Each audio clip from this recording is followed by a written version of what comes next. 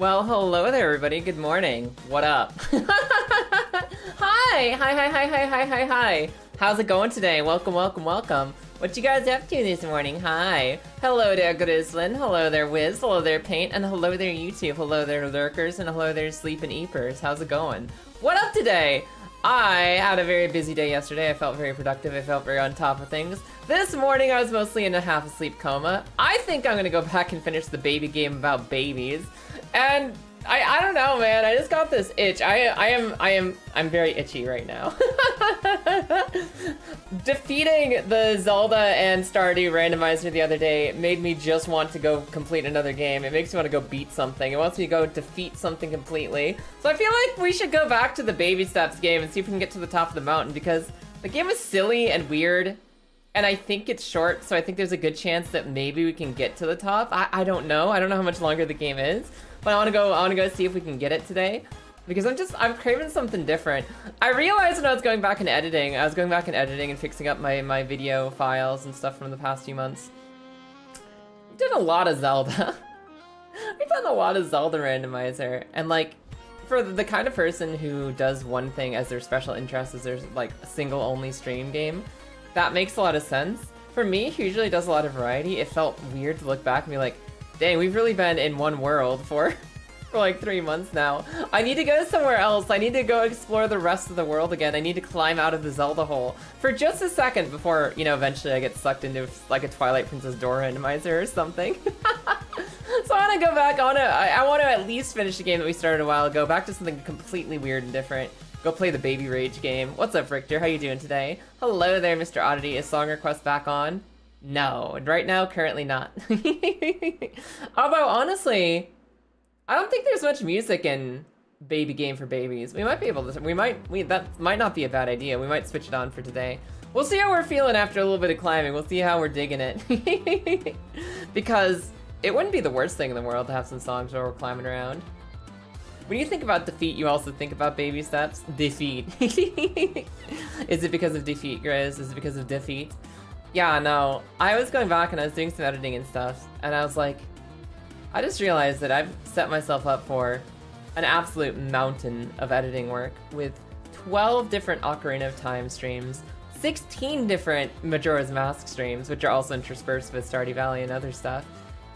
There's a lot of video that I need to catch up on, and I need to figure out how to best catch up on it, because let me tell you, there is nothing more intimidating than going back and looking at a combined 80 hours of listening, 80 hours for one and then another 60 hours in the other. A combined 140 hours of listening to your own voice, trying to find the parts in the video where you were the funniest, and condense it down into something actually watchable and super sick for YouTube. It's something that I am going to do, but holy shit, is it a mountain to look at from the bottom. It's a mountain to look at from the bottom of the peak. And, I think I actually had a lot of fun working on it the other day. I had a lot of fun sitting down and just grinding my face against the immeasurable wall that is I've done too much streaming and not enough editing recently. I was having fun with it despite the immenseness of the task, but it's a big time. It's a big time sink. I've got a lot of time to spend, and I'm gonna figure out how to get through it. I'm gonna figure out how to make the best videos I can possibly make from there. I'm maybe feeling a little overwhelmed and I just want to be a baby climbing a mountain for a second. Hi, Inari, welcome in, and hello, Lordrum. How you guys doing this morning? Guten Morgen as well. Let me drink some water. Let me get some more of my morning water in. Ah, delicious. There's defeat in this game, but there's also Nate's natural state, the state of defeat. Yeah. There's no state of decay here, it's only the state of defeat. We're getting absolutely slapped. I do have coffee. I have coffee in a nice mug that I got for Christmas. I got some water. I am all tanked up and ready to go on liquids. Now I just need to go play the game a little bit. Now I just need to go and play the game a little bit. Hello there. Oh, hello, Australian. How you doing this morning? Welcome. How are you? And as well, thank you for the follow. Welcome in, Scaramouche. It's nice to see you.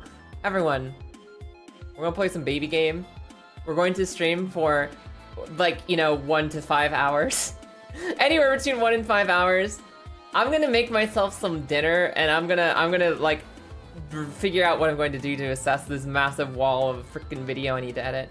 Because I've got a couple things going on, right? I have not done shorts in a while because I've been stressing about other YouTube projects and the holidays. I need to keep making shorts. I need to keep making short clips. I need to make short clips because those will keep me alive in times of struggle. They're that little bite-sized snack that you just open up in your morning. You're like, hee hee. And it's basically the same thing from an editing perspective. It's my little popcorn. I get to make something nice and short and fun and enjoy it and be like, I made a funny thing. And it'll help keep the YouTube lifeblood alive a little bit longer. They're important to make. But, you know, every once in a while you just want to sit down and watch something long. You want to have like an extended Kaya session, but maybe not watch an entire VOD because who has time to watch the entire VOD library? So I was like, yeah, let's mess around. The last time you guys saw it, I made a basically a stream highlight of Zelda episode 1. Zelda Ocarina Randomizer episode 1. We made that nice video that was just the entire first stream condensed into like 35 minutes. And that was really fun too. It's like, here's a video that's not like 60 seconds long, but it's also not 5 hours long. Here's something where you can catch up on a stream that you might have missed in a much more fun and condensed way. I realize that doing that for every single stream that I ever do, for 3 to 4 streams a week, forever, maybe not sustainable. Maybe not super sustainable because videos take a long time to edit, even if you're doing simple edits. If there's a lot of footage, it takes a lot of time to cut. If it takes a lot of time to cut, then you have less time to like actually spice it up and make it fun and such. So I'm realizing as I go along that maybe doing stream highlights, they might be important if I can find a way to do them quickly. They might be fun. They might be nice to have. Here's the cliff notes on what you missed. Here's the fun stuff from today or this week. Maybe that's not such a bad idea. But that being said, I need to make those shorter and more to the point. And maybe what I'm really craving, maybe what my creative itch is at the moment, what I absolutely need is to sit down and make like an actual YouTube video. Like an actual YouTube video. You guys know the one, like the kind of like a script where it like condenses like an entire playthrough of maybe 12 streams into here's a 45-minute video about my experience with the game and like here's all the fun we had and here's the stuff that happened. Maybe that's something that I just need to do. I've been so used to like just like the Twitch streaming, right? Like I've just been a streamer predominantly for the last 4 years. I've almost entirely just been the streaming, and that's the fun part for me. That's the part I like the most. Is sitting down with you guys and just doing something stupid and talking for like 4 hours. I love that. I would do it for 8 hours a day if I could. I love it, love it, love it. But I don't know, with the time slot that I'm currently able to work in, and with my desire to make something that's a bit more substantial than just like, yeah, we hung out for a bit when we left, we hung out for a bit when we left, we hung out for a bit when we left. I want to make something that's like, I can actually look at it later. I can go back, I can watch the recording and be like, that was funny. Oh, that was really well put together. I made something big. So it's like, maybe I want to make an actual YouTube video. Yeah, like with a script. Like with a script. Hi, Sarn. How you doing today? And hello there, Rains. Let me take a quick drink. Thank you for the morning blanket. I'll stretch as well.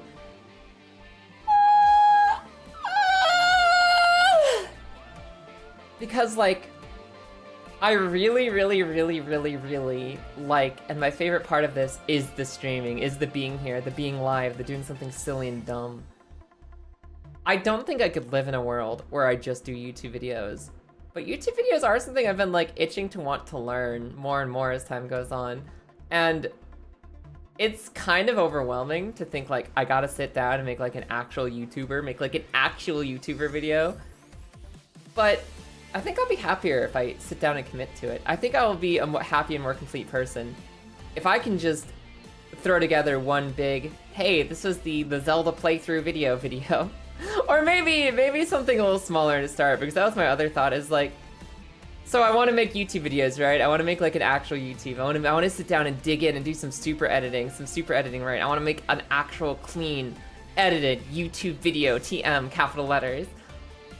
Maybe I should start with a game that was 1 or 2 streams and not try as my very first project to condense 12 streams and 60 hours of gameplay into, you know, a 30-minute video. Maybe that's a bit biting off more than you should chew as your first project and like doing something new. But I don't know, I'm kind of feeling itchy, and I really had fun with that playthrough, so I might just do it anyways, and if I suffer, I suffer. Oh, keep you guys updated. I'll keep you guys updated. And yes, it's been a great day so far, Australian. For me, it's like 1:30 p.m. It's about 1:35 p.m. where I am.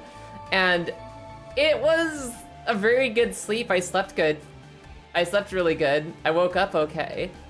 I spent most of my morning in like I still spent most of the morning in a half asleep state because man, it's been rough. The kitty has been screamy, and this lovely little creature has been a screamy animal this week. She was no different last night. So I'm like a little eepy, but it's been a good morning. Maybe it's a little bit biting off more than you can chew, but if nothing, you'll learn. See, that's my theory, right? That's my theory. You gotta have this balance that's so hard when you're doing something creative of you have to push your boundaries without biting off more than you can chew. You have to push your boundaries or else you'll never learn anything. And if you bite off more than you can chew, especially with ADHD, if you bite off more than you can chew, you will frustrate yourself into a point where you actually never stick with it long enough to learn. And finding that sweet spot of like, I'm doing the exact thing that I enjoy and putting up with the boring parts that I don't enjoy. And I'm doing just enough to push myself without also like backsliding into, oh, it's too hard. That angle is so hard to find. And that's gonna be my journey for this year. That's gonna be my 2026 journey, is learning to push myself again. Because it's been a hot minute. I was really, really focused on the move and adjusting to my new lifestyle pretty much all of last year. It was like the move, multiple holidays, multiple events, multiple first time excitements with the wife, multiple what does my life look like now things. It just went on all year long. It was a very busy and very exciting but very busy year. And I didn't really put all the time and effort that I wanted to into stream and here and YouTube. It was very hard to put focus into anything with everything else going on in my life. And I want this year to be different. I want me to be different this year. I want to keep pushing. I want to keep pushing because I'm the kind of person where I'm not entirely happy unless I am pushing in some way. And I honestly think that that's affected me, is not pushing myself harder recently. So I'm looking to do that. Two Hot Girls Kissing, what an amazing name. Welcome in, how you doing today? Also, Majin, hi, how are you? Welcome. But that's a journey that I'm gonna be taking both on and off stream, to be honest. There's a big mix of off stream, on stream pushing. There's a lot to fix. I made it through 2025 as this rickety wheelbarrow just clanking across the landscape, and I'm here to fix it all. Add like a new wheel here, add a fresh bolt there, maybe tighten some screws, and eventually I will wheelbarrow my own corpse across the year that is 2026. Blue Raspberry Lady! If I could point at you, I would. Hey, what's up? Two Hot Girls Kissing, point. Unfortunately, I don't have a point at you function. I'm not strong enough to point. I'm buried in blanket right now. I'm completely buried in blanket. But one day, 2025 blood, 2026, exactly. Making a paladin fight for your D&D players? Oh, hell yeah. You doing like, was it like a single paladin boss, like 1v6ing the whole party? Or is it a bunch of paladins? And who started the fight? Where the paladins were like, excuse me, you don't smell enough like my goddess, it's time for you to die? Or did the party just swing in like, fuck the church? And the paladins were like, how's it going? How did this get initiated? I gotta go remember how to be a baby, so let's get started. It's been a long time since I've been a baby, and I don't really remember how it goes, so we're just gonna figure it out. I'm Kyle, I don't play nice with other animals. Oh look, we got the sound again. Cause I'm a hoe. Alright, video games, come forth. Where are you? Baby steps. Babyest steps. The steppest of babies, the babyest of steps.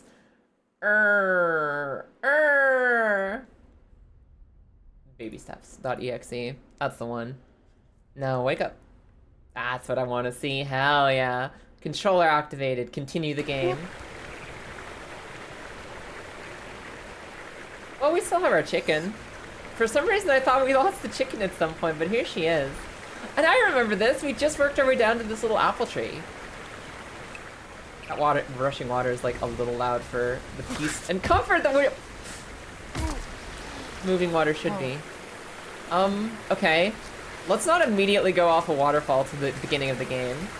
I have a feeling if I go down that waterfall, we're actually gonna be at the start of the game again, and I don't want to see that happen. I know that since D&D 4e, paladins are no longer always good. Yeah, it's not like a... What's it? Like, it used to be a really stark contrast. There's, like, paladins, and then there's... What did they call the dark paladins?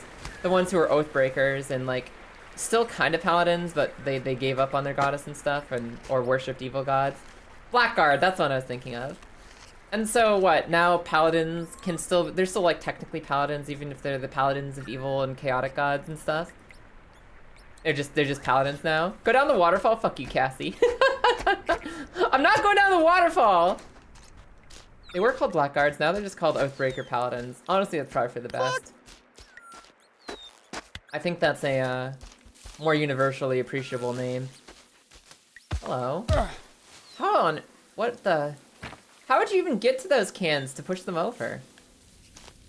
Like, I want to actually climb the mountain today and not just do every silly little challenge that presents itself. But I'm so curious, like, how would you do this?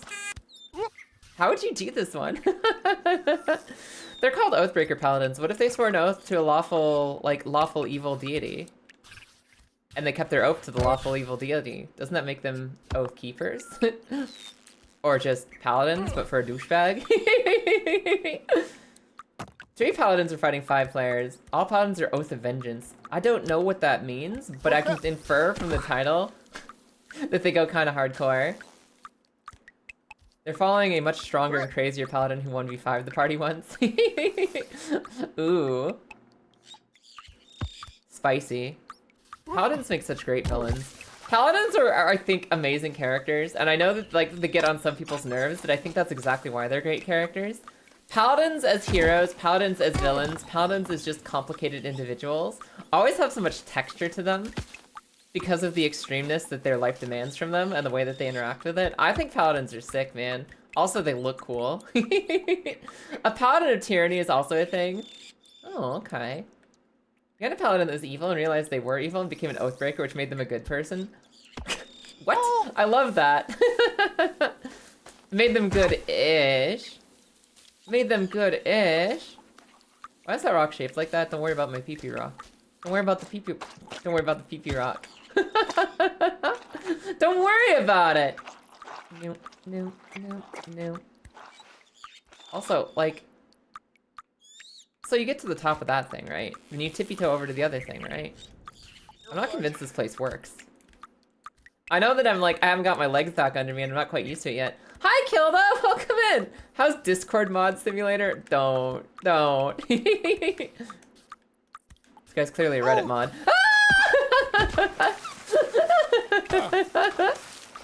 Hi, Kilda. How you doing today? Kilda, I'm sorry I only got to pop in briefly the other day. I popped in, I said hi, I passed the fuck out. Good morning. How are you? Close enough. They're basically the same, like, subspecies, right? Oh, hang in there! Is this the guy who moderates like every subreddit? Probably every subreddit. Like this guy has spent his life every subreddit. But it's okay, he's climbing now. He's going out to the world. He's touching grass, only somewhat voluntarily. The thing is, like, how do I make this final ascent? How do I make the final climb up the mountain? Let's see if PP rock anywhere. Yeah, like, maybe it was a certain angle we were looking at. Maybe it was a certain angle that we were peeking at it. Or maybe it's a rock that I missed on the sidelines. I'm not seeing the PP rock that chat is declaiming either. Like, I guess maybe. Okay, I can kind of see it from this angle. Like, this is a tiny little, like, it's a grower, not a shower. Massive balls. And then just, like, this little, like, dickhead up top. I can kind of see it. But...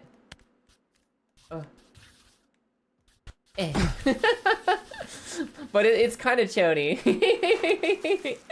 Also, I don't know what the story is with the moderators of r/art. I remember watching half of a Moist Critical video on it. Because I was curious, I was like, I'd never watched Moist Critical before. I just know him as the guy disappearing in his chair gif. Maybe I should see what one of the biggest content creators of all time, what he's like. Maybe I should watch a Moist Critical video. And it was him just going off about some Reddit art drama. And I still don't know. I still don't understand what's going on with that situation. I also watched you know what I did watch and I fully absorbed was his rant about Panera Bread. He's just going off on Panera Bread for like 30 minutes. And how it like personally betrayed him. The Panera Bread has just been in shitified over time. Which was weirdly compelling for someone who doesn't watch Moist Critical and also doesn't eat Panera Bread. John subreddit himself. Yeah, so I'm not up to date on the art Reddit drama. Honestly, I think that not being up to date on Reddit drama is a sign of health in some cases, though. The moderator that went on Power Trip removed a bunch of other mods to make it look like they were on his side. Oh yeah! Oh yeah, like he's like, I'm quitting and the whole mod team is quitting too, and he just deleted a bunch of people so it looked like they're quitting of their own free will. You put Kushala Daora from Monster Hunter into D&D? That sounds like fun. I love crossover monsters like that, where you just like come up with the perfect stat block, the perfect mechanics. The perfect, here's something you know and love in one game, or something that terrifies you. Now go fight it with dice. Look at this fish out of water trying to walk. This is so hard, man. I don't think this is worth it. I'm immediately getting sidetracked in the one thing I didn't want to get sidetracked in. Today I wanted to be about completing the game, going up the mountain. And I can't help, okay, I'm sorry about the offensive levels of mud ass that you guys are getting subjected to right now. I'll get him off the screen in a second. This is the thing. I want to climb the mountain. I want to do less streams that take like 15 goddamn parts to complete. Because I think that you can love a streamer. I think that you can love a game. By the time it gets to chapter 16, we play another 5 hours. I think most people lose interest. And so maybe I want to spend less than 30 streams playing certain games. On the other hand, I'm so immediately sidetracked by the stupid little challenges this game shows me. I love stupid little challenges so much. And just look at this. Look at the top of Dick Mountain. Look at how tempting it is. If I could just get up there, I could go touch some fucking cans that I couldn't touch before. It's so exciting. Is that the so-and-so situation is crazy guy? To be fair, most YouTubers do that now, but I'm pretty sure he was the engineer who plotted that course. He probably was the first person to be like, I'm going to monetize so-and-so situation is crazy. I think he probably was the one for that, like the big one. Mudcake, Oathbreakers not being jerks is already considered. The judgment of an Oathbreaker follows no other teaching than their own. Oh, okay. So the Oathbreakers are kind of like Grey Jedi. That's kind of cool. And are Oathbreakers always fueled by it? Even if Oathbreakers aren't always evil, are they always fueled by an evil source? Or are Oathbreaker Paladins also sometimes neutral or good Oathbreaker gods in the first place, and they just are Oathbreakers from that power source? The Moist Critical situation is crazy, and it's just him wearing Groucho glasses. Crazy. Honestly, I'm amazed he hasn't done that already. Generally, Oathbreakers are sourced by neutral or evil gods. Gotcha. I'm feeling possessed by a chaotic god right now. No! You know, maybe I can't sidestep from like partway up. Okay, here's my thinking. We can go halfway up the rock, right? We can still stand like halfway up the rock. Then you can get a little bit higher and stand stably, but you can't quite make it to the tip. He keeps falling before he gets to the tip. He cannot get the tip. Maybe I need to find a way to get the tip. Maybe that's the only way he gets there. Maybe if I can stand on the tip, that's the only way he has enough stability to actually reach over to the other rock. Because he's having a real issue with this strategy. Nate is struggling. And nobody likes a Nate who's struggling. Nobody. We just want to see you succeed, little buddy. We just want to see you succeed. Yeah, that being said, I think I've come up with my first ever true clickbait engagement video title. Because while I was working on editing the second part, the second day out of 12 days of Legend of Zelda randomizer, the Legend of Zelda Ocarina randomizer, I was editing day 2 out of 12. And I was realizing that maybe it would be a little insane to edit all 12 streams, all of them, every single one into 12 different videos, where you throw it up on YouTube and you're like, ah, here it is, Legend of Zelda randomizer part 12. By that point, people have stopped clicking. People have stopped watching. They got it. We had fun. No. We enjoyed the Blue Rupee journey. It can't last forever. So what do? And it made me realize that, like, I want to make a video about my learning process. I want to make a video about me learning what does and does not work on YouTube. And I realized I have my first ever freaking clickbait title. Ah! I have my first ever clickbait title, you guys. It's real simple. Kyle looking at the camera. Thumbnail. Title.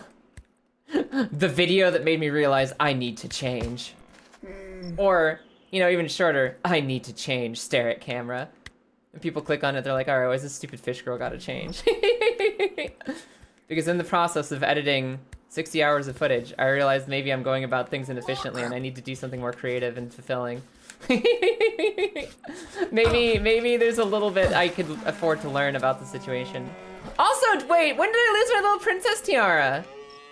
Hold on, never mind. Okay, new challenge. I need to leave this dick rock behind and go figure out where I lost my tiara.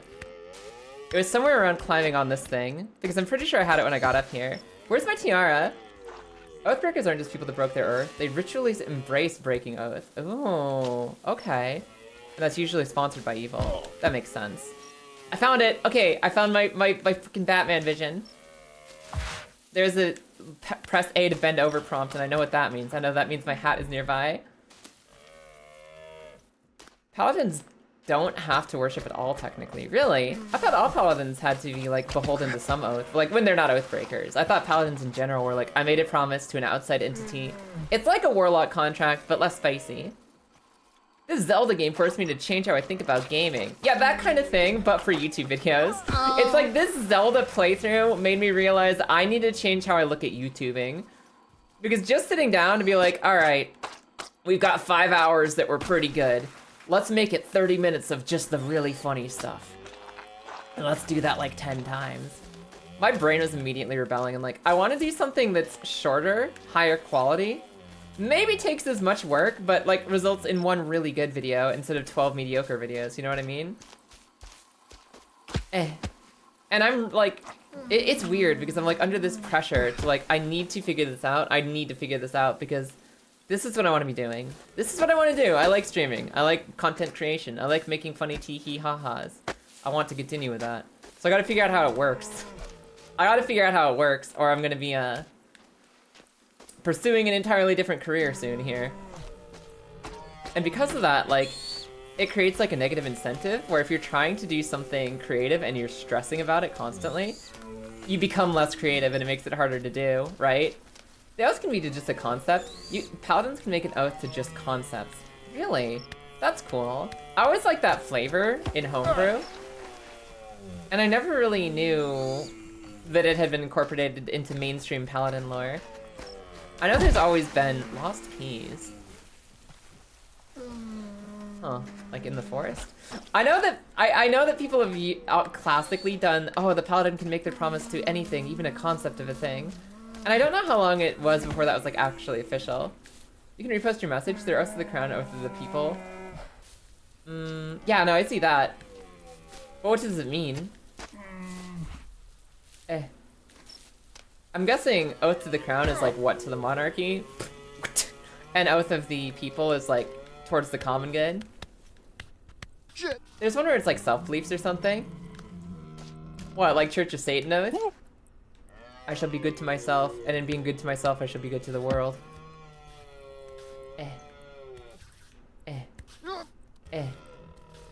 I shall be my best to the world that I can be, by being the best to myself that I can be. What's up here? Why can I climb this rock? Ow. My crown! I do kind of want to beat this game, but I love all the little weird shit to get up to. Oath of the Crown is basically being a bodyguard. Okay, so it not necessarily the monarchy. It's like bodyguarding one specific person of any type. Gotcha. And Oath of the People is like... Oath of the People is just a city druid. It's a city and civilization druid. I will be good to the people of the world, as compared to the acorns of the world. I'll make sure that people have rights wherever I go. That's kind of fun. Ow. Why am I losing my hat so much today? It's like... use some fabric glue or something, man. You look like you could be made out of miniature plastic. Just use some plastic glue and stick it to your head. Right? Nate, get up. Nate, get up. Nate, get up. Nate, get... Yeah, no, that makes sense. Honestly... I fucking love paladins as a concept because they are, in their very nature, very hardcore. And generally, the more hardcore a character is, the more interesting a story is, for better or for worse. You don't get good stories by having characters that are just kind of cool with everything, you know? Whether they're all about good stuff or all about crazy, horrible shit, they have to be all about something, or else what's the point of even making a story? Hello. How do I open the door? Can I kick it? I can't kick the door down. But it looks so nice and comfy in there. Where's my crown? Ever since 5e started is when paladins got power from their oath instead of a god patron. Gotcha. Just be a paladin of the acorn, be a druid in knight armor. Why not? Knock knock. Let me in. Let me in! Please! I don't even see a hole in the roof I can get in through. I could climb in through a window, maybe. But otherwise, I don't know how you get this door open. This is such a mystery to me. Like, is this just for decoration, maybe? Maybe I'm not meant to get in? But on the other hand, like, the door has physics. The door has physics! Let me in. Alright, keep going.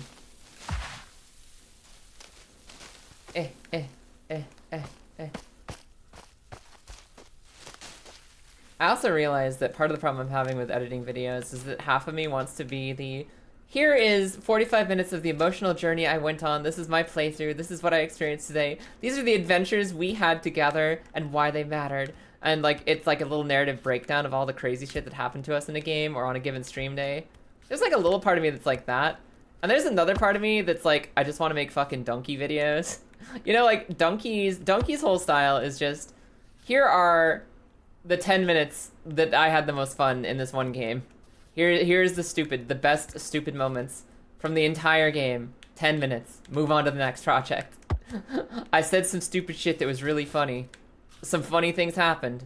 That's it. You don't need context. You don't need a narrative. You don't need the entire playthrough. Here's 10 minutes of one game being weird for 10 minutes. Right? Like, I really like both styles of video, and you can't make both at the same time. Because then you'll have 90 minutes of I don't know what the fuck I'm doing video. And maybe the answer is make a little bit of both and see which one I enjoy more. Because I'm never gonna learn what I actually like making unless I make all of it. Bonk, bonk, bonk. The door is weird to me, man. I feel like I should be able to get in there.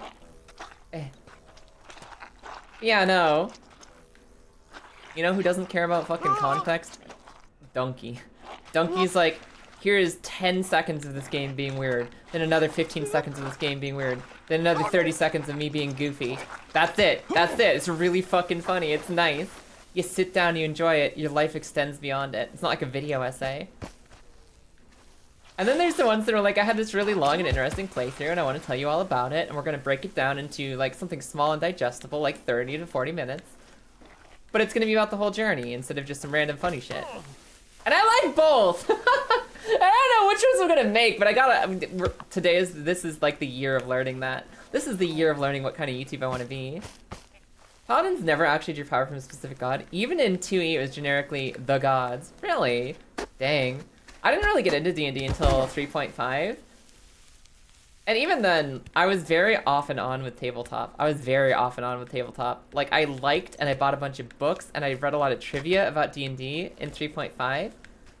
I tried to run a campaign for my high school friends in 4E. And we were all noobs and we didn't have time scheduling and it didn't really work out, but we had fun. Even with 4E, which was fucking god-awful. And then I finally really got into tabletop when I met my wife. My wife is a gigantic tabletop player, Lilith. Her and her best friends have been playing tabletop games for fucking decades, like ever since like at least like 20-25 years of tabletop. They love tabletop games. They know all about them. They've done all kinds of campaigns and all kinds of systems. And they mostly got me into stuff like Pathfinder and Big Eyes Small Mouth. So I still haven't really sat down and played any D&D. So a lot of the D&D lore and understanding I have is from like stuff outside of D&D. Like Baldur's Gate games, D&D comics, like Order of the Stick. Things like, what's it, the Drizzt books. I read all of the Dark Elf books when I was a kid because I fucking loved the Dark Elf books as a kid. I was one of them girls who was like, yeah, every Drizzt book, read every Drizzt book. Until I eventually realized that R.A. Salvatore was running out of ideas and his books suck. There were like some good ones. There were some good ones, but man, I don't know if it was always bad or if it just hit a certain point. I remember reading a Drizzt Do'Urden books, the famous Dark Elf Ranger. I read one of the newer ones from him because I was like, do I still like this or not? I read one of his new books and I swear to God, it repeated the same sentence 3 different times across 4 different chapters. Whereas like the very specific, Drizzt drew his scimitars and there was a swing and he vaulted into combat. Like, I don't remember the exact sentence, but it was the same exact sentence 4 chapters in a row. And I was like, you know, maybe this book sucks. Maybe this book sucks and he's just trying to get a paycheck now.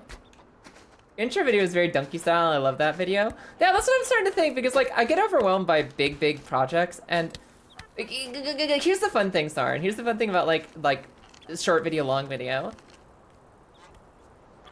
I've always been like, yeah, at the thought of writing my own video essays. I don't want to write a video essay. I don't want to write a script. I don't want to write a narrative. But I really love watching those videos. And I really was good at writing essays in college and school and stuff. Like, I was always an essay girl. I was like, I will enjoy the essay. I will write a good essay. I will clean the shit out. I will make a clean script. It'll be good. I am a writer. I'm a writer who cleans house on essays. So if I'm really good at essays and I like making videos, why do I not like the idea of making a video essay? Is it something I actually don't want to do? Is it something I really actually do not want to do? Make video essays? Or is it just something I haven't given myself the chance to think about? Do I maybe just need to give it a shot in my own head and actually try doing it and then see how I feel about it? Maybe I'm pre-disliking something that I'd really enjoy if I just tried it. How far down did we fall if I did all this climbing, walking around just to get back to our first checkpoint camp? Ugh. And then there's the other part of me that's like, maybe I am listening to my instincts correctly. Maybe I don't like scripts and long video edits and like stuff like that. Maybe what I should do is stop overthinking everything. Take all 60 hours of Zelda, grab the 15 minutes of it that are really funny, and just throw it in a video and call it a day. At the end of the day, what am I trying to make? What am I trying to make after all the fun we have here? Because I know how to have fun here. I know how we have fun here. I think we're all pretty professional at having fun together on Twitch.tv. We're pretty good at that. And my question that I'm like having to grapple with more and more is like, what do I make from that? Well, we make all this beautiful Sculpey clay together on Twitch.tv. What am I going to sculpt that into to also have a really good YouTube channel?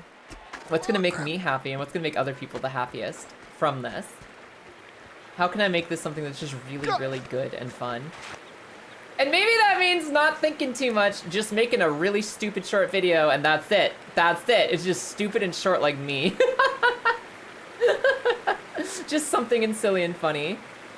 Don't explain why game being weird, just meme on it, being weird, clip to clip. Yeah, just have fun. Just like a string of funny moments. And then there's the other half of my creative brain that's like, oh, but there's so little substance there. Kaya, you're more than screams and giggles and like 5 seconds of being goofy. You're more than that. You can be more than that. I don't know, maybe sometimes that's all you want in your morning. Maybe sometimes in your morning you just want 10 minutes of what the fuck is this fish doing? And that's it. Doesn't need to be more than that, huh? To be fair, Salvatore's reader base has changed from people like us to people with 10-second attention spans. I mean, I think that if you're a genuine creative, if you're somebody who's super into your creative work, I think you'll always be making content and creative stuff for your own sensibilities and what you enjoy.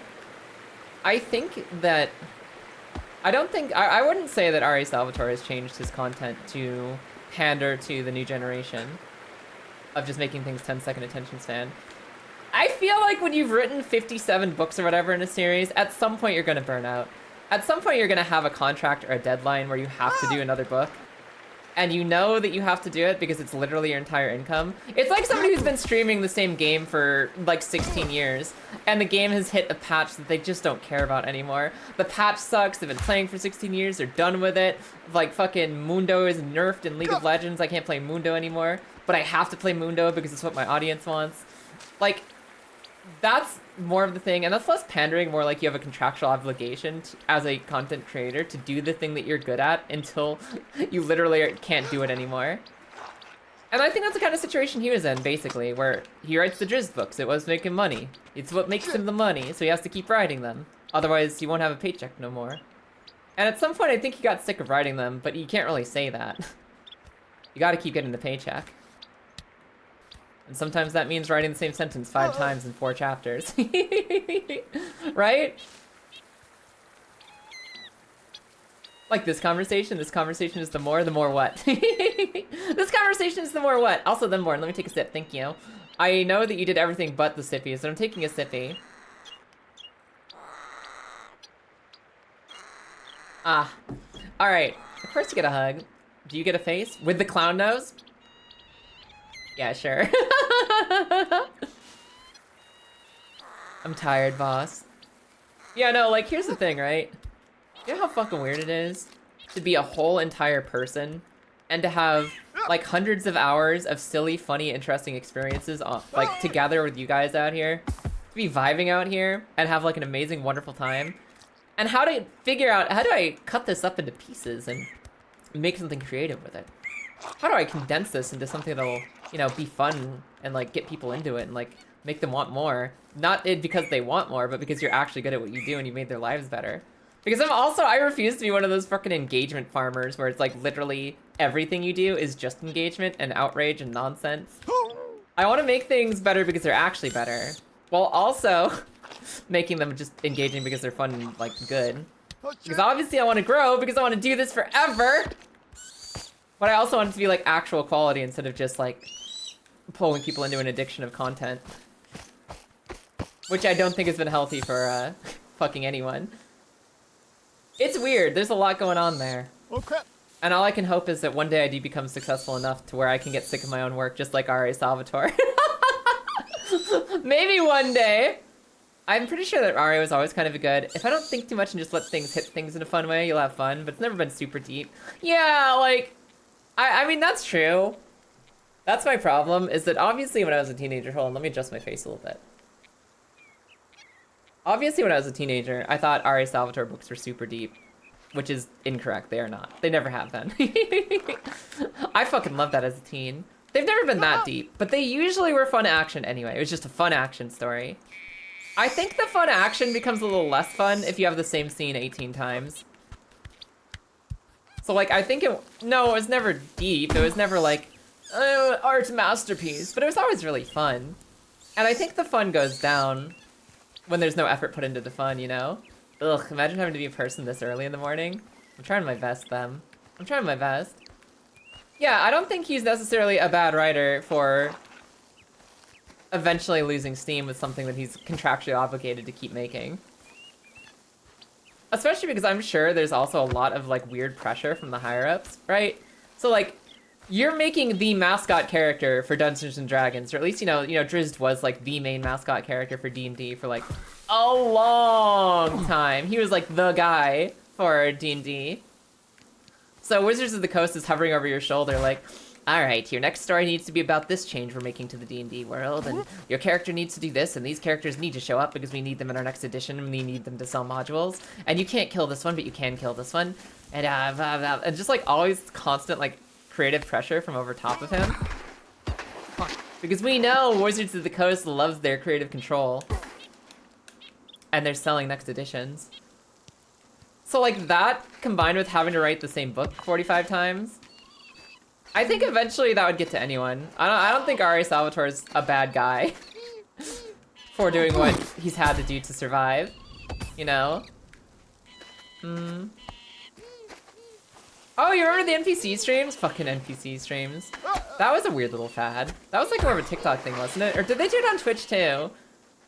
It feels like it was a TikTok thing because TikTok is where you just throw stickers at people. No, I wasn't. I don't think anyone was saying he's bad. I don't think anyone was, you or me or anybody. Oh, shit. Ugh. Come here, up. But man, the most recent Drizzt books do suck, even if he doesn't. Oh, Nate! Come on, man! Ice cream's so good. What kind of ice cream?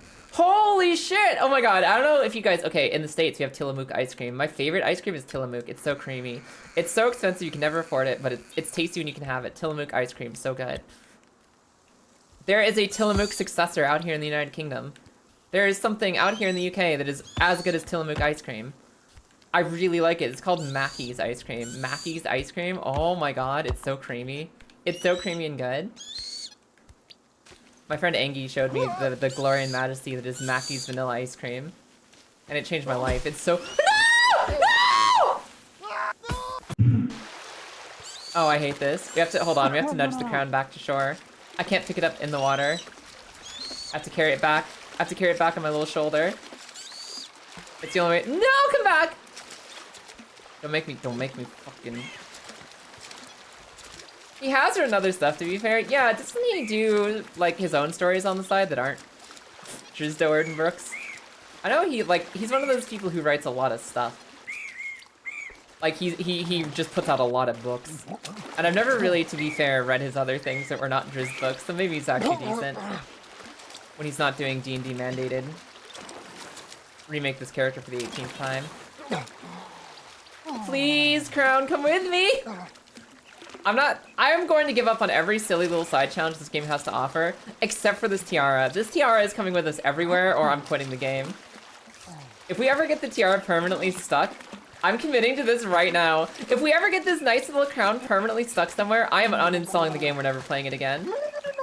The run ends if I lose this crown. That'll be the end of everything. Come here. Come to shore with me. Oh my god, where's the actual shore?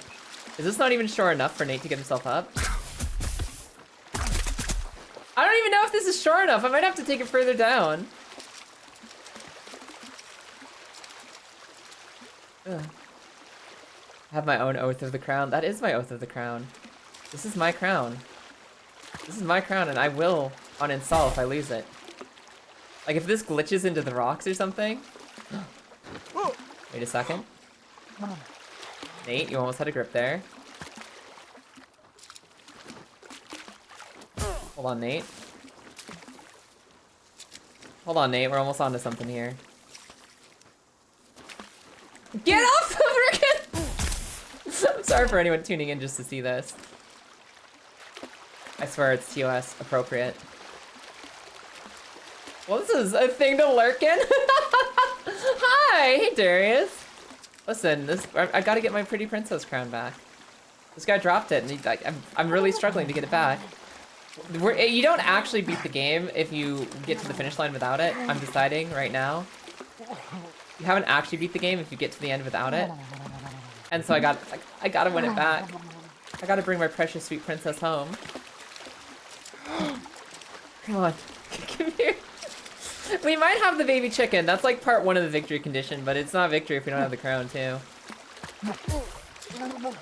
Other than that, we're just, you know, chatting about creative works and how to not burn yourself out, not bite off too much, not go on so long that you become the villain. Not going crazy style on the shore, man. Come here. Crown, just a little bit further. Okay, hold on, I'm gonna try something. If I get over here and I stand up, right? Can I just reach it from there? Can I reach it without falling over? Because he's kind of top heavy, you know. I mean, he's very bottom heavy, but... Ah! I hate this. Dahlia, of course you get a hug. How are you doing today? An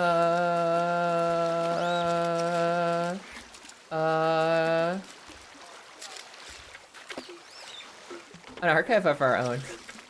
A lot of people try to get attention to their main stories, the stories that they love and adore, but they only really get attention when they put up side smut. It's something interesting. It's like, so at some point, everybody's had to deal with slop content. Everybody's had to deal with slop. I remember a lot of famous writers have said that the only way that you make it as a writer, while you're trying to make money, while you're trying to survive long enough to write your own book, to write your own story, the only way to really do it is that you have to spend some part of your life ghostwriting garbage. You have to spend some part of your time ghostwriting garbage slop for other people. Because when you're writing your masterpiece, your famous book, your big, big hit that is going to be your favorite thing ever, it takes a long time. And during that long time that you're working on your masterpiece book, you're not making any money. You're starving. You're having to either deal with a normal job, like, you know, delivering pizzas or whatever, or you write slop for people. You get paid to write under somebody else's name and make, like, I don't know, some bored millionaire who wants, like, their biography to be written by a stranger will pay you money. Someone has a really bad idea for a really bad romance book, and they don't know how to write, so they pay you to make it yourself. Ghostwriting. Ghostwriting, ghostwriting.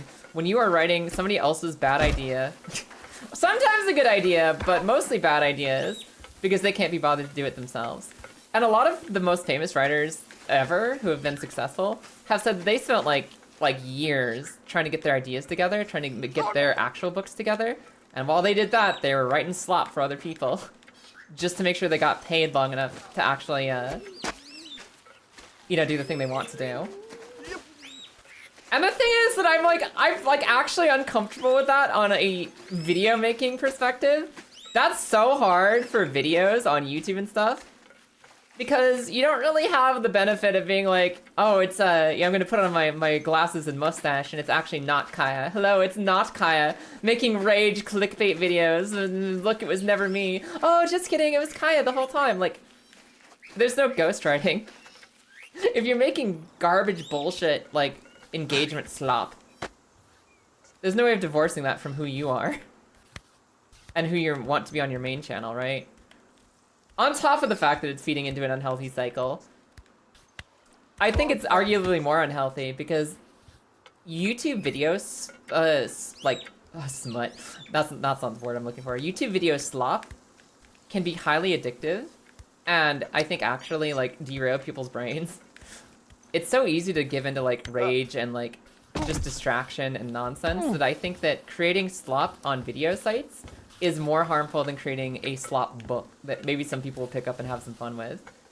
Slutty, smutty, garbage books, dinosaur porn novellas are not addictive. They are garbage that a few people will laugh at, and they remain garbage, but they're ultimately not that harmful. Whereas like making slop videos, not only is it hard to separate from yourself, it's just like actually bad for people. It's actually bad for people instead of just being a little tee-hee ha-ha you can ignore on the side, right? Also, Bacon, hi! Of course you get a hug, welcome in! How the fuck is a ghost supposed to be picking up a pen with concerted effort? It's like one of those, like, one of those ghost settings, right? Two hot girls? One of those ghost settings where if you just focus hard enough, you can become temporarily tangible. You just want it. You need to want it hard enough to ghost right. I came in here at a bored millionaire and saw the thickest person walk in the weirdest way. Hi, Death. Have you never seen Baby Steps before? You know, getting over it. Same person. Same person made this game. And I'm currently trying to figure out how to get up to the next checkpoint. I really don't know where I'm going, but this looks new and up. This looks both new and up, which I like. I saw a street lamp in the distance once, and I haven't seen it in a while, so I think I lost track of the street lamp. I'm just gonna follow this little obstacle course. Oh, I remember Box Tower. I got across Box Tower, then I fell really far. So I'm gonna ignore that down. I'm just gonna succeed at the up here. You have to watch block YouTube shorts. And it's so tragic because I think that things like short form content have a lot of strengths, a lot of potential. It's really nice to be able to pick up our magic box, our magic screen out of our pocket. You need a pick-me-up, you need something to smile about, you need a little laugh, you need some tee-hee-ha-ha. Just open up your phone. You can have a mood boost. You can see other people. You can engage in the parasocial network that is our global fucking culture. You can see some people that you don't know and you'll never know. Just having some fun. And making funny things happen. Ah! I don't want to be down here! That's just a thing you can do and that's magical. I think that it's magical, but like, the way that we use it and the way that the algorithms are engineered to like push you into stuff that like either you can't stop watching literally or that you're just so frustrated at makes it a lot less healthy than it could be. Can I stand up? You've done terrible things to your Firefox browser. It sounds like it's healthy things, to be fair.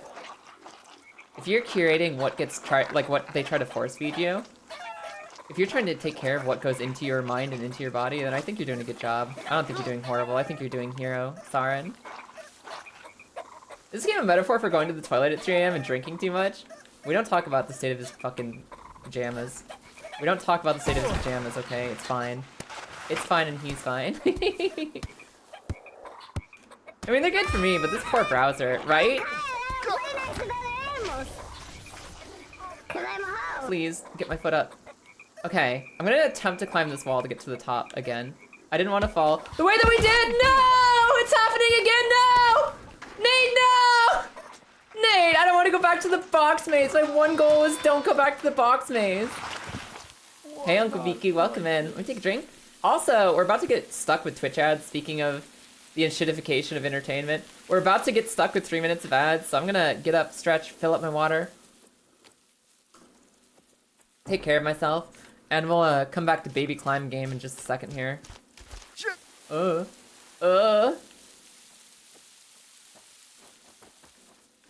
You wish people would just like voice over their own content? Yeah, I agree. Like, it's not even like, there are ethical concerns with, you know, like unsolicited AI voice usage and whatnot. There's times where it is fine, where it's like if somebody's consented to have their voice used, whatever.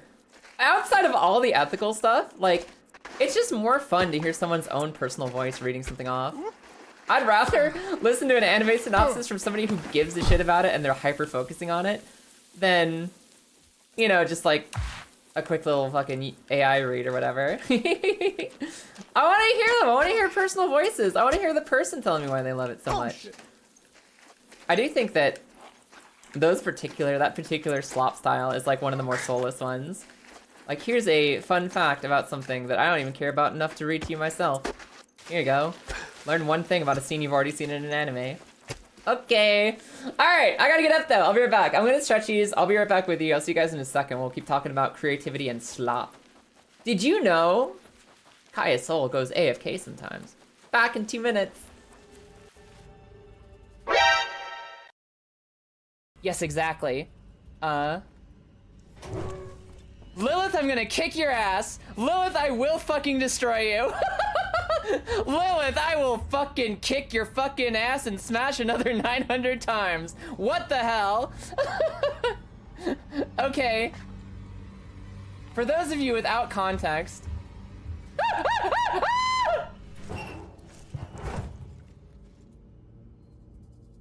Okay, there it goes. For those of you without context, I was asking earlier, what's the what's the hotkey to hold your breath? And Lilith told me E. Guess what? E gets you out of the fucking. It gets you out of the fucking. You go out of the fucking if you hit E. Oh my god, it's Epona.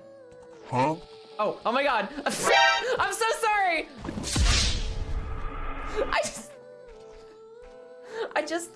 I was an instinctual reaction upon seeing my doppelganger. Oh, I'm so scared. This is where it ends, everybody. This is where it all ends.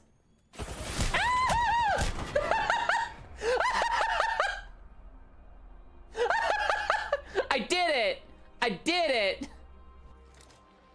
I did the thing. You got the big file and didn't notice it? No! You're kidding me! I actually got this when I wasn't looking? What? When did I clean this? Altered version and not the base version? The fuck? Or other way around? Golden needle connects to turtle. That was a Will Slow spear! And it still hit you! Why do you stop in the middle of the road and I'm the one who gets shot? I was watching you go, it was great. No, no, sibling fish! You deserve this. You did this. This is on you, sibling fish. Or would it have minimal impact between the two of us? No, I don't want to die like that. I was right at the shortcut. No! I was at the shortcut and I wasn't focusing. No! Okay, we're fine. I think I did it. I think I did the thing. Oh, please don't fall here. Ah! I'm gonna assume that you Heidi fucking motherfucker! Oh, there's a hole. Holy shit, fuck him! Let's go. Okay. Is this it? Is this the end? Yeah.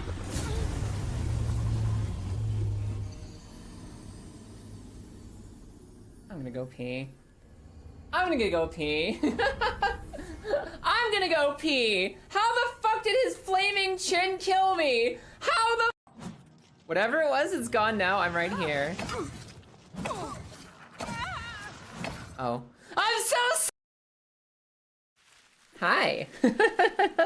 Welcome back to the Kaya Climbing a Mountain podcast, where we talk about slop content, and the content that is not slop. What up, everybody? Hi, Borg. Good morning.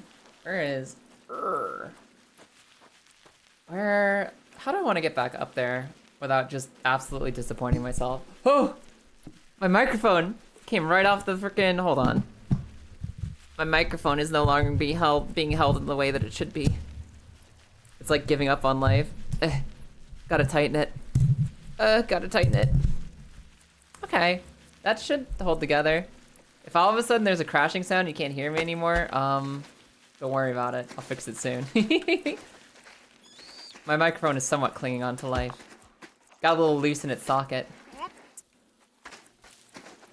Yeah, I think my summary is, if I could write a really lazy, stupid, dumb, funny Velociraptor sex book, would I do it and worry about my creative integrity?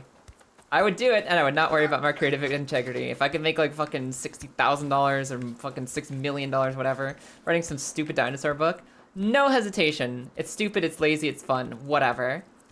For videos, I don't want to contribute to the slop market. When it comes to YouTube and Twitch, I don't want to be slop girl. I do not want to be slop girl. It's something I very much don't want to do. Even if you told me like I could make absolute garbage and you know, pay my bills for a year, I feel like I'd lose so much of what actually makes this fun. And I don't want that. I don't want that. I don't want to contribute to that particular style of slop in our universe. You know what I mean? You'd read the fuck out of Velociraptor erotica? Well, I've got news for you, Death. I've got news for you. Hey, Death. Go to Amazon and look up Taken by the Triceratops, which for some reason is the title I can always remember. Look up Taken by the Triceratops, and then look at that author's, like, discography. There's this pair of girls that got really famous for, like, they're in engineering school, and they didn't know how to pay for engineering school, so they just wrote, like, 50,000, like, ebooks about dinosaur fucking, and they ended up making more money than if they had gotten an engineering degree. Chuck Tingle's also another one. Was he Taken by the Triceratops? I thought Taken by the Triceratops was the two college girls, and Chuck Tingle was different dinosaur porn. Was Chuck Tingle the one who wrote Taken by the Triceratops? Yeah, there's Chuck Tingle too. He writes like really stupid, silly books. Hi Marissa, welcome in. Yeah, no. Chuck Tingle writes very intentionally campy, silly, ridiculous things very sincerely, and he has a lot of fun with it. I'm just really curious about this and I want to see it. It's fucking wild. Literally, just like dinosaur erotica books are a thing. They are 100% a thing. They're cheesy as shit. And they're kind of fun. Don't let yourself be curious. Don't let yourself sit there in curious, unsatiated curiosity. Go figure it out. Go read the books for yourself. That was a really slow slide, and I'm not sure it's over yet. Come on. What? Also, Lady JT, how you doing today? Okay, Nate, I need you to stop and get up. Thank you. Chuck Tingle did not do Taken by the Triceratops. He did My Billionaire Triceratops Craves Gay Ass. Are you kidding me? This is why I don't even need to read Chuck Tingle books. Like, just his titles are so fucking funny. His titles are so fucking funny. My Billionaire Triceratops Craves Gay Ass. How could you not want to read that? That's so fucking funny. The only negative I have with Chuck Tingle books is it's usually like gay boy books, and I like gay girl things. I like gay girl things. I'm more inherently drawn towards them for some fucking reason. Imagine. but Chuck Tingle's like style is so fucking funny for no goddamn reason. Canonically, fall damage doesn't exist in this game's universe. Like, canonically, do they mention that in one of the cutscenes? There's just no such thing? That's incredible. I mean, I know it's kind of implied, but I didn't know they actually, like, canonically state it. Just, fall damage doesn't exist here. Up, up. Hold on, we're almost there. Watch it burn.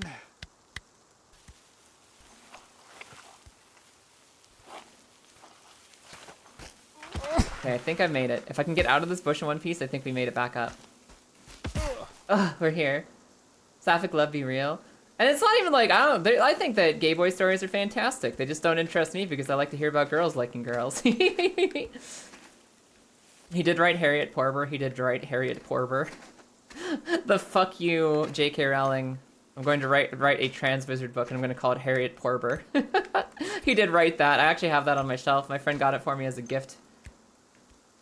For the yuckles. I like gay girl things? Never. I like girls kissing. Which, you know, let's not get parasocial. I don't know you well enough yet, two hot girls kissing, but...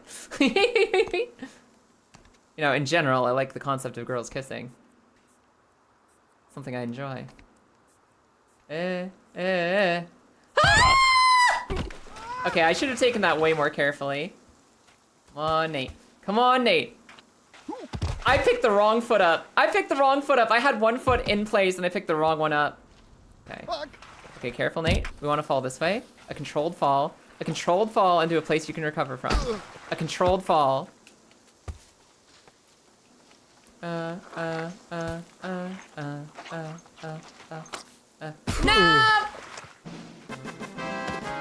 Chuck Tingle does, in fact, have an entire lesbian collection. How convincingly does he write lesbian characters? I know I was just talking about how silly and, like, thoughtless and just fun Chuck Tingle books are, without needing to be very well researched or thought out, but, like, how well does he write from the lesbian perspective is the question.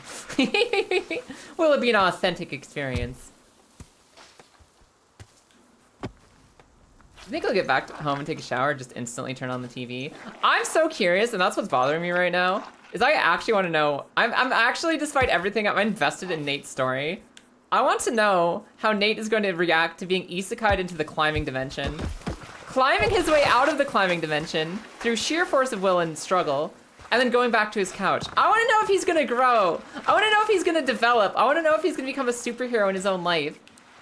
Or if this is just going to be like a one-off, like, weird adventure to Ozland and he's never going to think about it again. It's called the Tingle Her Collection. What the fuck?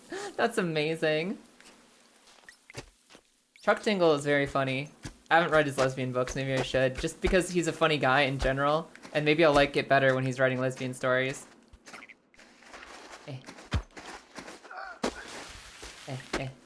I can't not respect someone who writes "My billionaire triceratops craves gay ass." Tingle for her. Tingle for her. Chuck Tingle is funny. And I respect anyone who just writes dumb, fun shit. Honestly, it's why I like things like Adventure Time so much. It's why I like things like Adventure Time and, oh my god, I was trying to think of, like, there's like an anime equivalent. There's the anime equivalent of, fuck you, my world is silly, come enjoy it with me. Fuck you, I'm making a silly world that makes no goddamn sense, and you will enjoy it, and we're gonna have fun together. That's the kind of style that I respect most in, like, doing things. That's why I like Adventure Time so much, and it's why I like things like, I guess, like, Kill la Kill is another good one. Just like, fuck it, stupid, go, enjoy, we're doing stupid shit, it's gonna be funny. Symphogear, that's what I was thinking of. Symphogear is an anime that's really, like, I don't give a fuck about being consistent. I don't give a fuck about my lore. I don't give a fuck about logic. We're having fun. Hop in the car. Hop in the car. We're doing whimsy. We're doing whimsy. Get in. It's our whimsy and our fun ideas, and we'll all have fun together. And Chuck Tingle basically does that for gay books. Doop, doop, doop, doop, doop, doop, doop, doop, doop, doop. Doop, doop, doop, doop, doop, doop, doop, doop. You'd like to see an isekai anime where people go to fucking therapy for all of the trauma they would have had. I mean, they did go through death and wake up in a world without bathrooms. Where's my crown? Sorry, Isekai bathroom's gonna have to wait. Where's my crown? How do I get to it? I think it's like right beneath me. I think it's like almost directly beneath me in the mud. It's hard to see from up here. Because you were doing this, right? And I got clumsy. I got careless. I think it's like, oh, it's right there. You can see it. Okay, hold on. Let me position Nate's nipples. Right there. Look right next to Nate's titty. It's probably not even visible for you guys at your resolution, whatever you're watching me on. But there's a tiny crown right below Nate's nipple, directly beneath. So I need to figure out how to get down there in a way that doesn't also send me sliding down the entire hillside. Maybe if I go from this side.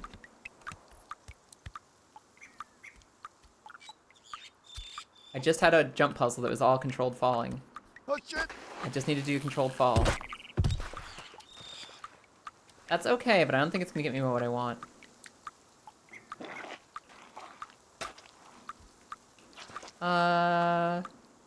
It's right there on that little ledge. Look at the right side of my head. You see that little mud ledge? It's right there. I just need to get up there without slipping.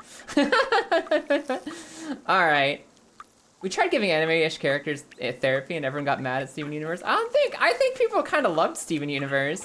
What do you mean everybody got mad at Steven Universe? I think people had fun with that show. One of my favorites of all time. It's really good. Nate, how are we gonna get up here? As far as I was aware, Steven Universe got a lot of love for the way that it is, which is very good. Good morning, Samshine. How are you? Hi, PGP. Of course you get a hug.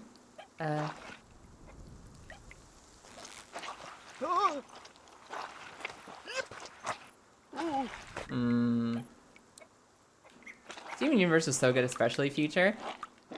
I remember liking Future. I didn't think it was as strong as the rest of the series as a whole, but I did really like Future.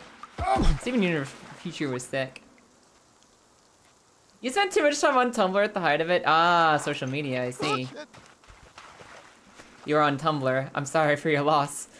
I love Tumblr because they put up some really funny jokes, and it's, as far as I know, like, it can be equally as toxic.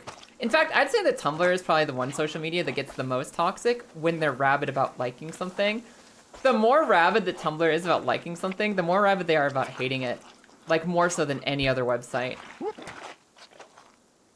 It's such a weird dichotomy where, like, the more they love something, the more they're like, I need to poke holes in this. I need a hate group to match how much I love this thing. And specifically Tumblr is, like, really bad for that. Really bad. Most toxic ass people on the planet. I'm still on Tumblr. You'll pee me out of there when it explodes. I understand. Such is the cycle.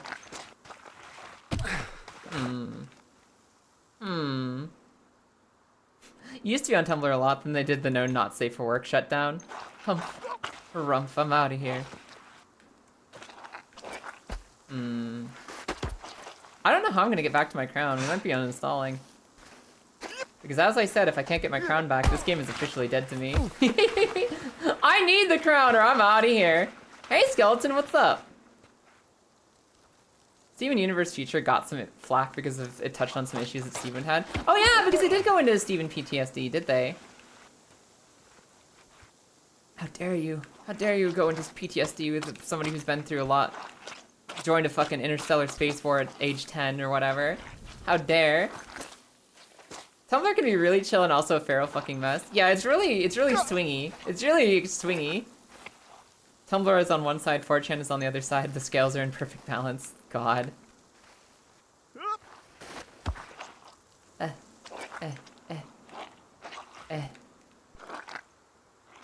I just want to get over here.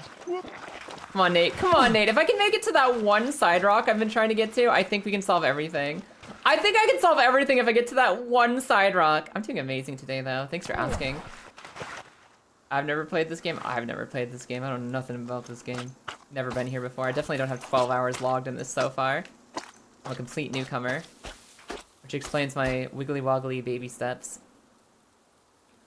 Maybe I go back up the hill, figure it out from up top. Maybe I need to drop onto the crown from above. Do like an Assassin's Creed scree. Like the whole Assassin's Creed experience. Maybe that's how I get down to it better. Can I get my foot on the ledge, please? Ow. Nope. Nope, that was dangerous. As long as we don't go all the way down. As long as we don't go all the way down. Nate, I'm gonna need you to fuss up, buddy. Focus, focus, focus. Okay. Yep, give me a step. Thank you. No, no, no. Remember when the Pope died at the same time as Grunkle Stan winning the Tumblr Sexy Man competition? Oh my god.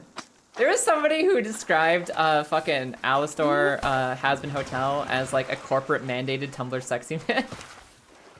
And that description fucking killed me. It wasn't even corporate mandated, it was like corporate insert.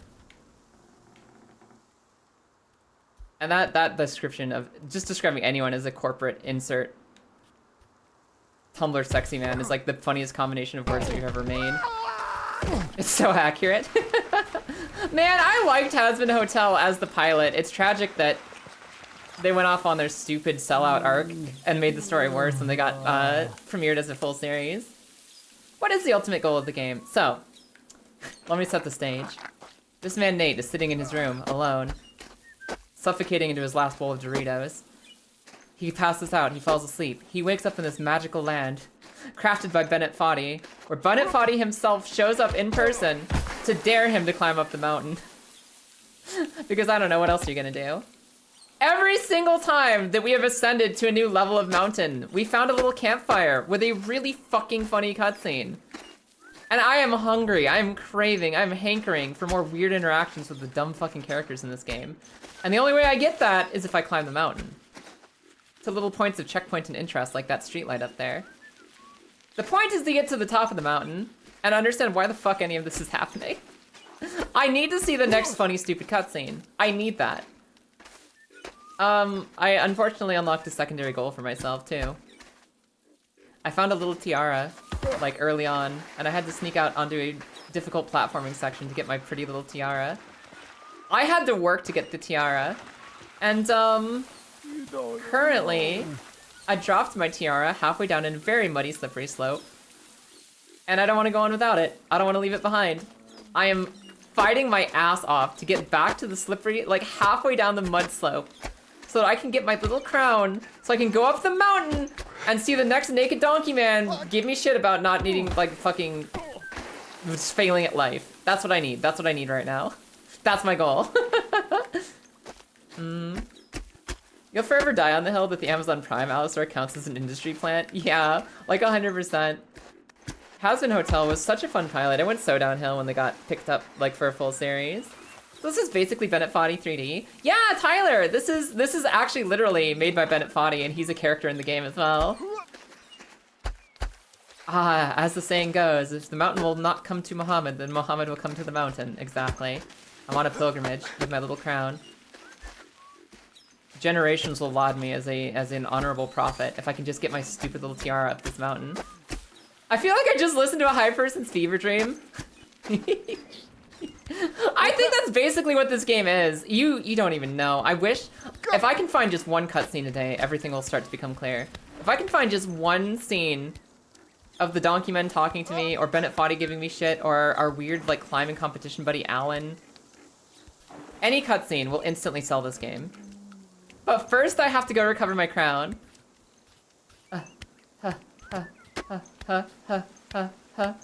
Yeah, no, Tyler, this is 100%. This is actually Bennett Foddy. Bennett Foddy's work. His masterpiece, his magnum opus. Getting over it, but with dirty little pajamas. It'll all start to become clear. Will it, though? Yes. You know how some video games you have to read the book tie-in? You have to read the book to understand what's happening? Like Modern WoW lore, or like any other number of games where just you don't fully understand unless you read the book. Every cutscene in this game is a book. Every cutscene in this game is literature. Certified banger classic. And you can only fully appreciate what's happening if we read all the books. So I gotta go find one for you. Now here's my problem.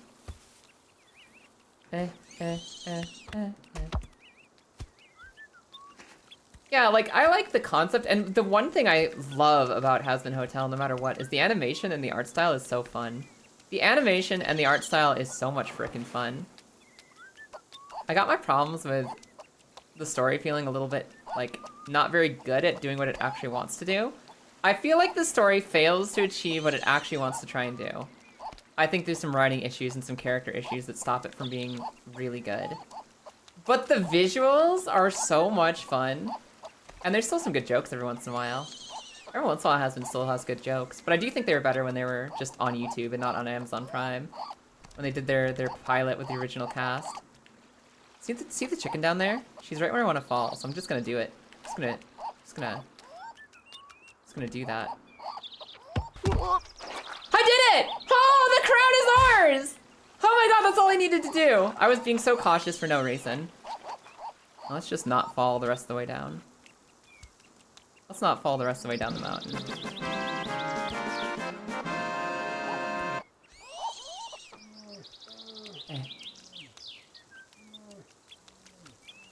I'm one of those where I like Hell of a Boss a lot more than I like Has Been Hotel.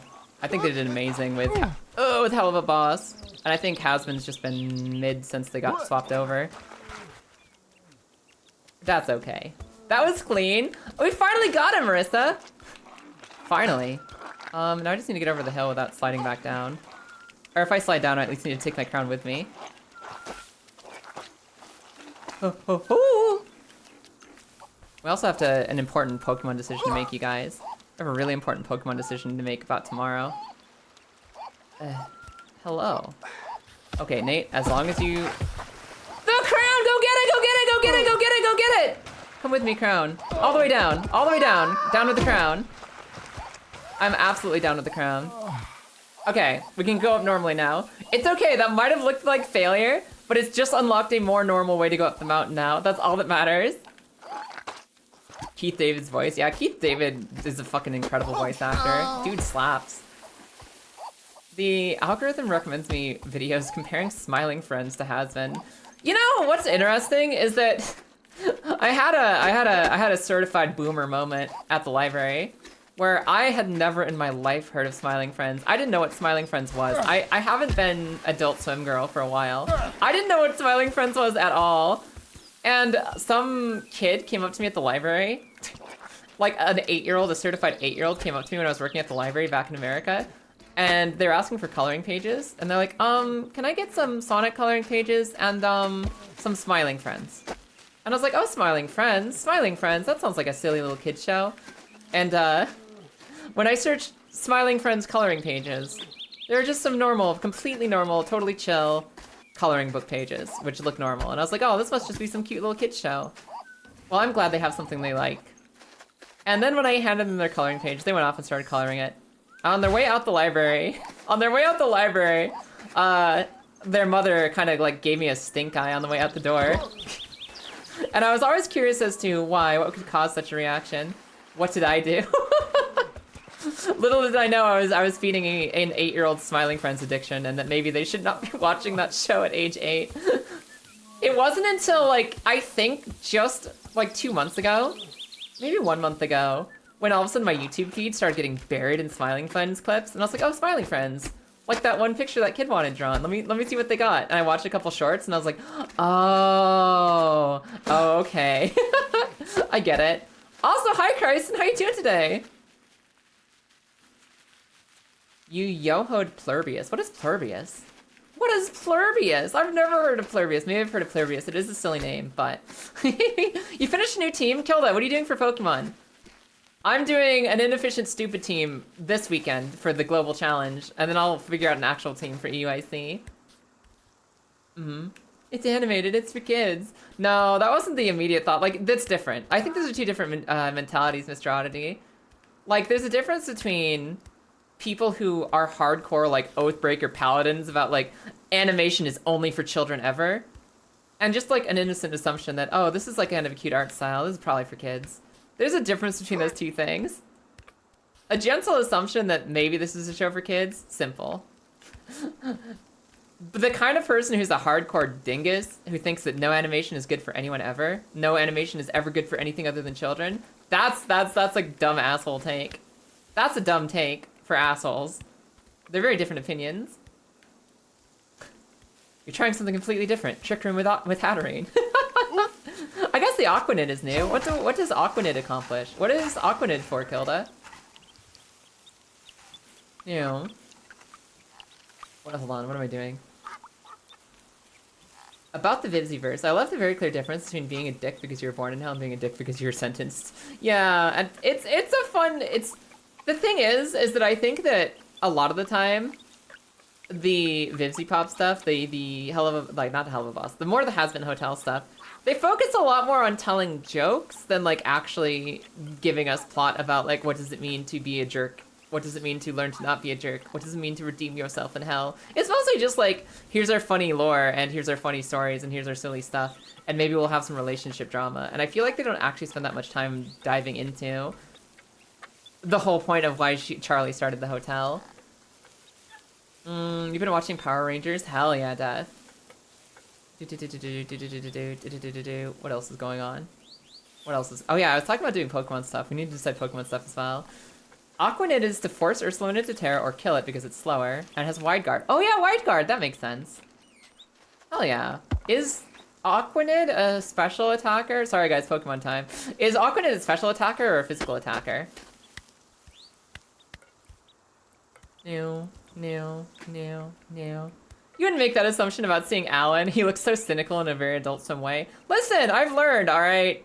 I had some mistaken knowledge about Smiling Friends, and now I know what Smiling Friends is, so fuck off. I get it now.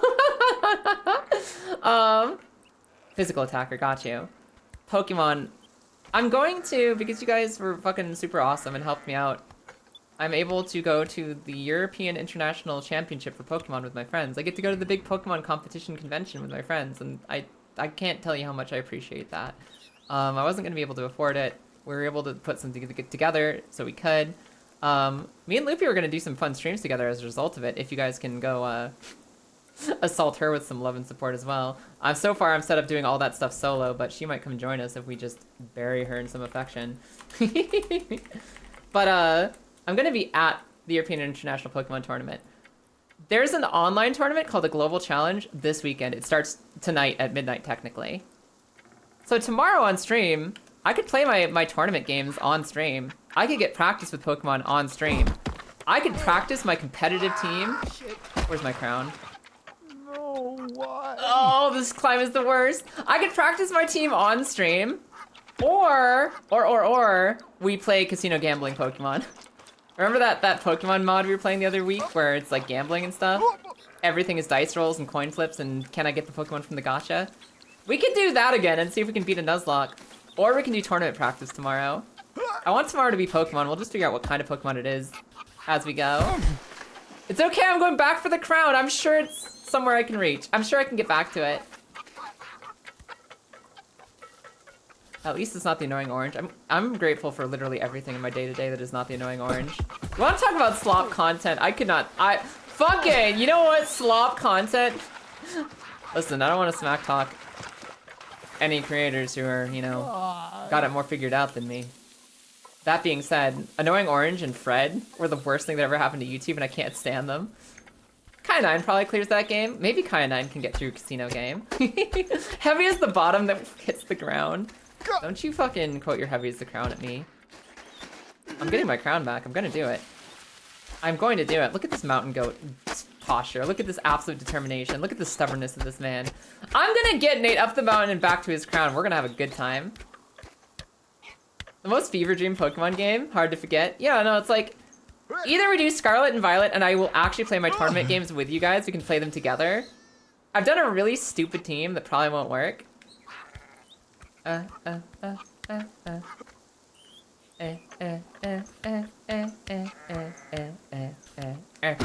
Almost made it. I'm gonna get this crown, we're gonna get the mount, it's gonna be great. Yeah, I agree. I agree, Mr. Oddity, with the take that animation can be literally any kind of thing. It can be adult animation, it can be kids animation, it can be all ages animation. I still think some of my favorite animated stuff is the stuff that is literally built to be enjoyed by all ages. And I don't mean like, oh, it's safe and harmless and it just doesn't hurt anyone or like do anything too complex. I mean, when you write a story so good, like a good Pixar movie, that literally anyone at any age can sit down and watch it and feel something from it, I think that's an incredible accomplishment. And I think people are missing out if they think that animation can only be for kids. I would agree with that 100%. Annoying Orange is Adult Swim? No. Annoying Orange maybe showed up on Adult Swim, but it was made on YouTube, wasn't it? Like, I'm gonna say I'm 90% confident there that Annoying Orange was a YouTube channel that maybe they featured on Adult Swim once, but it was not from Adult Swim. Howdrain is your favorite Pokemon, so you make teams around here? Mine is Absol first, obviously, but I think my favorite competitive Pokemon in Scarlet Violet has been Walking Wake. So all I want to do is Sun teams that let me play Velociraptor Suicune. I just want Sun teams that let me use Velociraptor Suicune. And this might be the only time she's actually relevant in a meta. So I'm gonna do some Walking Wake. I'm gonna do some Walking Wake this weekend and on the UIC. And since Walking Wake is actually strong right now, I'm just gonna have fun with her while I can. I'll never understand why people liked Fred, just wasn't for me. I mean, some people just need a lot of energy. They need like an energy overload, right? Some people are craving stimulation overload. It tickles their funny receptors. I'm not like that.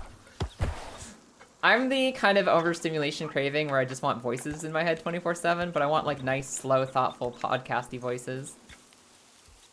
And if I want jokes, if I want hyper silly fun time, I want them to be a little bit more like less Fred. Kaya's a Bluey enjoyer. I've heard Bluey. I actually did like watch a few Bluey episodes because I remember hearing about Bluey and it was like, no, Bluey's like legit. Bluey is so good. And so I sat down and watched like the first half of season 1 or whatever, and I was like, you know what, this is nice. This is a nice time. I didn't get super hooked on it, but it was definitely a good show. Bluey, good. It lives up to the hype. It's not something I needed to watch all of, but it was something I enjoyed when I watched it.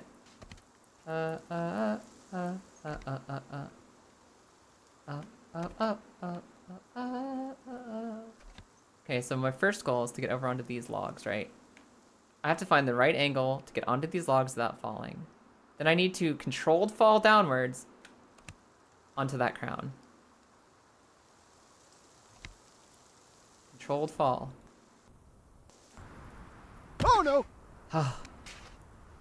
Okay, now we need to get at an angle where I can actually get the crown. We're almost there, though. Ah! This is the worst! I picked the worst place to cross this bridge. Don't you give me a clown wig! How dare you! Anyone remember Quap? Fun fact. As far as I'm aware, Bennett Foddy made Quap. Then he made Getting Over It. Then he made this game. So it is literally a grandchild of Quap. Not only is it made by the same person, but it is 2 generations removed. This is Quap with human legs. Kaya, Made by the creator of Quap.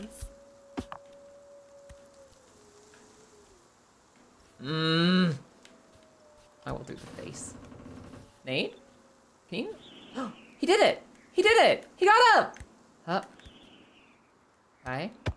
Hold on, everybody. There's potential here. There's potential here. It's got to do some splits and get our way up the mountain. No. Hold on, Nate. Hold on, Nate. Hold on, Nate.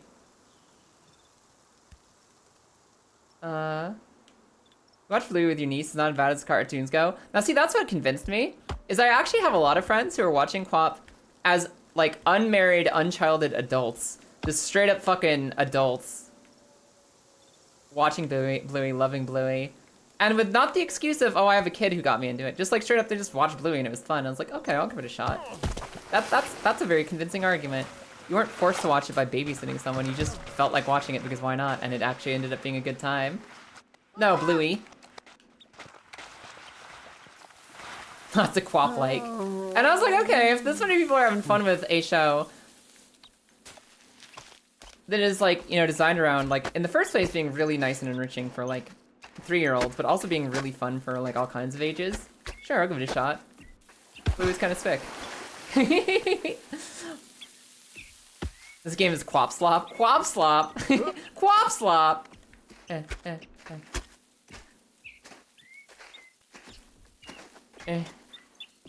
Funny detail about things like Peppa and Bluey is that the kids start to adopt the accents. Yeah, it's like something they watch a lot of. They start trying to pick up the accents or just automatically picking up the accents a little bit themselves. Yep.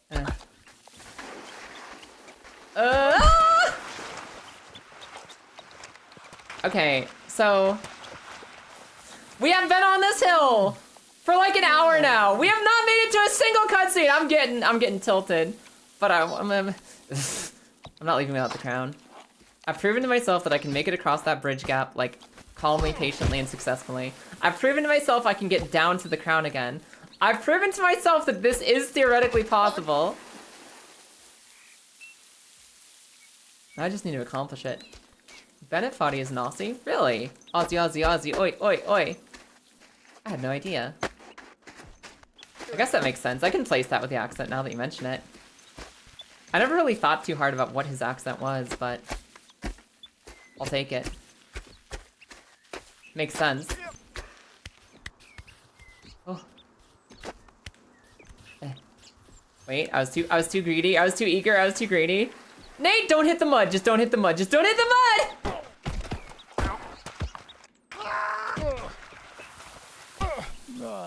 What do you mean that perfectly makes sense? Does it uniquely fit the Australian style of humor, or is it more that this is the kind of game that you create when you're stuck in a wasteland desert full of scorpions and you need something to feel joy again? What part of, oh, he's Aussie, that makes sense here. I agree with what Grizz is saying too. When you have a show, a children's show that manages to stay engaging for adults, it's also a sign that they're respecting the kids who watch their show more than anything else. Yes, 1000%. 1000,000% yes. Because kids don't want to be talked down to. There's some things where we adjust our stories slightly for kids to make it more approachable, or like, you know, to fit it into their tiny little baby words that they know at the age range they're at. But generally, kids don't want to be talked down to. They want to have something that engages with them on a level that, like, pushes them a bit and basically brings them more interesting problems. I actually think somebody worded this really well. There was somebody, I forget who I was listening to, but I was listening to them talk about the first time that they really got into, like, more mature cartoon series, more mature story. And they said that, like, you know, a lot of, like, kids' cartoons when they were growing up had, like, episodes like, oh, did I fail the test? Am I going to get a good grade? What if my friend didn't say hello to me today? Like just really small problems. And there's a point in your life where that can be an engaging storyline. It can be really fun. You can have jokes about it, etc. And there's a time in your life when you're new to everything, and that can be really intimidating. But there's a point in every kid's life where you're used to school, you're used to grades, you're used to, oh, did I, you know, me and my friend had a fight style problems, like small fights. Nothing like Sasuke versus Naruto nonsense. And this person was saying, I remember the first time a cartoon forced me to grapple with things like loss and grief and drifting apart from your friends. Which, you know, I think Digimon has always been good at, for example. Something that asked me to think about that and, like, made me face it as a kid, rather than just saying, oh no, what if the test doesn't go so good? And every kid reacts to that. Every kid, I think, has a moment where they realize that they're finally watching, reading, listening to, playing a story that trusts them enough to take on, like, a slightly bigger topic than they've otherwise been used to. Oh, crap. Kids respect when a story respects them, and it usually makes the story stronger for it.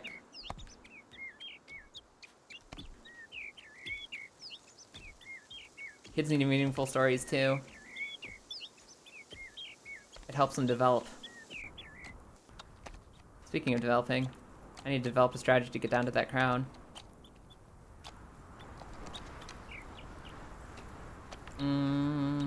Like this? Okay, now we just need to be really careful about how we pick this up.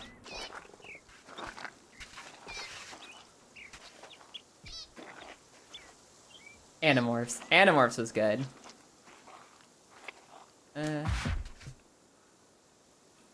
It's kind of funny because Animorphs was a really good storyline. I think that the author for Animorphs kind of went off the rails at the end. The very end, she kind of went off the rails a little bit. And, like, she ended the story in kind of a bleak way. That's fine. That's fine. But it's like the specific response she gave people about the bleak ending was, like, so unhinged. Because basically, if you want to put her breakdown, Animorphs, crazy bleak ending. Lots of people dead or missing. The war is still on. Everything sucks. And what if you want to translate what she said into like normal people terms? She basically said, no, war sucks. Even if you're having a silly space war that is originally written for grade school children, war sucks. It's always going to suck. It's going to have lasting impact. There's going to be PTSD. There's going to be consequences. So I ended my story on a bleaker note because that's how wars go. But the way that she phrased it, the way she worded it, was basically like, fuck you, you're a pussy. You don't think my ending was very good? I don't think your words are very good. You suck ass. I'm fucking, it's a miserable ass, like, I'm doing the real story. Your ideas are stupid. Fuck you. She wasn't wrong in the actual message underlying that, but like, you know, war's fucked up and it's always gonna end fucked up. And she wanted to respect audiences, even children and teen audiences, by not saying that the war just ended and everything's fine. But she was so aggressive. So aggressive. She had that like kind of like, you know, fuck you for saying anything about my writing is wrong. She had that attitude as well. It kind of tamped down her message a little bit. It's okay, I got the crown, that's all I wanted. Tamers got dark at the end. Digimon Tamers? I don't really... Tamers. Was Tamers the one where they had like the wristband thingies and it had Renamon and Impamon and stuff? Was that the Renamon one? The Renamon season? Quap sounds like it would be an Australian slang word. Quap. It did have Renamon. Yeah, that was like the Renamon one, wasn't it? And it was mostly set in the real world, which really alienated me as a kid. I was so invested in the digital world. I loved Digimon Season 1 and 2 so much that when Digimon Tamers came out and they were like, well, Digimon are trading cards now, and also we're in the real world, we're not in the digital world. I was so thrown off. I was so thrown off. I still like watched it, Season 3, Tamers, whatever you want to call it. I watched it and I enjoyed it, but it like didn't hit the same for me. It was never my favorite Digimon season.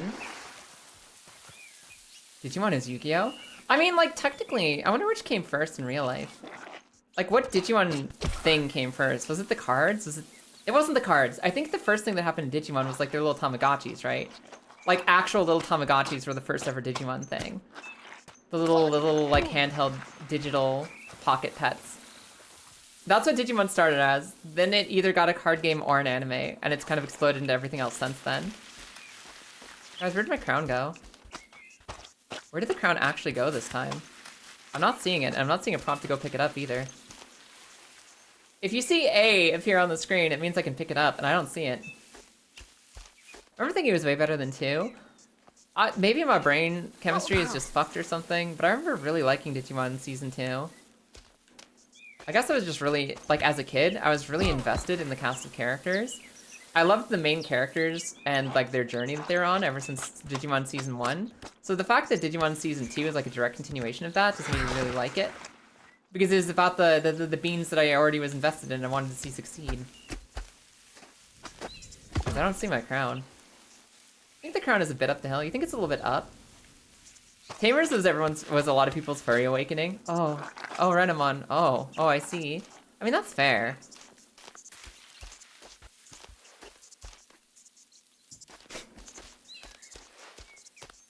I think Angelomon was already my fucking awakening of some kind. I don't know where I think the furry awakening for me, furry stuff, came from playing Neopets. I realized I really liked furry art when I was into Neopets. And Digimon taught me that, like, you know, Angelomon and Angelomon style designs are something I appreciate. Hi, Ophelia Bedelia. How's it going today? I'm looking for a tiny tiara I dropped in the forest. It slipped downhill in the mud and I haven't been able to find it since. I'm pretty sure it tumbled down from above, Marissa. I'm pretty sure it tumbled down into this moss somewhere. But I'll go look up. I'll look up a little bit. Lilithmon and Lady Devimon? Yes, and Mastamon. Absolutely. Marissa, I'm so dumb and you're so smart. Marissa, let me say this on the record. You can clip it if you want. You can save it in the quote book. Marissa, I'm so dumb and you're so smart. Thank you. I got it. I would have been looking around in that forest forever. You're a hero, Marissa. The crown! It's back. Okay.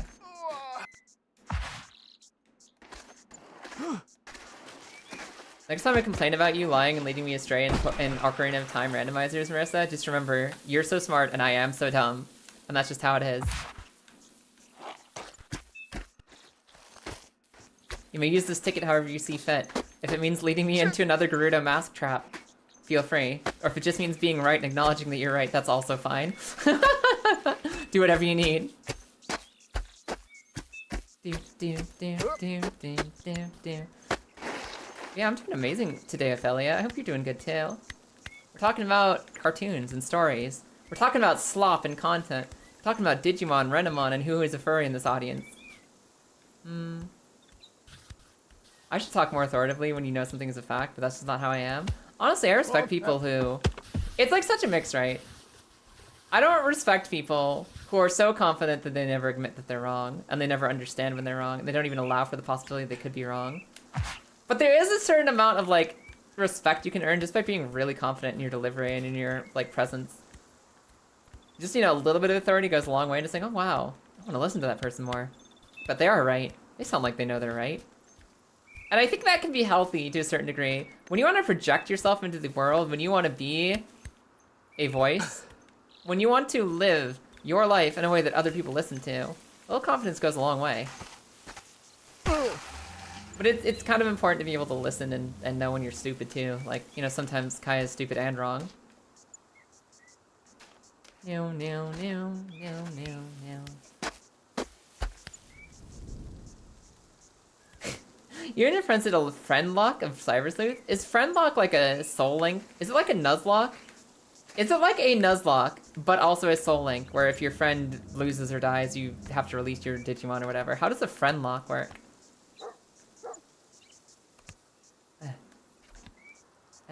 No. Sorry, I panicked. I almost stepped right off the ledge there. It is soul link. Okay, gotcha. Alright. Sphere. Guys, I'm gonna focus up for a second. I know it sucks, but I'm gonna focus. I don't want to die. I don't want to die and lose my progress. I don't want to lose my crown again. Holy shit, we did it! Oh, yeah! I wish you knew about fishing the angler hat. What was the angler hat about? What was the angler hat? What game? I don't want to go down this mud slope again. I just want to make it to the other side of this bridge. Don't rush, just go. Don't rush, just go. Yeah, baby! Hell yeah! Okay, finally. I've undestroyed the last hour of our progress. We're ready to go.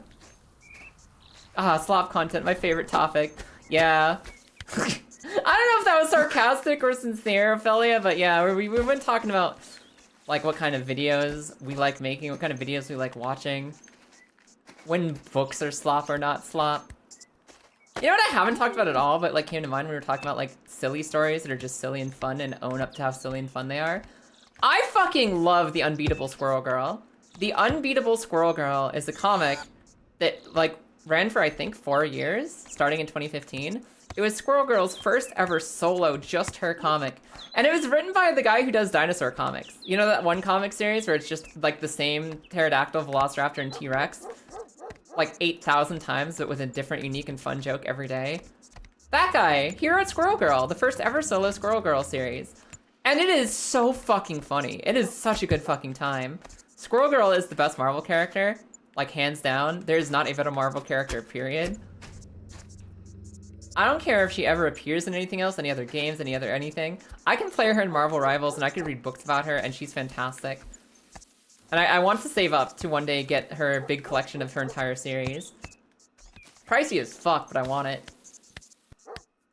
Squirrel Girl 1v1 Thanos, she is unbeatable.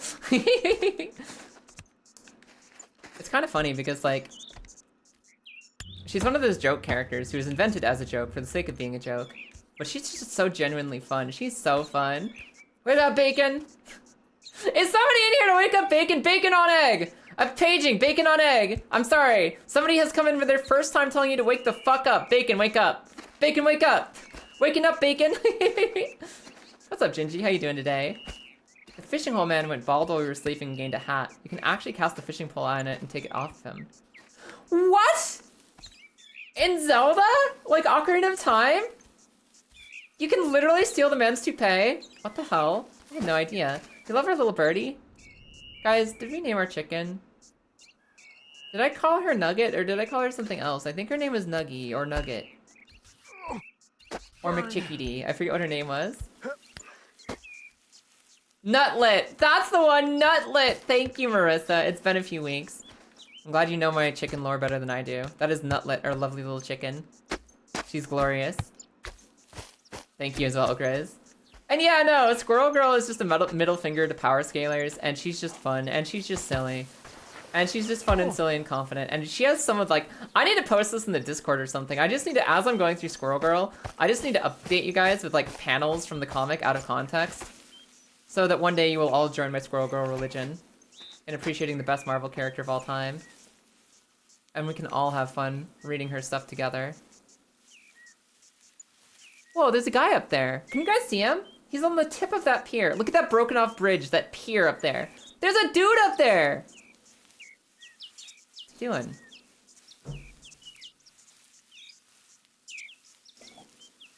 That does look dangerously like a cutscene to have for Marissa. Oh, there's the street lamp I've been trying to figure out. There's a street lamp right there. And a cutscene man. Okay. Let me get a lay of the land. Let me get a view up here. Get a confident stride up this hill. Now, what is this tiny house all about? What is this MC Escher nonsense? What is this? Normally, places like this have a collectible hat or a cutscene. And I don't see a person, so I feel like there's just a hat over there. I also feel like if I want to go up the hill, I want to go that way, behind us. Right over there? See where Nate's looking? That way? I think I need to go up that hillside. But like, what's down here? What is this? What is this? What is this fucking ant house for ants? What is this? As long as I don't put myself in a position to fall off the mountain checking this place out, I want to check this out. I do want to know what's happening here. I gotta know. What the fuck is this? What is this baby house for babies? How did you find me? Bacon, wake up! Did it work? Bacon. Bacon, did it work? Hi, Gingy, welcome in. You're abusing your power correctly. Ow. Ah! We're fine. You've been awake? Bacon, wake up! Bacon, why would you imply that Gingy is lying to me? I'm sorry. Gingy used the infinite power of their first time chat highlight to tell you to wake the fuck up. And I trust Gingy implicitly that they wouldn't abuse their power. I think that they were probably using the wisest fucking... applying the wisest application of their power possible as a first time chat. And you need to wake the fuck up, Bacon. It's a duplex for the borrowers, I guess so. Hi, Nanog, welcome in. Put one foot in front of the other. Pretty soon you'll be walking across the floor. Is that a song? Is that a song? Who needs to learn this concept? Other than, I guess, our main guy here. I guess he does need to learn that a little bit, doesn't he? Can I actually do this? How do we... Sir. I just want you to put your little frickin' tingy toes, your little grippers. I want to put your little grippers in this window and climb up to the other window. That's all that I want. That's all that I want. Oh, wait. He's lost in a way that's helping us? And he didn't launch the crown off the mountain, so we're good. Okay. What if I sit on the blue one? I like things that are blue, just the same way I like girls and fish. That's why I'm here. This is so cute, but I don't think there's an actual point to this. I think this is just a structure. I think this is just a little playground for me to play on. And I think that a lot of game devs would have a lot of artistic things to say about the purpose of something that's just there to be played with. Maybe this is a statement on how we should stop looking for the achievements. We should stop looking for the closure. We should stop looking for the cutscenes. We should stop looking for the most efficient way to play the game, the meta and the PvP. Maybe it's literally just there so that you can be curious for 5 seconds and come play on it. There is way too much bloom right now. There is way too much bloom right now. I'm getting out of here. I've had enough creative exploration for one day. I'm going back to the top of the mountain. I need my cutscenes. Yeah, we should be looking for this game's cutscenes because they're really good. Hell yeah, Rankin Bass reference. Oh, is that what that is? Also, Nanog, I said thank you for the hello, but I don't think I said thank you for the resub. Thank you, I appreciate it. I know, take, of course, get a hug. Maybe the building is just there so that it looked bigger from further down. It's like a optical illusion building. Maybe. Maybe just there to, you know, play a little joke. Be like, tee-hee, you thought it was a city, but actually it's a small adobe. Alright guys, I'm gonna get up and stretch really quick, then I'm gonna try to safely make my way over to that hillside so we can go up the hill. I'll be right back with you! I'll be right back with you! Isn't my favorite thing pink demons? You know what's funny? I actually went back and looked, and the first piece of smut hentai art I ever downloaded in my life was some random, like, OC pink demon girl. And then years later, I found my wife. I think I've always had a type. Alright guys, I'll be right back with you. Give me 2 minutes. We'll see you soon. Magler and I have succeeded in clearing Herat Cave. Come for you. Ah!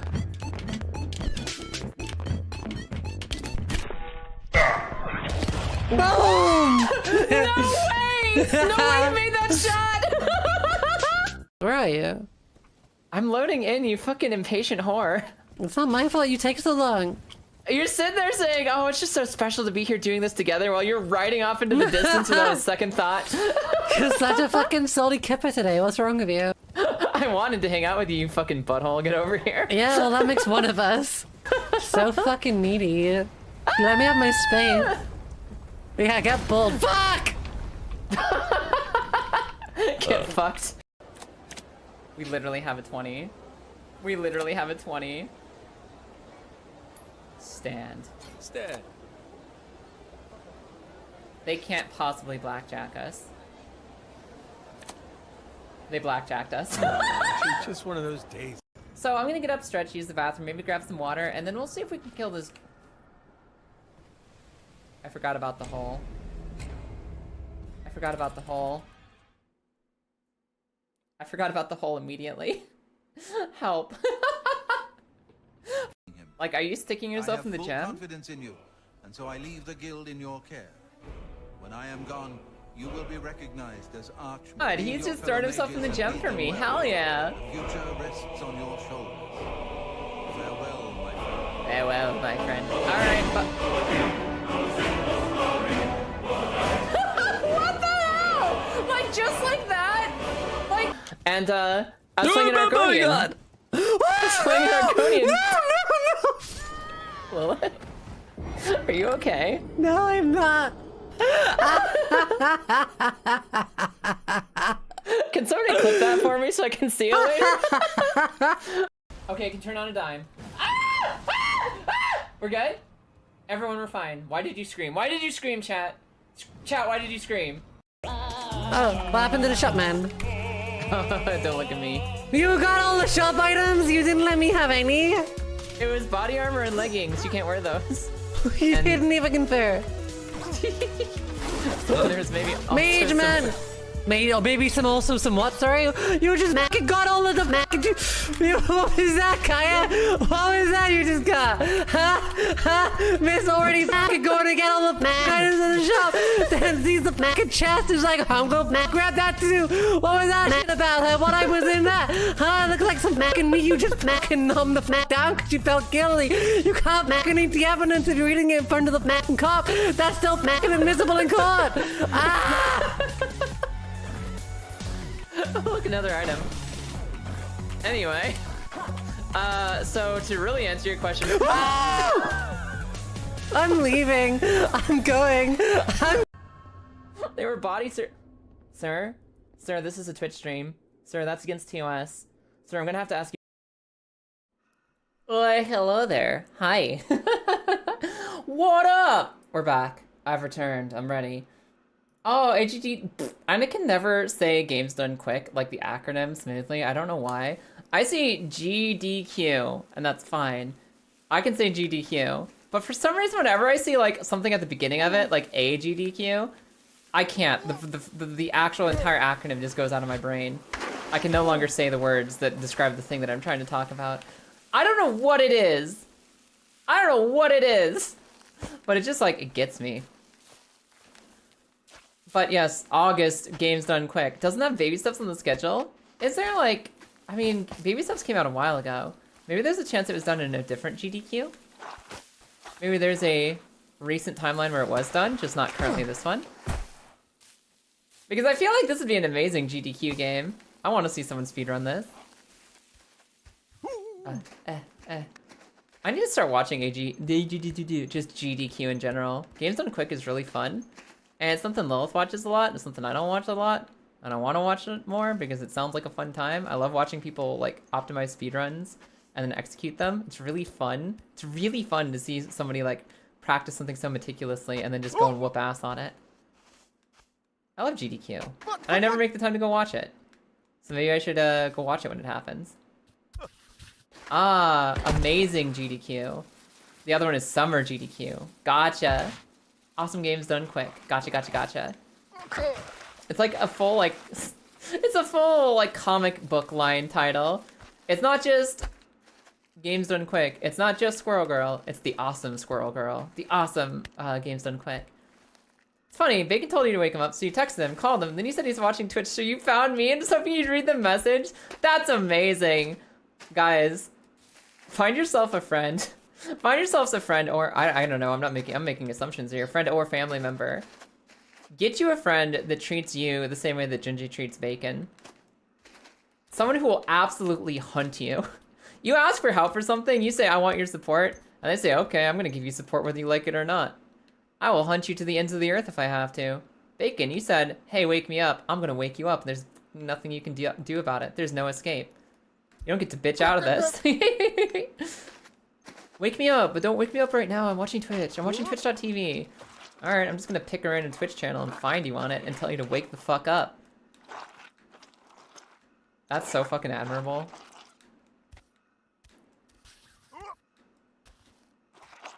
Oh shit. Okay, Nate, this is really scary. I just want you to slow down. This is really scary. It's okay. As long as the crown comes with us, I'm fine. Why this specific thing happening right now? Oh, me too, Nate, no! Why is this specific thing happening right now? Same, buddy. You haven't said anything all day, and I can't agree with you more. Okay, so crown should just be up here, right? Should just be like right here. I see it. I just need to get up the slope to that little like level flat space. God. Cool. Let me get a little bit more secure and lean over. Okay, Nate, I don't want you to lean too hard and fall. I just want you to get the crown. Nate, I just want you to get the crown, okay? Nate, you and me, we want this crown. We both want this crown. I know you want this crown as badly as I do. Got it! Hell yeah! Okay. Okay. We're just going. Worked for Jean Valjean. Just pursue your friend relentlessly. Imagine modern day Jean Valjean. And Javert. Oh! Just fucking being hounded on social media. I will have you, Jean Valjean! I know you ate that bread. They're just like vague posting on Facebook about it.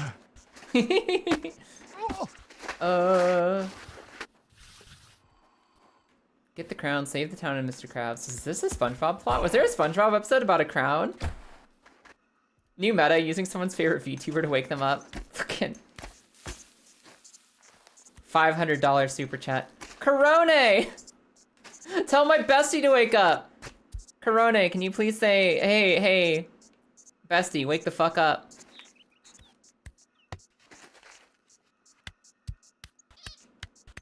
A mere $500 for every alarm that you need.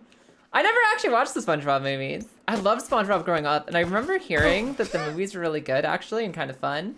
But, like, it's just, okay, I like SpongeBob's art style so much that it really tripped me out that the movie was mostly, like this weird kind of 3D live action thing out in the real world up on the surface. Something about the art style for the movie, like, I was like, I'm not gonna watch this. It can't possibly be the SpongeBob that I love. But I think people like the movie, actually, so maybe we should give it a shot sometime. That's the kind of friend you want if you get lost in the woods after some natural disaster. The kind of human bloodhound. I think we're making assumptions here about Gingy being human too. Could be a sentient tadpole for all we know.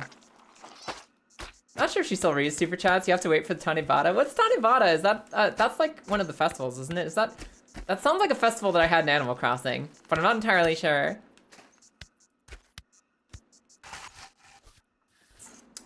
I had no idea the street lamp was like so isolated from the rest of the world. Look at it just like floating out there on this island. But it's okay, there's almost a person to talk to. Everyone who's like, hello, my name is GM Darius and I want to know what this game is about. You're about to learn. About to learn. Because we're about to have a cutscene, baby. Okay, the street lamp just has like cans on it. Why is the sand here? The sand feels like it makes me more secure, right? The sand makes me feel like my feet are sinking in and I'm much more secure. I'd rather have sand than mud. So what is the trick? What is going to make sandy level the worst level yet? How is this going to get harder for me? Also, how big is this freaking mountain? I keep on thinking we climbed one slope, surely we'll be able to see the peak soon. But there it is, there's more mountain just disappearing up into the fog. What is this? Or it's quicksand. I'm gonna find a quicksand pit. I'm gonna actually poop myself. I won't poop myself. Tanibata is a Japanese festival. Is the moon a literal peach? Or is that like an edited... Is that Deadpool's butthole? Is that actually Deadpool's ass crack? It kind of looks like Ryan Reynolds' Deadpool butt crack. Also, a gingerbread man, not human. Oh, like that kind of gingy. That makes sense. I was thinking like gingerbread man, but I didn't know like how deeply into it you were. I didn't know how full and complete the transformation into gingerbread was. That makes a lot of sense. Well, guess what, Gingy? You're about to learn why bacon's been staying up here. Hey,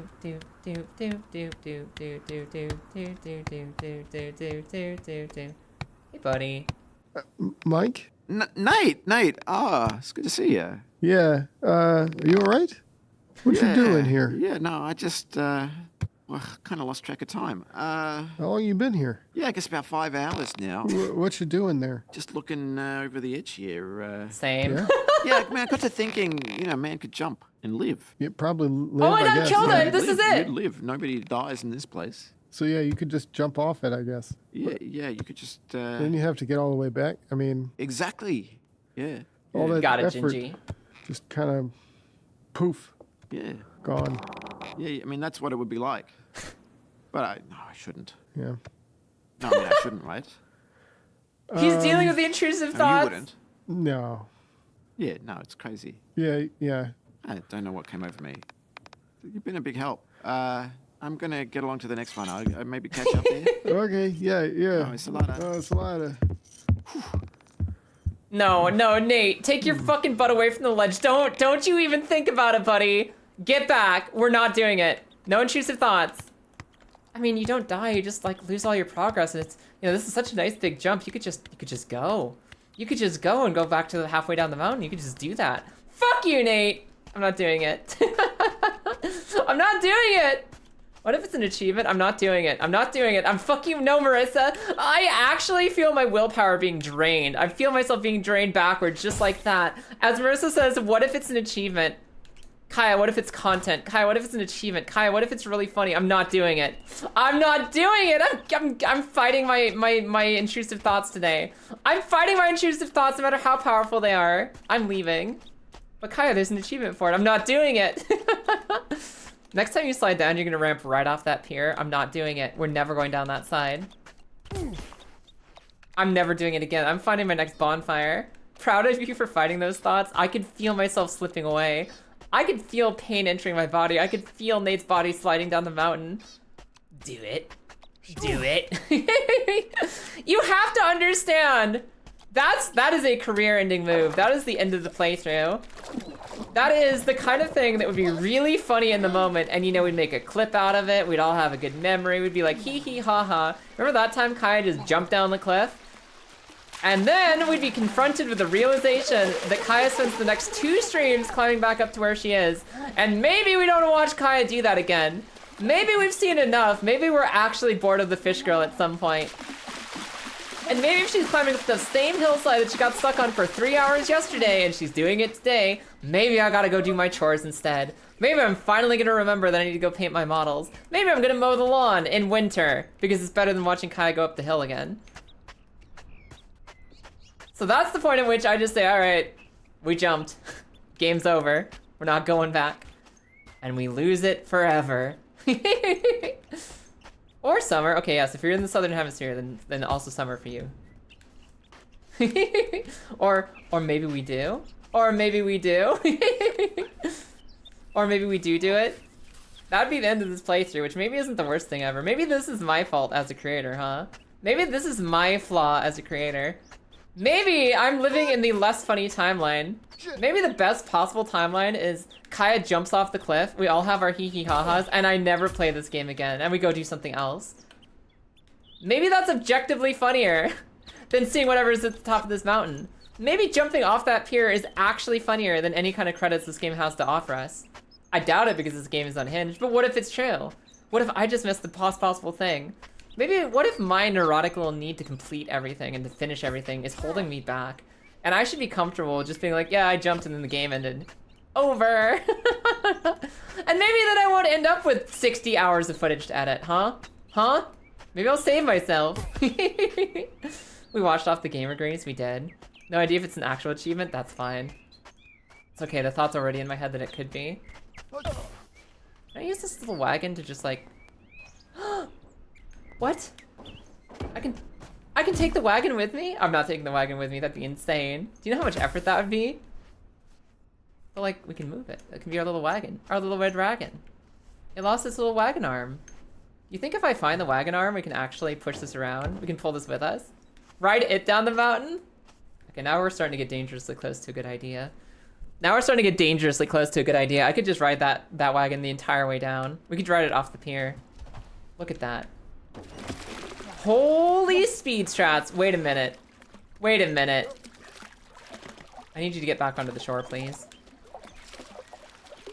Look at the momentum. Look at the speed. Can we actually Calvin and Hobbes this? Can we Calvin and Hobbes this thing? Also, am I Mandela affecting myself? Calvin and Hobbes also rode the wagon downhill, right? It wasn't just sledding. I know they did a lot of sledding comics before exploding. Didn't Calvin and Hobbes also do a lot of like riding a little red wagon down a hill? Or am I inventing that memory? I think I'm making this harder to get up to shore. I think I'm making this worse for myself. Oh? Oh? You get to the credits of the last messages. By the way, there is an achievement for jumping off the pier. No. No. I don't want to imagine that. I don't want that to be a reality. Come here. Come here, wagon. Come here, wagon. Okay, I really had fun skating on that thing for like 5 seconds. I'm not going for it. We're done. We're done. I spit on that wagon. I don't need it anymore. I'm sure Bennett would leave us in the dark. He could leave us in the dark, but it might be funnier if he just told us what we missed out on, too. It really depends on how he's feeling that day, right? Alright, I'm ready to go back up now. I'm ready to go back up the hill. Oh? Where's our next up? There's been a lot of around down here. There's been a lot of, like, horizontal progression. Which, like, in an MMO I love, and in a single-player game maybe I don't so much. Horizontal progression is the idea that you don't have to climb a treadmill of constantly getting better stuff. Instead, you can do stuff on the side and just constantly have new side stuff to do. I don't want to be side stuff right now. I don't want to be fucking... For once, I don't want to be RuneScape. I want up to go. I want to ascend. I want to see my gear score climb. Is that a fucking turtle? Never mind, I'm gonna go see the turtle. Hup, hup, hup, hup. I do wonder why we'd ever want to leave the beach level. This is a really nice place to be. Like, do we have to go? Turtle, turtle, turtle. I wonder if this is faster. This, like, specific hump motion is a little bit faster than the Kiki kicks. This feels a little bit better. You should have figured you can't drown either. I mean, look at him. Dog! He swims like a dolphin. He's so majestic. Dog, dog, dog. Turtle pope, turtle pope, turtle pope, turtle pope. Hold on. This thing is really fucking fast. This thing is actually faster than Nate. Holy shit, he's blitzing! How am I ever gonna catch him? What do you do at the beach level? Beach episode, jump off the pier. Exactly. Exactly. Just like we're skinny dipping. How fast can I get Nate to go? What's the fastest Nate can be? Is it long strides or is there like quick bunny steps I can make? What is the fastest? How do I get this engine going to 100 miles per hour? How do I kick this hot rod into gear? Sorry, Nate, I objectified you there. I really shouldn't have. How do I get this guy schmovin'? I wonder if the tech is to do a lot of really quick small steppies or if the tech is to do big long steps. The fastest Nate is Nate going at terminal velocity. The fastest Nate is Nate surfing on that little red wagon I couldn't get out of the water. I'm gonna be chasing this turtle for the whole rest of the day. I told you guys I wanted to go up the mountain. I don't. I want to chase this turtle. I have a theory. I have a theory, actually. If I go around the mountain... If I go around the mountain, this should be a complete circle. This should be a level that loops on itself. And if I go around the mountain, I will head off the turtle at the pass. I will cut him off at the pass. I'll get ahead of the turtle faster than I ever could have caught up to him. We're going around. Imagine the turtle's just set to always be this far away. It's like fucking rubber banding in a kart racing game. No, I'm outwitting a turtle. This mountain is gonna loop on itself, and we're gonna catch the turtle at the other side. Oh my god, it's amazing how much this gives me gamer claws. This gives me rigid stuff, paralyzed little gamer claws. I'm gonna get a repetitive strain injury. Every step needs, you have to squeeze the trigger. And my triggers on this Xbox controller have enough resistance that this is actually giving me a little finger workout. I'm gonna have finger guns, and not like the kind of guns like Pew Pew, I'm gonna get you, but like finger guns like on the beach, the guns. I'm gonna have the guns. So, you know, look ahead of me. You see that light? I think that's the light. I think that's the lamp. So I think I should be ahead of the turtle if I go this way. But there's also a small gap here that I don't think the turtle would have crossed on his own. The turtle might have already turned around and started walking back the other direction. How does this game loop? Like, the turtle can't cross this gap, right? So if the turtle gets this far, he turns around. Which means I don't think I'm gonna catch him.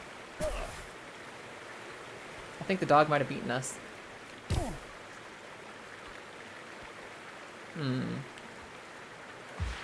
a campfire over there, though. That's new. The campfire is usually a cutscene. Up, up, up, up. Oh no, wait a second.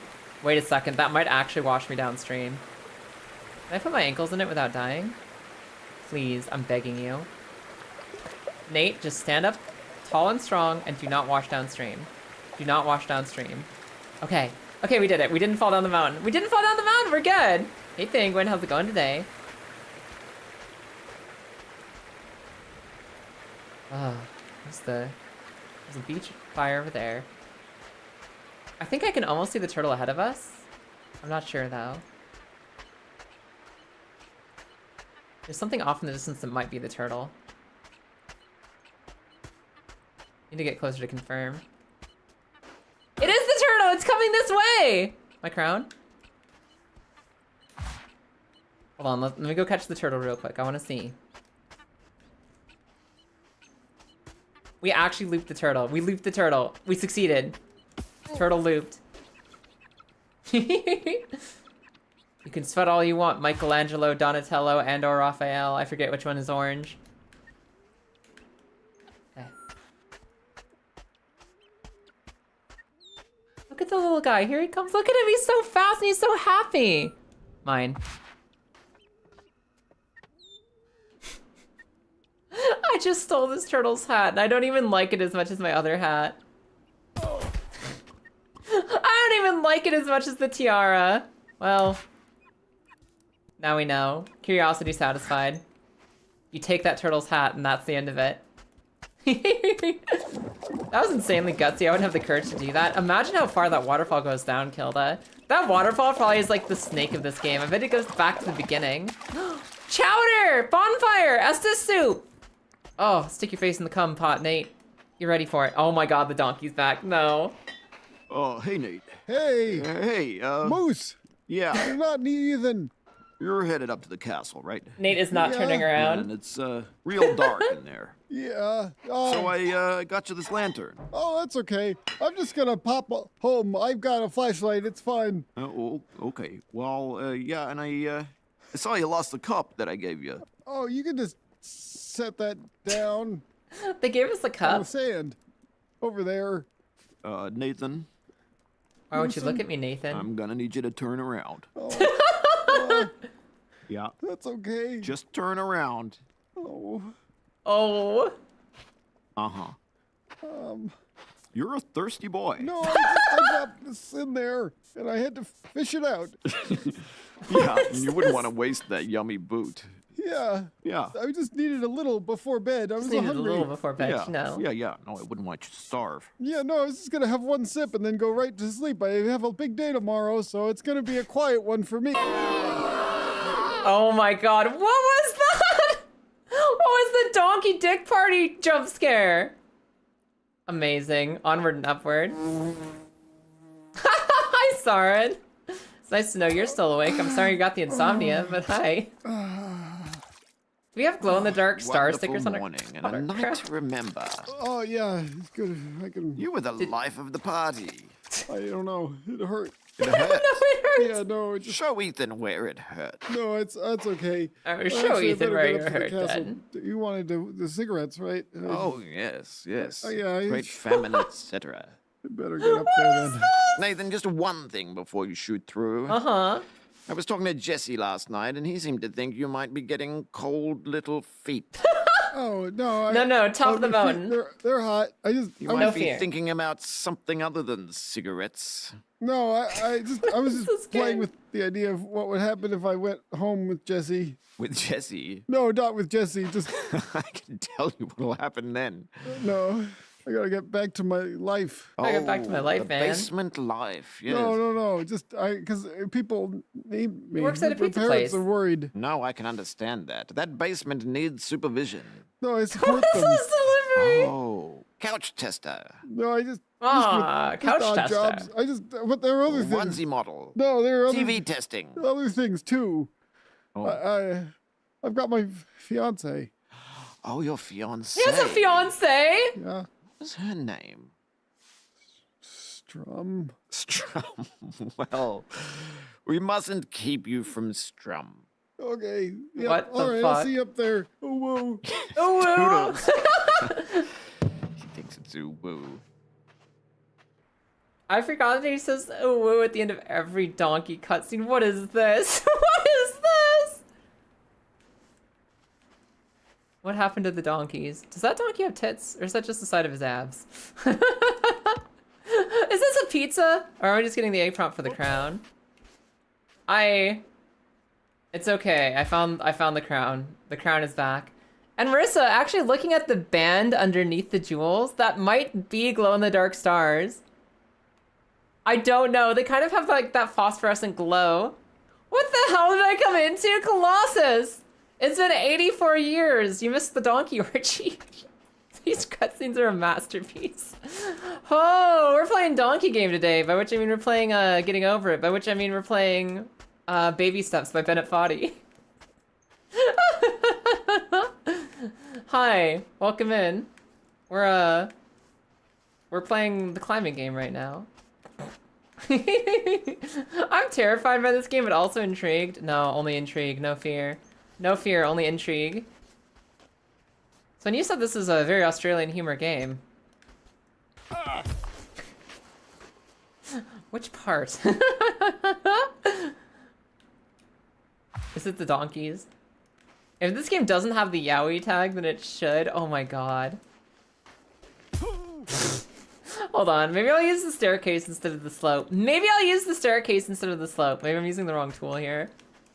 This game is amazing. This is fantastic. You don't get a story experience like that anywhere else. I want to talk about like having confidence in your own creative ideas. That cutscene was pure confidence. That cutscene was put together by an entire team of people, at least 3 people in a team, who all said, "Yeah, no, that's fucking amazing. That's our story. That's what we're putting out into the world. Let's go hire some voice acting." And if you don't have that kind of confidence, then why are you even here? What are you even doing with your life?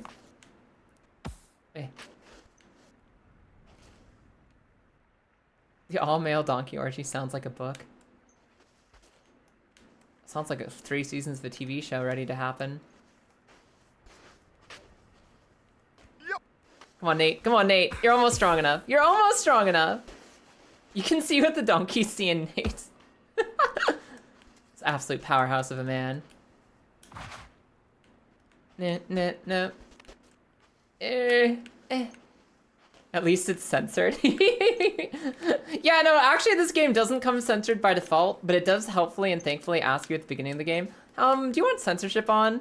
And me being on stream on twitch.tv and not wanting to get fucking removed from twitch.tv.stream, I said, you know what, please do censor it ahead of time. I don't know what you're gonna be censoring in this game about baby steps, but please censor it, you know, just ahead of time. I think I'll ahead of time say, yeah, whatever you got for me, censor it.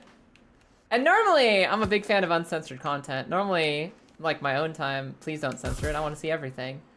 This game, I'm good. I'm good. It's not serving up what I appreciate.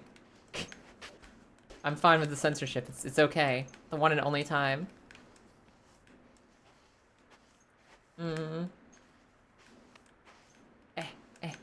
Sometimes the funniest censorship is just flipping the bird, or just like, so everything in the game was the same. It has a censorship option. You pick it, and then the only thing it censors is flipping the bird, but everything else remains uncensored.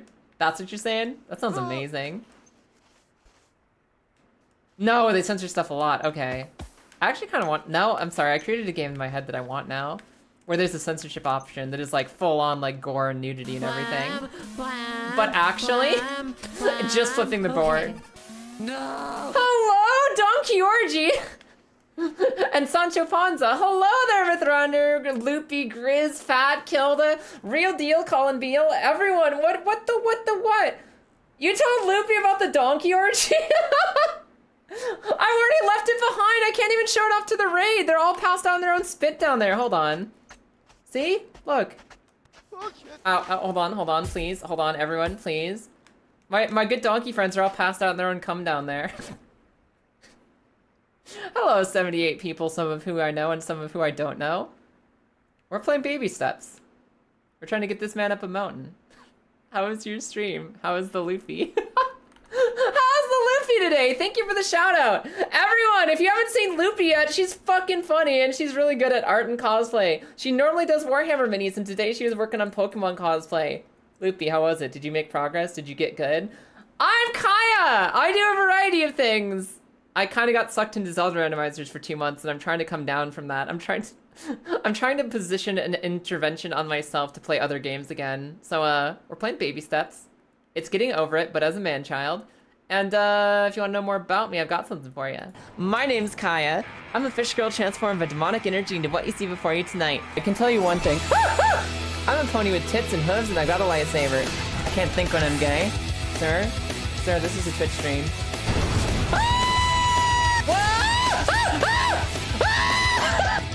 Please don't fall here. Hello. What are you doing? Kill! Woo! Woo! Woo! You're a lot of clams! Fucking steal your wife next. Oh, fuck, she's hot! I just need to be like a little bit more careful in any...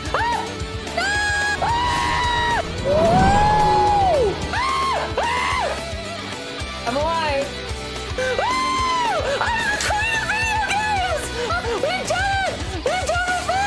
There must be no record of this failure. I'm gonna eat this microphone. So hi! I like to play a lot of stuff. Today we're playing baby steps. Where this baby man for babies just got rocked by like 8 donkeys that are currently sleeping it off downstairs.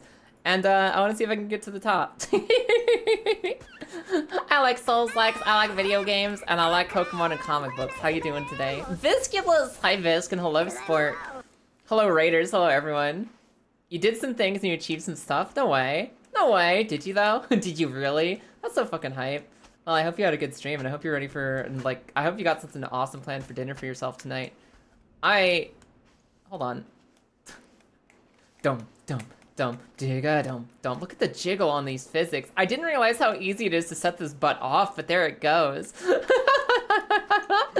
haven't decided whether I'm having like way too much pasta or way too much pizza tonight, but it's gonna be one of the two. You can't unsee that he looks a little bit like Seth Rogen. But you know, like, the thing is that... Nate, look at me. Nate has that kind of awkward, shy, he just wants to get out of the social situation as best as he can. Like, awkward charisma. As compared to wherever the heck Seth Rogen has going on. You're not at the happening for you yet, but everything else is there. We did it! We unlocked it! We're officially doing all of our stuff together! That's it, everybody! That means me and Loopy finally got her goals met. So me and Loopy are doing all of our fun streams together. We're doing all of our fun streams together! We're gonna be doing a pizza war, we're gonna be doing makeup for each other. And I'm not good at makeup, and she's pretty good at makeup, but I've never worn good makeup in my life. We're gonna be doing a cosplay for Farah together for the Pokemon tournament. We're gonna be doing some Pokemon baking and some bug baking. Just baking streams where you bake bugs into food and bake food into Pokemon. We're gonna be playing Undertale together, and she's gonna teach me how to finally paint my minis. That's so exciting. I hate it here. How do you take your raid back? You can't. No, you live here now. Otherwise, what's the point? What's the point? Well, because you seem very gay. Neutral? Excuse me. Wait a second. Are you telling me that, like, I'm neutral gay? I thought that I at least got up to chaotic gay. I thought I got up to chaotic gay. My alignment chart must be off. What happened? Scary pit. I'm not going down the scary pit. Like, look at it. That pit is just gonna take me right down that waterfall and back to the beginning of the game. I'm not taking a single waterfall fall. I can't go down a waterfall. Every time I've seen a waterfall in this game, it has very clearly looked like it goes straight to the beginning. It's riding the snake from Getting Over It, but worse, and I'm not doing it. We're making a bee drill cake made out of actual bees? Yeah. Yeah, welcome in. Colin Beale, it's nice to meet you. The real deal, Colin Beale. Such a fun name. I love people who just have like really fun alliterative names to say on Twitch. One of my favorites is still every time Big Dong Daddy Dom shows up, it's like, oh my god, I get to read this name again. Wait, what does this say? What does it say? My friend wants one of them ice creams. Bring it to the fire tower. What if I push this boulder downhill, though? Like, there's a sandcastle at the bottom of this hill. Can I push the boulder? God. Can I push the boulder? I mean, I don't think I'd want to be on it if I was going to push the boulder. Okay, I can't push the boulder down into the sandcastle. This game is fucked. Never mind. This is like the worst version of Can I Pet the Dog? No, you cannot. This is worse than discovering you can't pet the dog. I can't push the boulder into the sandcastle. 0 out of 0 on Metacritic. You meant it as derogatory and complimentary. Ah, radical centralism, my favorite. Oh, hi, welcome in. It's nice to meet ya. You must have missed the gay donkey orgy. It's hard to miss, really. Please? Okay. If there's two things you guys need to know about this game, A, it was made by the guy who did Getting Over It and Quap. B, this crown is my dear sweet beloved, and I will not beat the game without it. I will not beat this game without it. I refuse to beat this game without the crown. This beautiful little tiara is the only thing keeping me sane. Oh, okay, also the chicken. I mean, to be fair, Nutlet is also really good. I love Nutlet. Look at her. Look at the way she's looking up with so much love and affection. Look at Nutlet. Of course, Nutlet is a very important part of our story, too. But, like, the crown is the #1 thing that's keeping me going in this world. If I lose it, I'm uninstalling the game. If I ever fully lose the crown in a way I can't recover, the game is uninstalled and we're never playing it again. That's it. That's the end. That's my story. That's how it ends. Burb. It's so good. A Bejo cake? That is the work of Malsumus, the Abenaki god of chaos, who makes all things in nature that are inconvenient or mean. I mean, to be fair, that's a really sick concept for a god. I love that instead of a prankster god, it's literally like the god of inconvenience and meanness. Not the god of all evil, not the god of silly little jokes, but the god of just like impoliteness and rudeness and meanness and obnoxiousness. I respect that as a deity, a deific personification of stuff. Please, let me up. Let me up. Please let me up! How can I actually get up here? Maybe if I step here. Maybe if I do this instead. Maybe this is the way. But like, Bejo cake would probably be fine. If you grind up bees hard enough, you'll never know they're in the cake. This is my argument. Like, Loopy is concerned. Loopy does not want to touch the bug baking. She's so against the bug baking. She's like, It was like a visceral reaction. I was like, I don't know, man. You grind up the bugs hard enough, it's like they're not even there. It's like it's just more flour. As long as you take all the stingers out first. As long as you take the fucking stingers out first. A Pratchettian, oh god. I have been reading so much Terry Pratchett, Penguin. I'm finally catching up on my Terry Pratchett. I never read Tiffany Aching books before, but they're so good. They're so good. Hold on! Ah! Crown? Crown? You just get down here, little buddy. But I'm finally reading Tiffany Aching, and her books are so fun. I've also started the first ever Witches books, the Granny Weatherwax series. I'm on the first one, Equal Rights or whatever.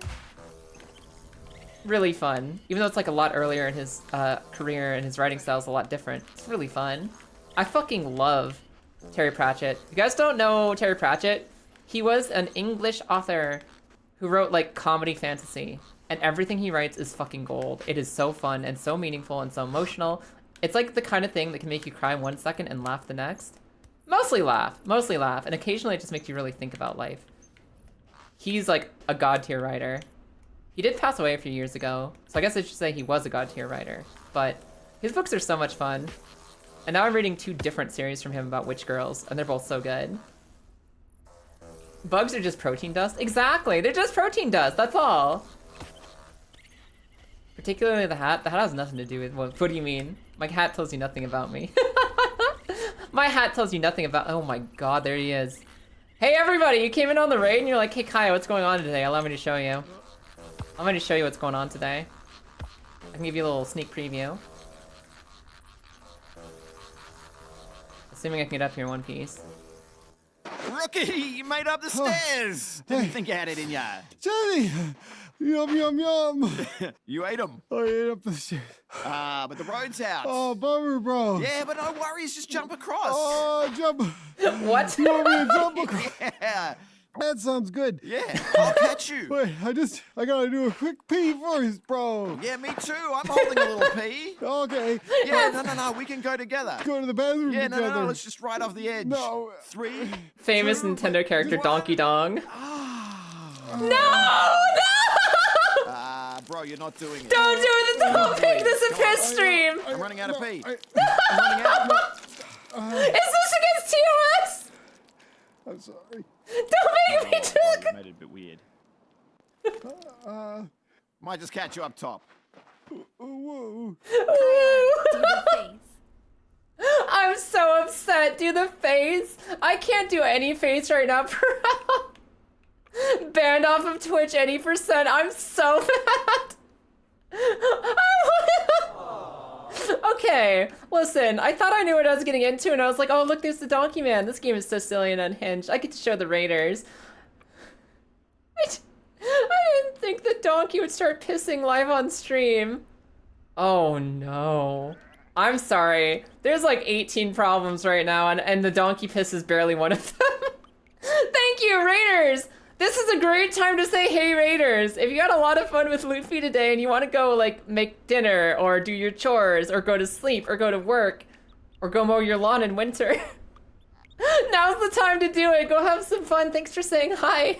But if you want to stick around for more cutscenes, I can guarantee you I'll find some more. Oh, no.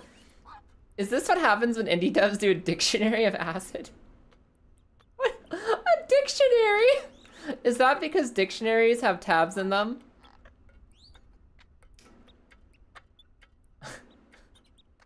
So anyways, I'd try to go back to bed now, but I'm worried about my dreams. Thanks, Fisk. You're the winner of comment of the day. You win. Fisk is the one who gets pinned today. So, this is a game about trying to get up a mountain because we're trying to accomplish something for the first time in our sedentary lifestyle. This is also a game where I know there's a little red wagon that I could ride to the center of the earth. No, you're kidding me. Everybody stop. I'm sorry, I need to save, there's a quote, hold on. I need to grab you guys, Marissa made a quote, Penguin makes a quote, I need to grab the quotes for the quote bot.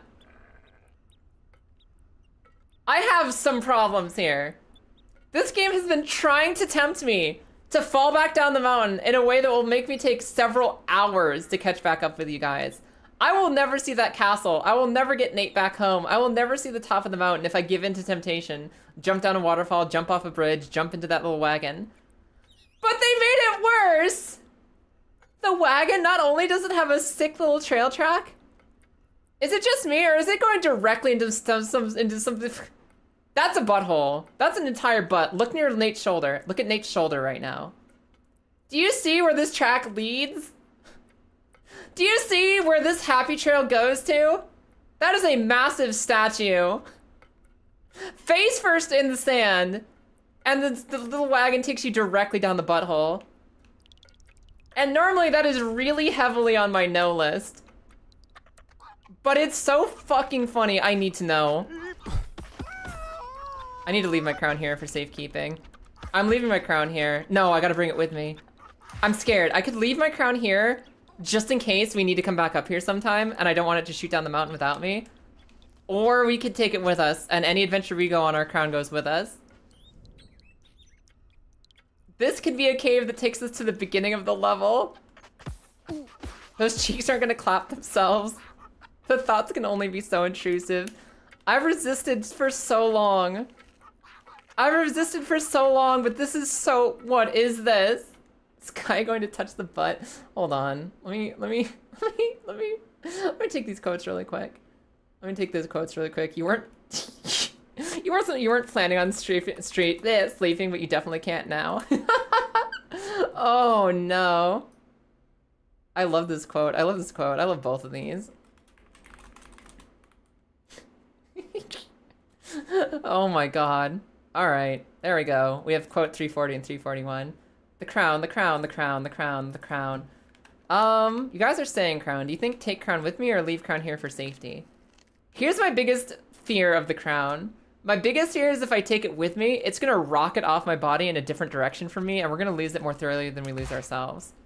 On the other hand, if I leave it up here, we might never see it again.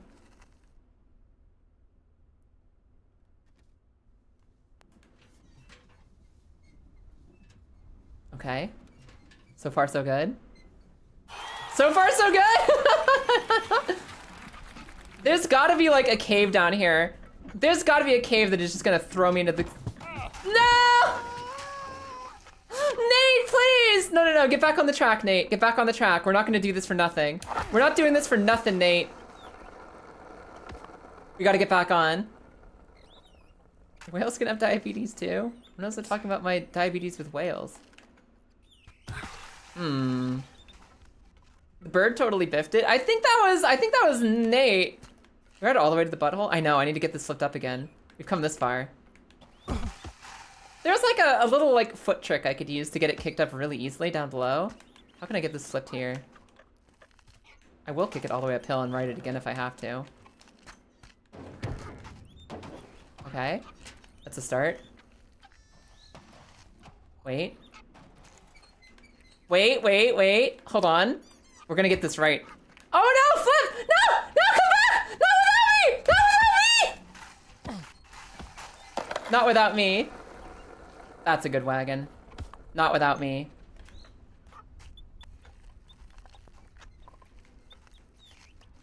No! No! No! This isn't the victory triumph I wanted. This part needs Eurobeat. Gas, gas, gas. Please come back! No, I can catch you! I can catch you, we can go on adventures together! I can catch you! Oh, man! Was it all for nothing? Was it all for nothing? I'm gonna intercept. Oh, crap. I'm gonna move to intercept everyone. And even the cart says no, and even the cart says no, don't fail like this. Oh, that was almost it. That was almost it! That was actually almost it.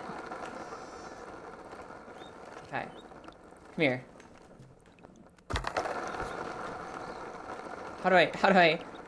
Excuse me, how do I navigate this? How? Nate makes you feel better about your day? Good. Oh, I'm so disappointed. That could have been such a heroic moment. I don't think it would have actually turned into the butt cave either. Like, it looks like this just comes to a dead end. I don't think we would have gone up the butt. I think it's all over for us. Oh, for the want of hands. If only he could use his hands. Alright, well. We made it to Butt Rock. We made it to Booty Hills. Actually, you know what I should be doing? Oh, hold on, Crown. I'll be right back. This is one of the only times in life we'll be able to touch grass and touch butt at the same time. And in a way that doesn't make you beg your partner to mow the lawn, please. Where's the quad? Just hold on. Get right up in there.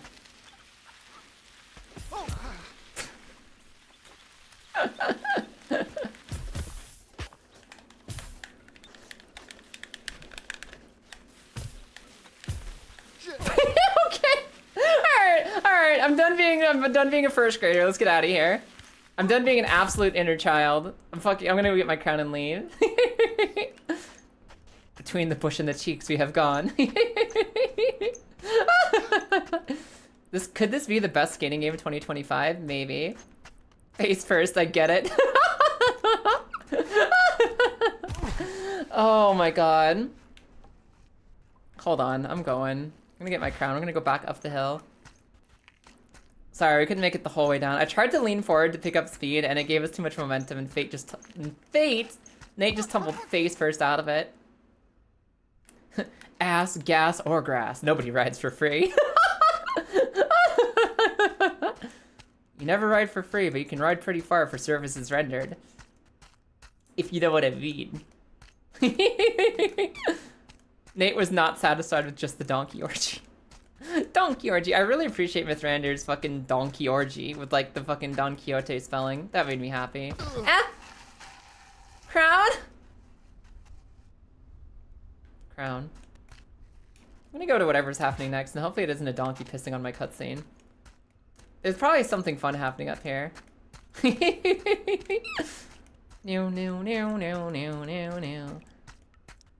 Now we're just having a completely normal walking stream where we don't weird anyone out. We don't chase away the homies. We don't scare the hoes. We're completely, you know, bland, textureless, and nothing is ever challenging at all in any way, shape, or form. Mytho's one of those big brains, one of them wordplay brains. My question is, what is the accompanying sidekick? If Don Quixote is the main character, then who's Sancho Panza? How do you convert that into Don Quixote format, right?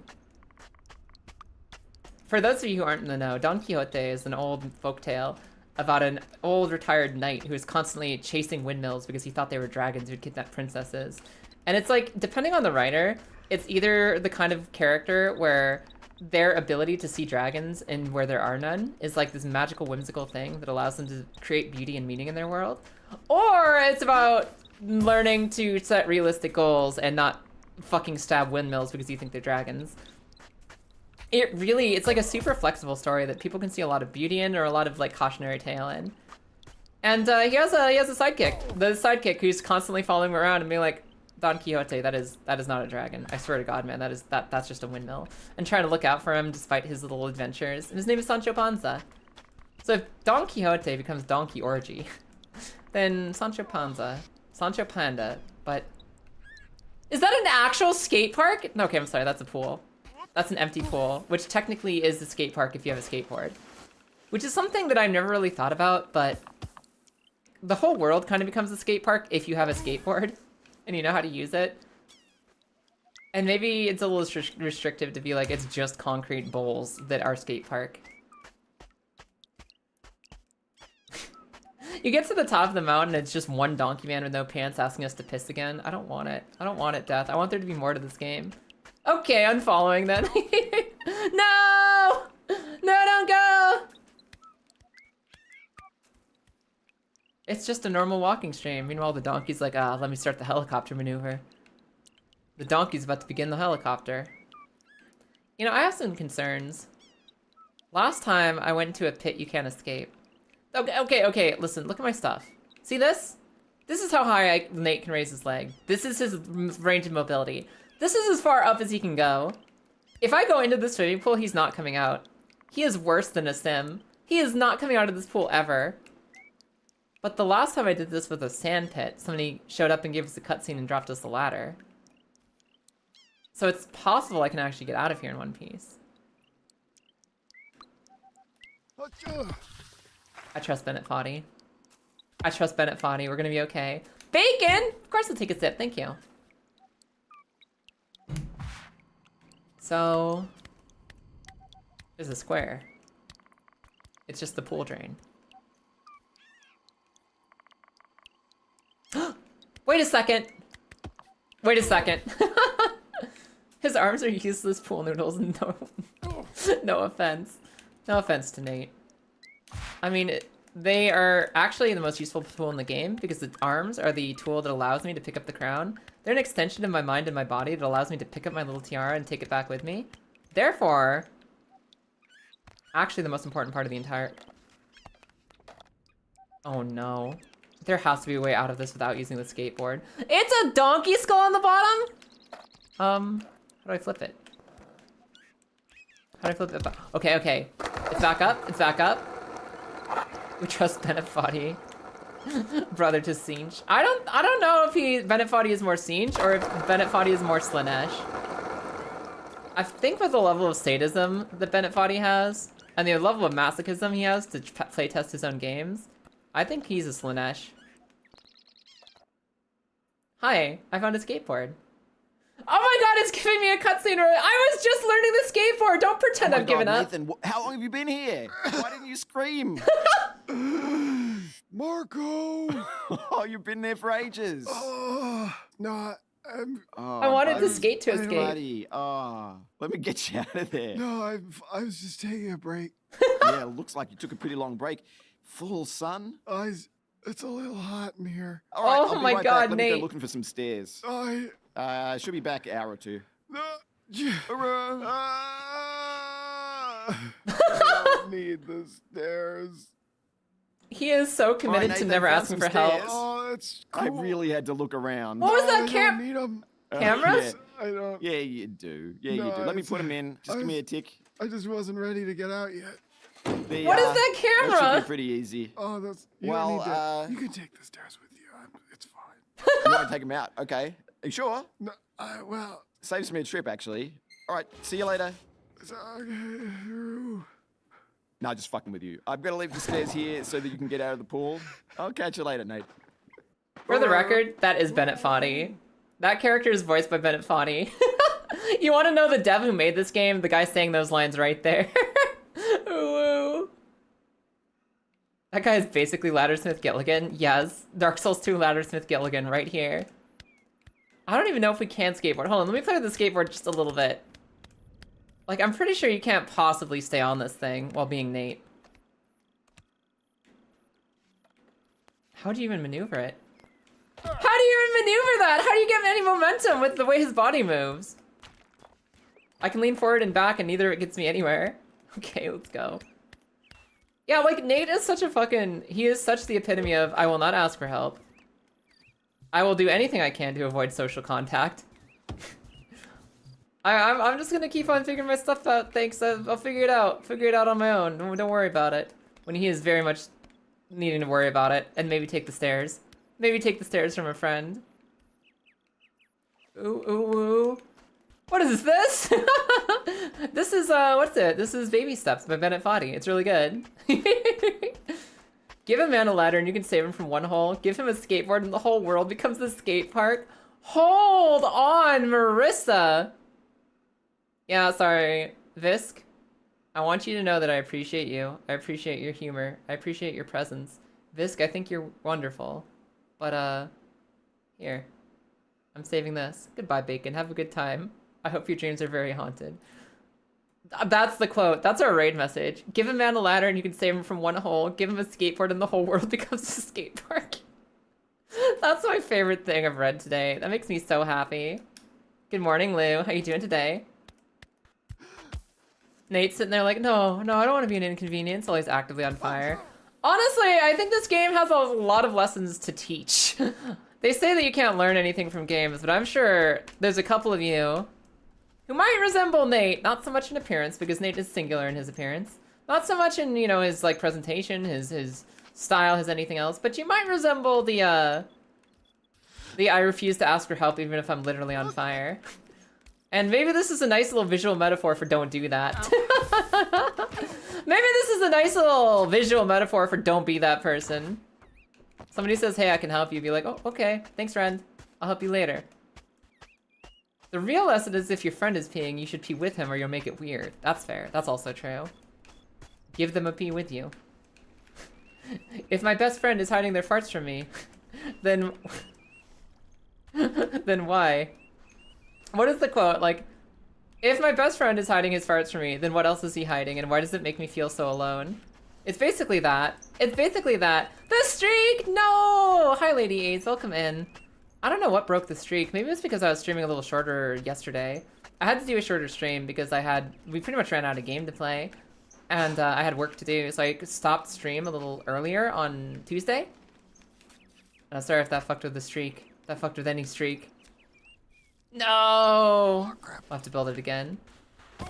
Give him a hole and he needn't skate at all. What do they say? Like, skate fast, eat whole? I'm pretty sure that's the quote. I broke all your streaks. I broke all your streak. Never mind, I don't feel bad anymore. Listen, if I broke Dirty Girl's streak, then it was a price worth paying for the rest of you. That's a sacrifice you're just gonna have to get accustomed to. Everything in the stream goes in service of breaking Dirty Girl's streak. And the sooner you get used to it, the better. I think I need to find a different way up the wall. Hup, hup, hup. Speaking of breaking a streak. My streak is still streaky? Oh hell yeah, just like the good bacon. Alright, I gotta go get some more water. I gotta stretch. I gotta not just like glue myself to this gamer chair. Even if I'm really determined to climb this hill right now. And I'm actively fighting the impulse to let go of the buttons. Because I don't want people to miss stuff while we're in ads. Can't miss a single second of Donkey Piss stream. So I'm gonna be right back. I'll be back with you guys in like 2 more minutes. Be right back, hold on. Hold on, I'll be right back. Mirror B. Hi Spike, be right back. Band. Yeah, it's funny how you can get attached to things so much when you're a kid that like, it doesn't matter whether it's good or bad, like you can just watch it a million times. A lot of the things we liked when we were kids are like just okay, they're just alright. But you get like attached to it, right? Because it's the movie you have. It's the movie you have. And you don't always get new things to have as a kid. You don't always get new things. So sometimes you get attached to something just because you're a kid and your family can afford it and it's yours. It's your thing. And you just love it because of that. And I think it's really cool, like the nostalgia bonds you build with something because of that. Some things you go back as an adult and it does not hold up quite the same. Some things maybe don't hold up so good. And some things are actually like as magical as an adult as when you were a little child with no taste. Sometimes you survived being a child and having no taste, and actually that thing was pretty good in fact when you go back to it. Don't kill that mushroom. Did I do bad? Kaya, I killed the enemy, I did that. I got bored! Alright, as a bat- I got bored again.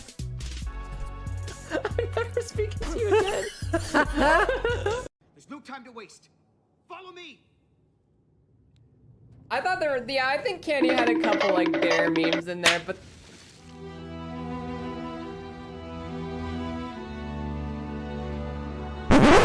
he's alive! What the hell? I thought he died! Wait. Wait. Hold on, everybody. Wait. Everybody stop. That guy was supposed to die in that Atom Smasher. He is scripted to die in that Atom Smasher. He went past it. He's currently fighting a zombie. And the quest has updated to tell me that he's dead. Everyone, I don't know if he's gonna be alive or dead when we close this. Let's see if he's fine. No! No! He lived! He lived! You took this from him! Hilarious for who? Ah! You fucking died. I fucking died! Ah! Oh my god. Oh my god. Take his arm off. Oh. Hello there. Hi everyone. I have returned. What up? Sorry about the break. Had to get up, had to stretch, had to get more energy drink. And now we're on the last leg of the stream. We're on our final approach to the mountain. Maybe there'll be more donkeys, maybe there'll be less. I don't know which one I want now. I thought I had a clear idea of what I wanted out of this game when stream started today, and I'm starting to question my decision making. So let's just sit here and think about it for a second, Nate. How are we actually getting up there? What is the actual path we want to get around? I think I need to go higher on the ridge because I think this path wasn't really doing it for us last time. Maybe I'm wrong. Maybe I can keep going this way. Saguaro cacti always look so friendly. Oh, the little wavy ones up there? They're just cactars. They're just cactars who haven't woken up yet. They're giving us a little friendly hello from a distance. Hi. Can I go up this side or is it too slippery? Is there no purchase? Is there actually a strat to get up this crevice? Is there a strat to get up here? It feels like there could be. It feels like there's move tech in here that could work. Or maybe not. Like, I'm not sure this is gonna work out. Also, is that what a saguaro cacti is? I've heard the term saguaro cacti, and I've seen your basic cactus before, but I never knew they were the same thing. I never knew that was like the default cactus. A saguaro. No, I think... Ah! I want the crown! Come here. Come on, Nate. We made it this far. Surely, the next cutscene is just within reach. There's like a castle up there. I think the castle actually might be something that they explicitly stated in the game lore was our way back home. I might be crazy, but I think one of the first things that we were told in this game is that the castle, quote unquote, is how to un-isekai ourselves. And there's actually, you can see the castle walls just there. Just up there, the castle's starting to happen. You can also see the waterfall that will be the continuous river that brings us all the way back to the beginning of the game if we fail it. I think that we might be able to get to the end if we can climb up. And I'm so curious. I'm dying to know how this game ends. Does this game have like, you're gonna have a choice at the end, whether like Nate lives with the fucking party donkeys for the rest of his life, or whether he goes back to trying to live as his best self? Is Nate's best self perhaps the Nate that stays to party with the party donkeys? Or is there a different best Nate out there who he needs to find? Really makes you think. Up. Really makes you think. The choice better be a jetpack. Hello, I have ended the end of the game. I've reached the end of the game. I would like my choice. My choice will be jetpack. So I never have to climb this mountain again. Ah, good choice, player character. Good choice. Wonder if I can just get up here. Okay, Nate, let's chill. Okay, let's chill and think about this. If it was a dream all along, I'm going to riot. The donkeys need to be real. I refuse to live in a world where the donkeys aren't real. Shit! Wait. Wait. There's a chance he can make it up here. There's a chance he can make it up without losing everything. There's a chance. There's a chance! Maybe we go up the side here, huh? Maybe this is enough of an incline for Nate to get his little feetsies around. It's looking a little sketch, but maybe you can make it because it is sandy, and you can sink your toes in a little bit. Do this weird little peacock side step. Ah! I think that'll work if I'm a little bit more patient. I think if I pace that better, it works. Round? Thank you. I think that's the idea. Saguaros are probably the most commonly depicted cactus in any media. But they're only in the Sonoran Desert, parts of the Sonoran Desert, and no other cactus looks like them ever? Really? Huh, I just kind of assumed there were a lot of different cacti that look that way. This game must have a 1GB directory of just Nate's noises. He keeps coming out with new fucking voice lines out of nowhere. Like, I hate this specific thing that is happening right now. I swear, we played like 13 hours of this game. We haven't heard that till just today. Can do it, Nate, thick king. Thick king. King in the thick. King in the thick. Come on, Nate. Let's go. Come here. Come here. Up. Okay. Okay, okay. King Nate.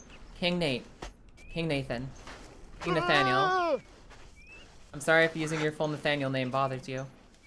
You might just... You can be Nate. That's fine. That's fine. You can be Nate. Okay, okay. Okay, it's just Nate from now on. It's just Nate. That's my fault. I made him uncomfortable. Recording Nate Bones, day 11. Whoever voiced Nate must have had so much fun. You know, speaking of Smiling Friends, which I still haven't watched, but I've seen a lot of clips from now. It looks funny. Smiling Friends looks funny. To build on what we were talking about earlier, I haven't seen Smiling Friends. I've only seen clips. It looks like a fun show. I should check it out sometime. It's been a while since I've seen like a really funny, stupid Adult Swim show. This is basically an Adult Swim game. I think this entire, like, the whole fucking humor style here would fit right in on Adult Swim. Just like that weird, awkward, non-conversation people share with each other. It's very Adult Swim. Ah! Hey, okay, just take the crown with us. Hi, Looney. Welcome in. How you doing today? Whoever modeled the butt probably had fun, too. That is a very notable ass. That is some butt physics. Somebody really enjoyed making this character model. You hear Smiling Friends and you immediately think Happy Tree Friends. I mean, it's not like they don't share some similarities. They don't share some traits with each other. I will say I was never a fan of Happy Tree Friends. I thought the Happy Tree Friends was like up there with Fred and Annoying Orange for me. And like stuff that was really popular when I was a kid and a teenager that didn't really catch on with me. It wasn't a me thing. I was like really like, I need more substance than what Happy Tree Friends has to offer. The only joke is the animals are dying. It sucks. Trash content. Oh! And maybe one day I'll make something as successful and popular as Happy Tree Friends and I'll be able to have an opinion about it. But for now, that is my opinion about it. God. I watched Smiling Friends when you were hospitalized. It was okay. Yeah, like, it seems like one of those, like, it's one of those, like, it's, what do they call it? Dry humor. It's dry humor. Or it's just very much, like, based in, like, a lot in, sometimes it's just, like, absurd, weird shit. Sometimes it's, like, the stoner humor. But the dry humor is, like, when they're just having awkward conversations with each other.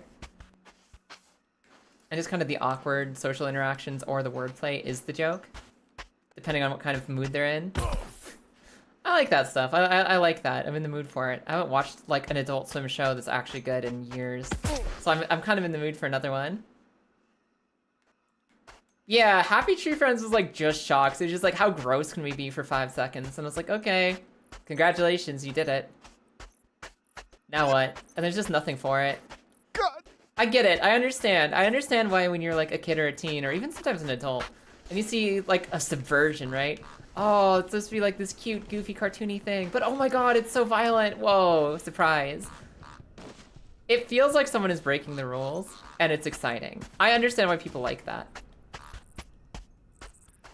But I don't know, it needs more than one joke for me. It needs more than one joke for me. I need layers.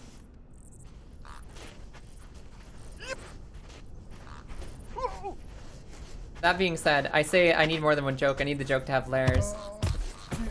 I am the same person where every single stream that me and Lilith ever did together, every single time that me and Lilith streamed together, Lilith would give us the 5, 4, 3, 2, 1 countdown for stream going live. And then right at the last second, she would say poopy butt just to get me laughing. And it worked every time, and I'm not proud of that. Because it maybe did work and get me giggling at literal the beginning of every single stream we ever had.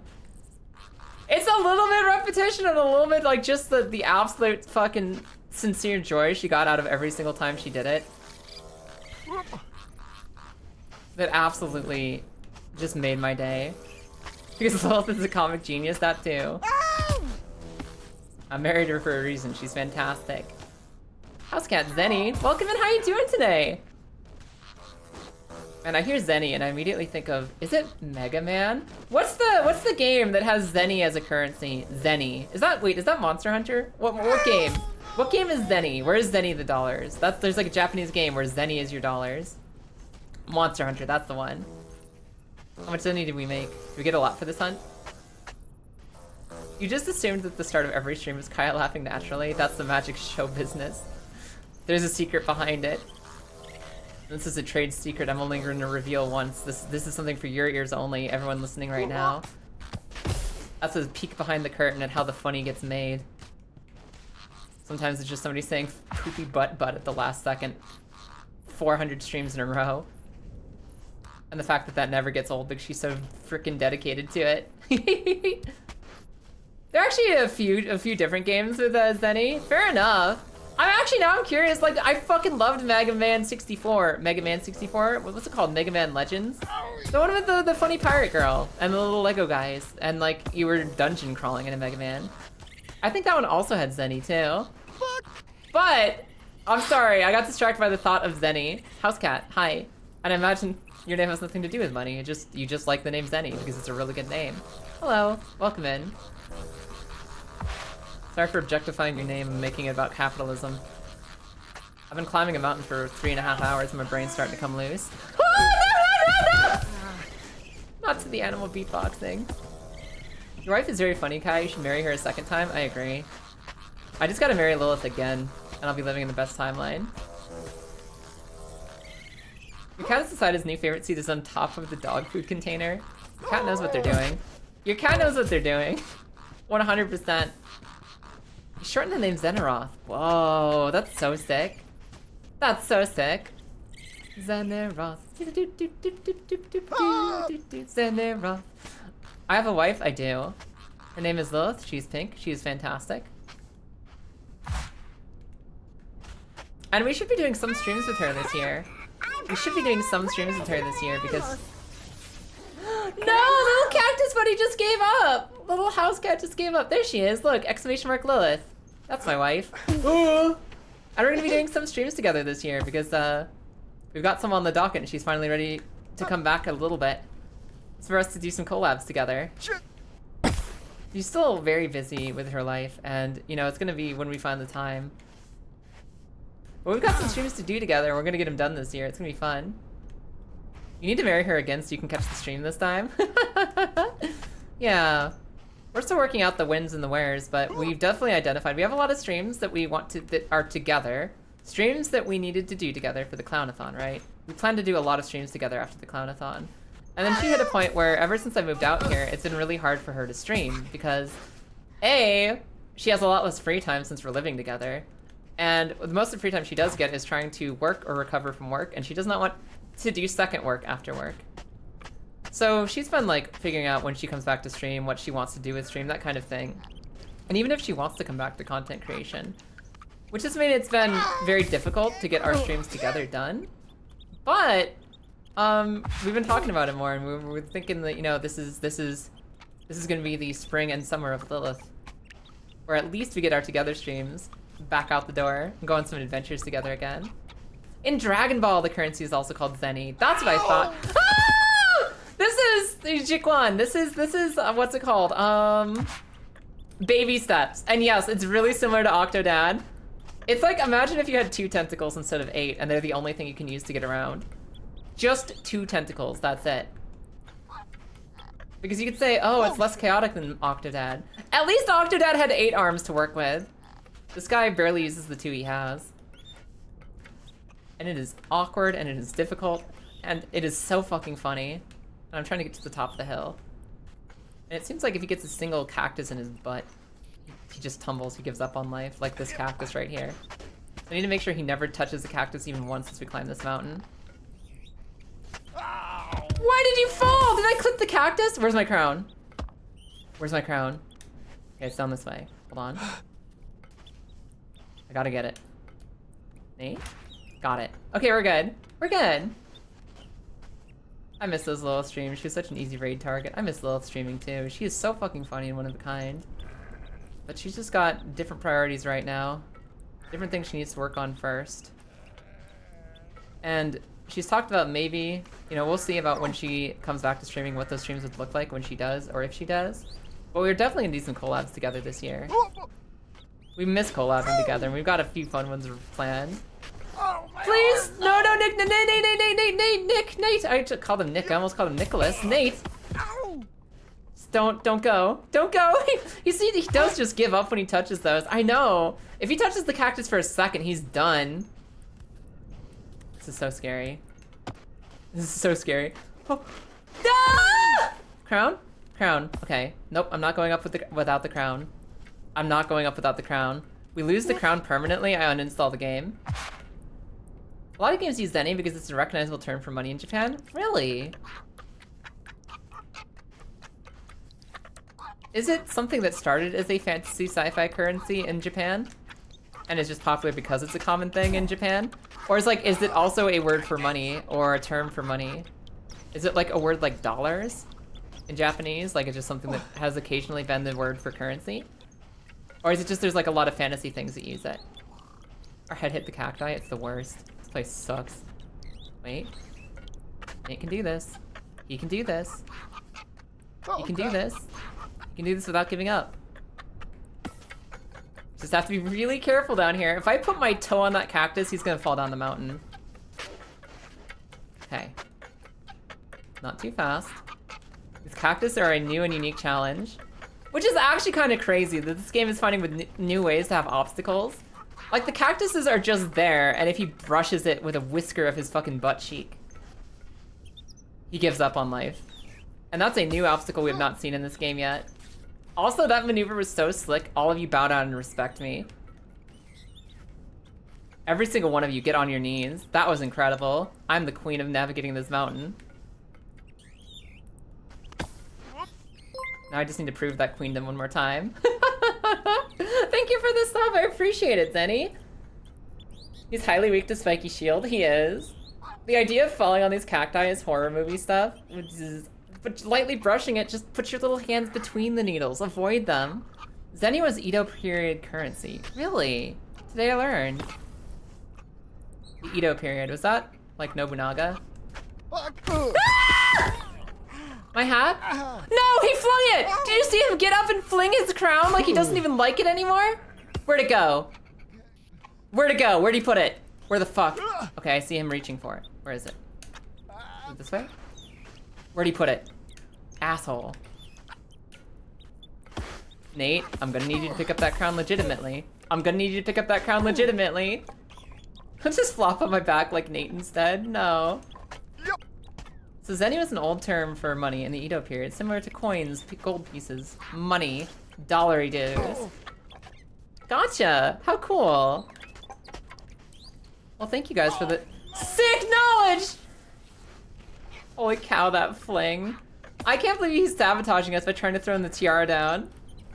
This fucking guy, man. No. No! Wait, I think there's an alternate route. I think I can get up this side. I think we just got... Nate, I'm gonna need you to figure out which leg is like which real quick here. Okay, we're good. We're good. Good? We're good. We're good. We're good. We're good. We're good. We're good. We're good. Don't touch anything. Just go up. Just go up. I was the queen of climbing mountains until this happened.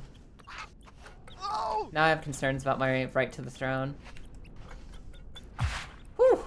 Okay, we got the hat back though. Back to being the queen. Nate is legit throwing right now. Report him. Report for feed.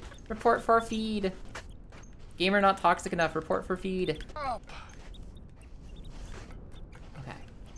We did it. We did it. Awesome. Hup, hup, hup, hup. Hup. Hup. Oh, careful, careful, careful, boy. Careful, boy. What's Nate's story here? Literally, we don't know. This guy was spending his entire life living in a basement, trying to like, he was just chilling and watching anime and YouTube and stuff. You know, in several ways he was living his best life. He had Doritos, he had a couch, he had anime. But there were hints that maybe he was feeling a little unaccomplished and he wanted more with his day.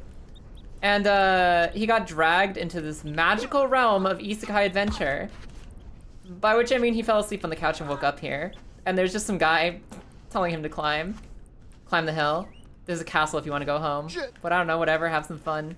Have some fun, maybe learn to climb a little bit. Castle's up that way. Ah! No! Did you see that? I'm not crazy, that cactus just punched me! That cactus just punched me! And it punched my hat down the mountain! Also, there's occasional donkey orgies, yes. Are you kidding me? There's an actual punch cactus? I'm going down for the crown. Where'd it go? Where'd it go? It's so sandy, the crown could be anywhere. Let me know if I passed the crown on the way down, because on the way downtown to Crown Town, I don't know where it went and I'm scared. I don't know where it went and I'm scared that we're never gonna see it again because it actually sinks into the sand a little bit. It sinks into the sand a little bit and I don't know how far it went. If it started sliding, if it disappeared, we're over. We're all over. It's all done. I think that cactus just dick punched us. That might have ended the run. That might have ended the run. Best cactus. It just punched us. Hi Noodle, welcome in. I'm going all the way down to the bottom of this pit and waiting for the little prompt that says, hey, Kaya, hit A to pick up your crown. We have to climb this entire mountain in reverse. Our crowning unachievement. It's just horrible. Oh, guys, I'm a queen. I'm the queen of the psychic call of my own tiara.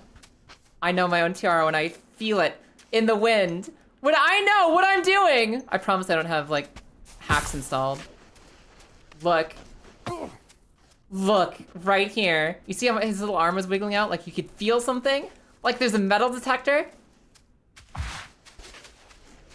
That bitch cactus punched my crown all the way down here. And I'm stronger than that bitch cactus. I'm going back up. I'm going right back up. Crown run failed. No, succeeded. I am the queen of knowing the trajectory of my crown. Except for that one time that, like, I missed it and Marissa was smart and I was dumb. In the clip, the crown went super flying. I saw the line. I saw the line. I saw the ballistics. I saw the trajectory. You could have me on a forensics team. I'll tell you what angle that bullet curved from. I'm so good at ballistics. I could be a ballistics expert in the Wanted universe, where people are fucking curving bullets. I'm just like, yeah, I came from that skyscraper. Trust me. I go back up again and the cactus pulls a gun. I don't want to live in that Looney Tunes universe. I don't want the cactus to have a gun too. That's too Looney Tunes, man. I don't want it. Lethosos, how you doing today? We don't drop no crowns on the stream. Your queen, you dropped this. Nate is our queen. He dropped it and we got it for him. We're ready to go. The cactus reached out and gently caressed Nate. That was so bullshit. Thank you for the clip. My god. Well, I found my content for today. I found my content for today. Let's get my crown punched down a mountain. It's right there. Up. Ooh. A troll game in which suddenly a troll has one off good form. Oh, one off god form. It was disgusting. Like, this entire climbing challenge has been so easy to understand and, like, predict and work with. I get it. I know where I'm climbing. I know where I'm going. They don't surprise me. You know what climb you're doing, right? You know exactly what you're doing. You're going around these cacti. You're using these cacti and the cliff, and you're going up in a path that makes sense. There were no punching cactuses until the single punching cactus. And it's the only time this game has ever pranked me with a surprise obstacle that you can't see beforehand. And if that's the one time they do it, then fuck Bennett Foddy very much. He's a genius. Sharky, hi, good morning. Let me take a sip. Crown went down. Oh, did I not get it back? I thought I just got it back. Hold on. I thought I grabbed it before I kept moving. Thank you, thank you. Oh, my arm, no. Ow, my arm, no. Nate, you're gonna have to get out of this loop, buddy. Oh, my arm, no. Oh my god. The arm bonk directly into the face bonk. No. Hey, Nate? Oh, no. Come on, just do what you did earlier. Ty, hi! Fuck. There it is. Okay. Ty, we can see the final obstacle soon. How you doing today? You missed the cutscene. I'm just gonna say the cutscene. But there are legends of it spreading around, perhaps. Maybe this game is more of an I want to be the baby steps guy. Like, I want to be the guy, but baby steps? Maybe. It's okay.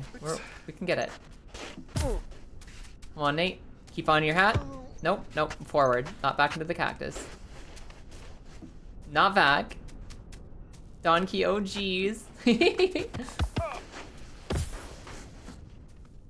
Crown? Hi. How you doing today, Ty? Ty, I signed up for the global competition. I locked in my team. I'm doing science this weekend. Science to be immediately be undone and then fixed for EUIC. Cool, you didn't yet? Yeah, you still have time, right? I forget, it's like local midnight. Is it you have until local midnight to sign up? Or is there like a really specific time you gotta get into it? Alright. We still have the crown. We're okay. Careful, Nate. Careful, Nate. Careful, Nate. UTC midnight. Gotcha, okay. So you only have till our midnight. I understand.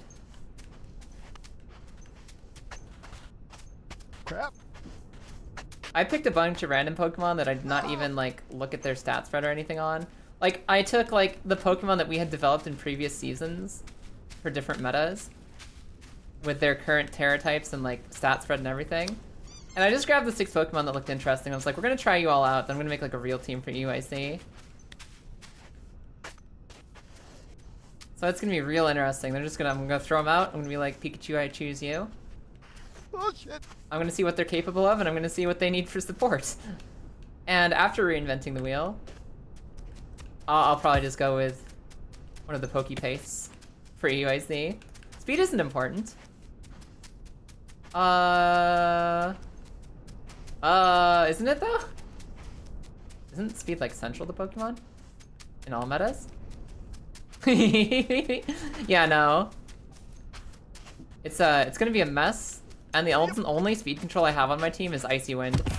It's the same cactus. It's okay, it's okay. The crown is higher up now. I didn't realize that was the cactus. You can kind of see it now. It's the bulky one. It's the bulky one. Blaze Rider, of course you get a hug. How are you? Imagine if they censored it and just made that a cut to black cutscene. I don't know. No. I didn't know that was the same cactus. I didn't have a memory of the cactus's specific look before it took me down. I just remembered the pain of watching my crown fly away. All I remembered was the hurt and not the hurter. All I remembered was the abuse and not the abuser. Oh, ow. Come on, buddy. Yeah, no. I think I'm cooked for this global challenge, and I might play the games on stream tomorrow. Stream tomorrow is either going to be Gamble Pokemon again, it's going to be Gambling Pokemon game, or it's going to be Kaya tries to do Pokemon Tournament live on stream. One or the other. So that cactus, the cactus with the cake. The cactus actually has butt. Like, look, the cactus has cake right there. That's just Nate Cactus. Okay, I see the danger, I see the danger, I see the danger, I see the sentient cactus. We're not doing that one this time. We're not getting isekai'd by the cactus. Not twice in a row. That cactus works out. That cactus is caked up. That cactus is an entire bakery. Back in work and chill out here and scout for bacon. It's okay. I haven't seen bacon in at least 5 months now. They probably ran off. Bacon's probably long gone by now. Hey, Bacon, wake up! I don't know if I'll survive more Gamblemon Nuzlocke. It's been rough so far. I mean, I can make it a non-Nuzlocke. We could just play it normal. Because doing Nuzlocke once was a funny joke. Doing Nuzlocke forever, the joke wears thin. Maybe we play a little standard Pokemon Gamble game. See what the game is like if you play normally. What was that? Yo. Yo! You think Giant Statue Girl has like a coochie track? You know how like we were able to almost ride the Little Red Wagon directly into that man's butthole down below? Do you think nice big lady has maybe a roller coaster ride around? Oh, I'm so curious. I need to get a better view on this for no particular reason. A non-lock? A vanilla run? Maybe. Because, like, I think that Nuzlocks are funny. I think random is funny. I think there's a certain amount of time frame in which it's really funny to try something really hard and get your ass kicked. And maybe sometimes you just want to play video game, you know? Maybe sometimes you just want to play video game. Waiting for another punch cactus.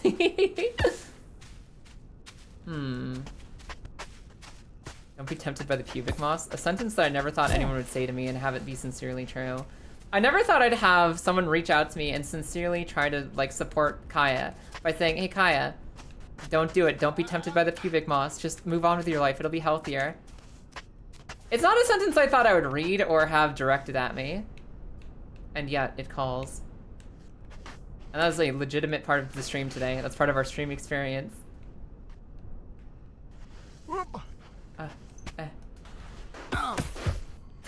Crown, please. Thank you. What are the best ways to get up here? That's the best way. What's the best way to get, like, you know, up? What's worse, pubic moss or underboob moss? Pubic moss.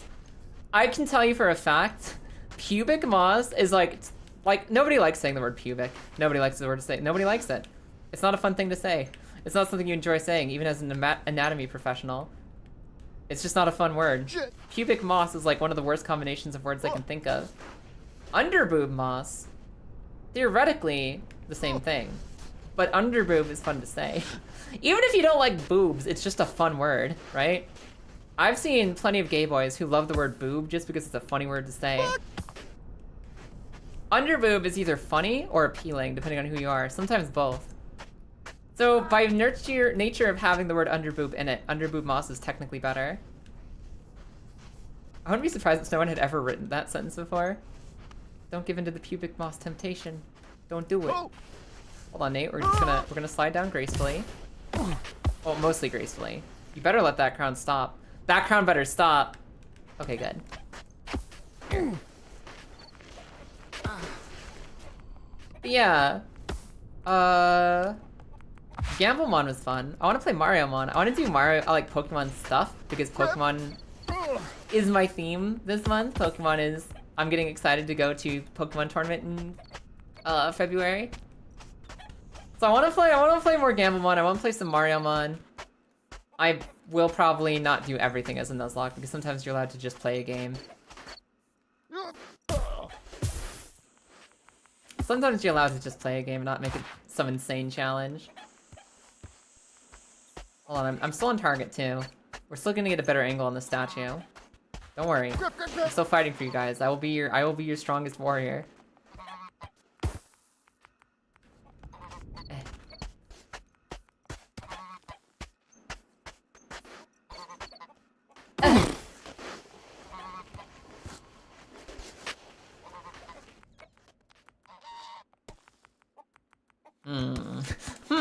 Where's my crown? Oh, it's up here. He wanted to grab it so early, I wasn't sure where it went, but I see it now. Gimme. What's the best angle to approach here? It's okay, Nate. It's okay. Just with confidence. Less confidence, more control. Less confidence, more control. I'm pretty sure we can make this. I'm pretty sure we can make this climb.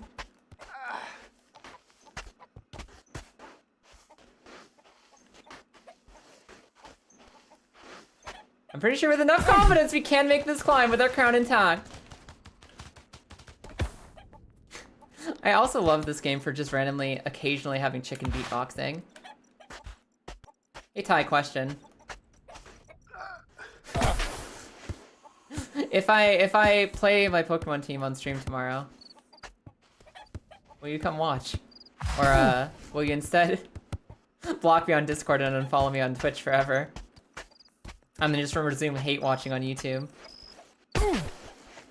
What is the obsession with the number 5 paint? I'm so curious. Oh, that's the message you sent earlier with your 5-stream streak. And it just didn't go with the streak message originally. I got you. Just excited about the number 5. I don't blame you. It's a pretty big streak.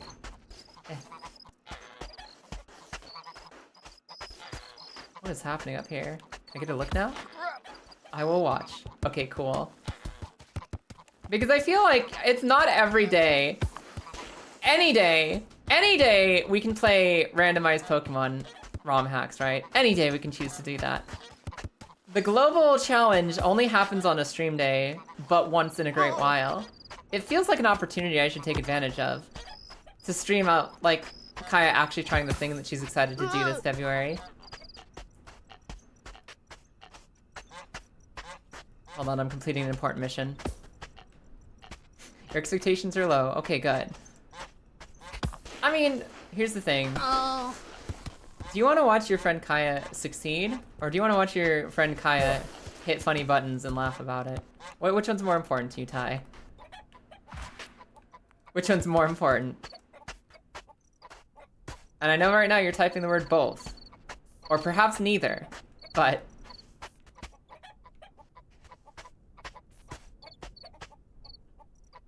I did it. I made it to the top of Titty Mountain. Is there anything else to do here? Is there really anything else for me to do in this game? Like, I think we can just end stream there. Look. Look at this. We're like at the best spot in the game. Where else are we going to go? Where else are we gonna go from here? It can't get better. It's only 2 peaks I'm interested in. Wanting me to succeed would be unfair to the others, so just ruin other people's day with the funny buttons. Okay. There's some part of me that concerns that I'm actually creating a BM atmosphere with the funny buttons, and I don't want that to be a thing against my competition. I want it to be the funny kind of ruin, you know, not the legit, literal type of ruin. So, what are your thoughts on After You Fisher? What are your thoughts on After You Fisher? Also, what is happening to this girl's leg at the end there? What is it culminating in? That looks like a... That could be a tentacle. It could be a prosthetic leg. It could just be a random garden hose. I don't know what her leg's doing down there. In Chinese, 5 sounds like laughing, so sometimes people write 555 the same way you see www. Oh, it's like the grass in Japanese. Gotcha. Because 55555 sounds like laughing in Chinese, whereas in Japanese, the W, like, I learned why W means laughter in Japanese once, and it's something about like laughter kind of being similar to the sounds of grass rushing through, like wind rushing through a wheat field. Or a grass field, and the W's kind of look like a grass field, so that's like the sound of like laughter or something. It's something like that. Like that was the deep lore with W, right? Make sure you have bright powder on someone. I don't have bright powder on anyone. I do have Fisher. I have Fisher Tinglu, who I brought because he's a tinky boy and I like him. I'm actually having a problem leaving this phase. I don't want to leave this. This is such a nice spot. I could go explore, like, down there. I could go see what fucking, like, Oasis party she's having on her face. I could just stand on Titty forever and never have to leave. Also, hi, Krillera. How you doing today? Alright, I'm gonna go explore real quick. I'm eating white chocolate? Yo. I think that might actually be the thing that just changed my mind. Eating white chocolate. That's a sentence that contains the word eating. And I am kind of hungry. I'm a little bit hungry tonight. Shit. We've got an upgrade. We've upgraded our basement into a titty perch. Honestly, Nate's moving up in the world. Honestly, why would you ever go back to the basement? Why would you ever go back to the basement if you can just perch on Titty Mountain? This is a comfy place to be. Even when Titty cold and hard, it makes the world warm and soft. Don't use that against me, support. Because that kind of sounds like a bout of necrophilia. Sick, so enjoying stream. Aw, well, welcome in. I'm sorry you're feeling sick, but it's nice to have you. Up, up, up. Up, hop, hop, hop, hop, hop. But eating. The thing that might change my mind is that if I end stream, I get to eat dinner. And I'm feeling kind of hungry. So that might be important. I might do that at some point. I might at some point end stream, maybe. Whoa. But I can see the route that will lead me to the top of the woman oasis, so I'm gonna see what's going on over there. I'll take that quote in a second, Grizz. Warui means both laughter and grass in Japanese, and W looks like grass.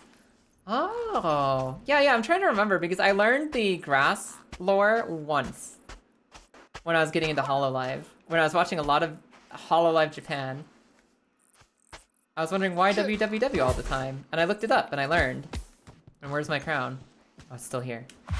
Cool. But I have since forgotten the lore. It's been a while. Good. Okay, okay, we're fine. A little patience went a long way.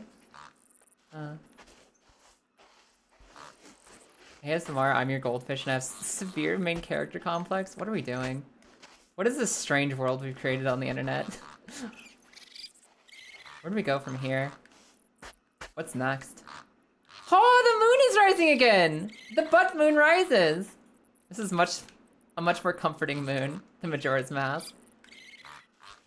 I think the world is safe with this moon. Hey, Maldrin, how you doing today? As you can see, I've made my crown almost all the way up the mountain. Like, somewhere up here there's a castle, and somewhere up here is the peak.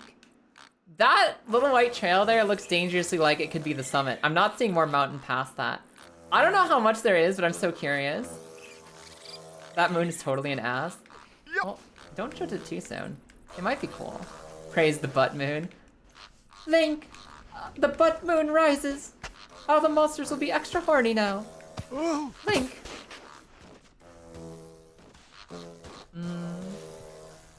What if this is the moon from Majora's Mask from behind? Colossus, you're a genius. Colossus, you're a freaking genius. This is 100% the Majora's Mask moon as seen from behind. Like 1000%. Also, are there any amongst us that do not appreciate ass? I mean, if you made me to pick one, titty girl first, butt girl second. I am butt neutral. Butts can be nice, but I don't think about them that much. When I see them, yeah, it's pretty nice. It's pretty cool. How do I do this climb safely? Up. How do I do this safely? How do I do this in a way that he can actually accomplish? Did I just figure out movement tech? Am I actually learning this game? No way. Thighs first, everything else second. Cultured. The Liza P butt. Listen, the Liza P everything was very excellent. We had amazing mods. Also, yeah, we were talking about, I saw the comments about like 82 Orphan of Cos streams. It's weird, isn't it? Because sometimes people really enjoy watching me struggle on something. They like watching me overcome a challenge. Sometimes people get bored after the 85th boss fight. It really depends. I guess it's kind of like, it depends in my own head too. Sometimes it's the exact kind of funny thing you want to do, and sometimes you want to do something different after 3 weeks. Oh shit! Okay, careful. Oh, dang it! Alright, we didn't lose the crown. I believe the crown is still with us, but that's a lot of effort. That's a lot of effort to get onto phase. Where'd the crown go? I haven't lost it. I think it's with us. You're a follower of the Church of Adonatology. Like Adonis? What is Adonatology? Come here. Come here, come here, come here. Maybe I just... Is there a way to do like the quick Nate walk up this side? I don't think there is. Pecs are where it's at for you. You just want a motorboat, dudes? Fair enough. Listen. I'm not a dudes person, but I am a motorboat person. I agree with that. Gimme. Where'd my crown go? Where'd my crown go? And maybe sometimes we just want to hang out and like talk about like what is the actual cultural value and impact of animation, and also do you like titties or butts? Maybe sometimes that's what stream needs to be. Adonatology is the worship of big curvy woman butts.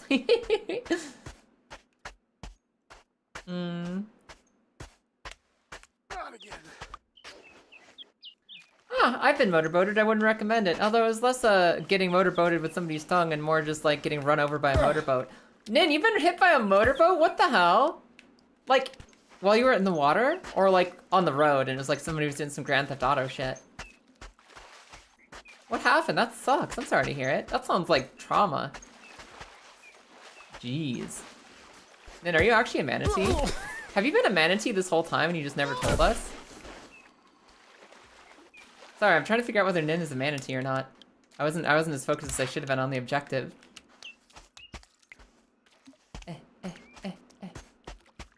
Fuck! Hup. let's see if we can get back up here without failing. Let's see if we can get back up here without sliding down to whatever's happening down there. I don't want to go back down there. I want to go up still. I want to continue to up. Hey, Nate. Slow down. Don't lose me, Nate. Nate, don't lose me here. I might need to rethink my approach if this isn't working. Because I gotta get him back up safely. Without completely losing our progress. Come on, Nate, we have a simple goal. Just get over this way. Just get over this way without sliding down the hill. Maybe I can get around on this side a little easier, maybe. Sorry about your traumatic injuries, but mouth and chest is pretty poggers. Exactly. Exactly. We can get up the side of the hill. You jumped out of your boat because you had too many people. You went under the boat. You found the boat keel with your body. You found the rudder. Oh, there's the surface. Oh, we have an inner tube.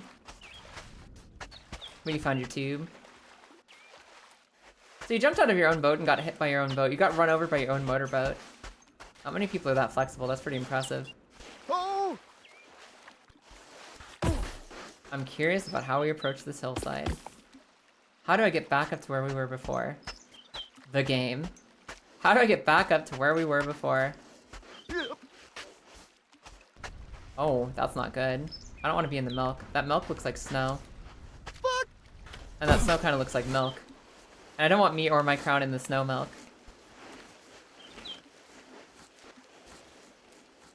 I think this might be even riskier than the other path we took.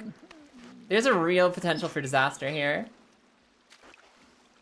You're still salty you don't have a scar from that experience. Right? If the life is gonna traumatize you, it might as well get you sick boat scars. Otherwise, what's the point? Hold on. I can maybe get up this ridge. Maybe. I don't want to go down this milk. I don't want the snow milk. Oh my god, did I do it? I think I did it! We're up, we're up, we're up! We're up safely. Holy shit, I thought I was gonna fuck that up. I really thought I was gonna fuck that up. The only thing that saved me there was unearned streamer confidence. The only thing that saved me was the absolute unearned confidence of a streamer. Even if I fail, it'll be content. Come here. Hop, hop, hop, hop, hop. Hop, hop, hop.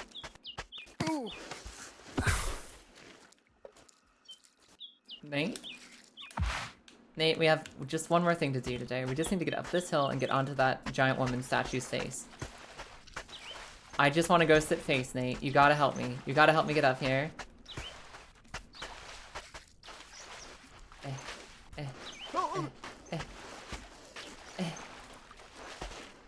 I wonder if he can even get up this. I think using the shimmy tech I had earlier, he might be able to. There's at least not that much threat for failing here. Stairmaster, Stairmaster, Stairmaster, Stairmaster. Approach life with the confidence of a man who's grown his first mustache and you can get pretty far in life. I don't think anyone, I don't know if that's a necessarily universal experience everyone can draw knowledge from. No matter what your gender is. I think there's been a lot of people who are like, what the fuck is this on my face? Where did it come from? How do I kill it? Do I need to hire an exorcist? Snilk is certainly a term that I could only hear from Kaya. No, everybody's talking about snooties and snilk. Snooties and snilk exist everywhere. You just have to find them in nature. You didn't get a scar from being hit by a car either. Totally unfair life. I ran myself into a car. I tackled a car that was pissing me off. I didn't get a scar from that either. But then again, I hit the car and the car didn't hit me in that situation. It was very satisfying to crumple the car door though. Snail milk? Could be snail milk. I mean, right now it's snake milk. Snow milk. It's snow milk. Maybe I can get up from this side. Like, there's a possibility I can get up from here. Can I get up from here? No, I need to come in from the other angle. I need to come from this side. It's the only way. I really want to know what's over there. Like my last big goal today is I want to know what's on the. I want to know what's on the face. Shaved ice and milk might be pretty good though. Honestly, yeah. Isn't there like there's places that do that? It's literally like you can put milk in shaved ice and make this really nice creamy texture. And you usually see it at like water parks and stuff. And I'm pretty sure there's a term for it. Grab. You've never hit a deer with your car, but a deer once hit your car at a stop sign. Oh my god.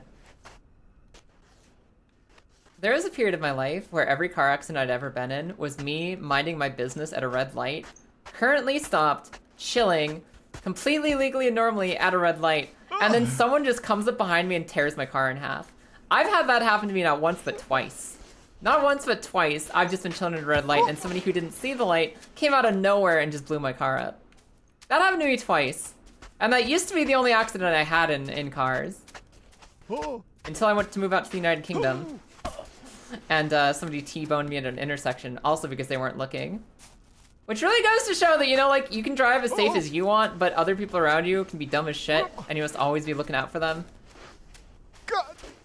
No matter how good of a driver you are, everyone else isn't, so keep your eyes open. Korean shaved ice, gotcha, bingsu. Shaved milk? Don't say shaved milk, I don't like it. I like bingsu a lot more than fucking shaved milk. I really want to get up this hillside. I'm running up that hill. You gotta drive like everyone around you is gonna do the dumbest vehicular move possible. Yeah. How good of a driver you are is based on dodging others. Yes, that's also true. I'd say that's the only metric that matters, is how good is your dodging. Please let me up. I don't want to have to go all the way down because I'm not sure I can from here safely. I don't know though, Ty. Not all of us got our training arc in New York City for how to survive people who want to take you out. I still think one of the funniest things Tiberius has ever said to me is he was trying to explain New York traffic to me, and when he was describing New York traffic, what he said is the only thing that New York drivers is trying to kill more than themselves is you. The only person they want dead more than themselves is you currently. That's how drivers drive in New York. So, you know, just be ready for that. I thought I knew, you know, from the tone and from the example, like, what I was getting into. But getting driven around in New York just a little bit really kind of made it hit home.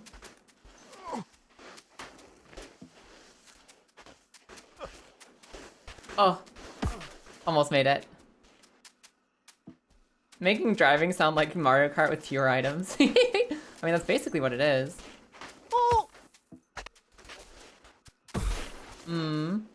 If your Uber driver in New York doesn't break at least 3 traffic laws, they want you to be late. Man. New York is really nice to visit. It would stress me out to try and live there, which is, I think, how everyone goes with it. Alright. Alright, Nate, can we make it up here before the end of stream? Can we? Can we do it? Can we do it? Can we get up this hill just one more time? Can I make one more attempt at the face before the end of stream? Speed limit? Wrong. 10 over or bust. I was 5 over, girl. Listen, I like to live life loud and audacious and being unapologetically yourself. I also believe that speed limits exist for a reason. I'll be punk as shit in as many ways as I want to, but speed limits are not one of them. Speed limits are I go 5 over and that's it. That's the limit. That is the limit. No more, please. New York actually has functional public transport. I would try to use it. Yeah, using the trains was nice. Using Uber was not so nice. Too stressful. I wonder if I can I feel like I can glitch Nate up here safely. I think I can glitch him up here without losing the crown. I think I can do it. Used to be 5 hours until we moved to Oregon where the speed limit is a suggestion. Yo, what's up? Admin Voss, how's it going today? It actually sounds like a side character in a Fallout game or something. Admin Voss of Vault 87. Whichever vault tickles your fancy. Crap. Come on, Nate. Come on, Nate. Up, up, up, up, up. We actually almost made it. There was a second where our foot caught the ledge there and we almost made it. You have a question? What's up? Hit me with it. Almost. I think it's possible. I think it's possible. Oh shit! Oh shit! Oh, oh. It's like if I slow down a little bit when you notice he has a toe hold, there's a chance. The bed is called a bed and the dresser's called a dresser, then why is the bed more comfortable than the dresser? Why? Why? Hit me with it. This feels like a punchline. I either missed the punchline or the punchline's about to be deployed and I'm excited for it.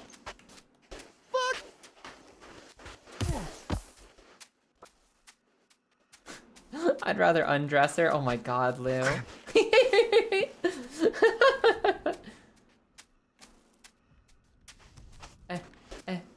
Oh no. Punchline's getting lost to the ad break. Hold on, let me try one more time. Nope! I've lost. Alright, actually, we're gonna have to wait for the end of that punchline, all of us, because I gotta stretch, I gotta use the bathroom, I gotta drink some water. I'll be back in like 2.5 minutes. 2.5 minutes, maybe. I'll see you guys real soon. If only Nate could use his arms. We're so close. We're so close, you guys. Crown, pause, be right back. Hold on, give me a second. Give me just a second. All right, let's just... This one gives me a purple rupee, you mother... What about you? 10. A recovery heart! A single 1 heart heal!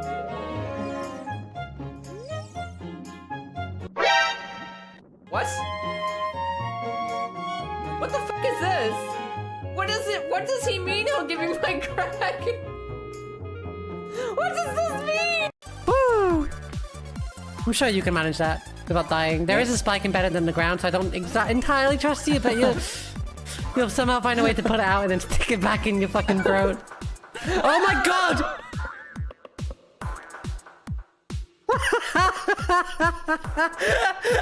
I'm going to a toilet break. Somebody please clip that. If not, Kaya, clip that. I'm going for a fucking toilet break. Holy fucking shit. No way. Oh, okay. Okay, okay. Talismans are cool.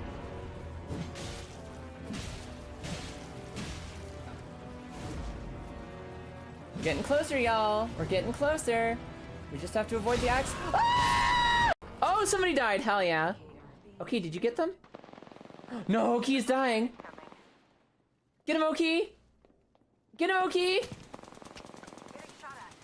Get him, Oki. Woo! Oki's the champion. Ah. Damn it.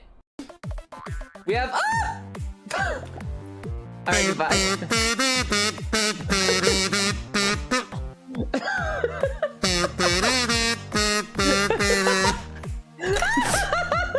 Oh my god! The fucking Mission Impossible and the funeral pop.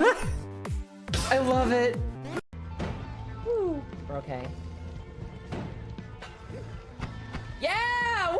I turned him into sheep, then I fucking broke his ass in half. Ah! I'm a sheep! Ah! Get out of here, get out of here, get out of here. Knife, knife, knife the eyeball, knife the eyeball! Ah! Wait. Yeah! Yeah!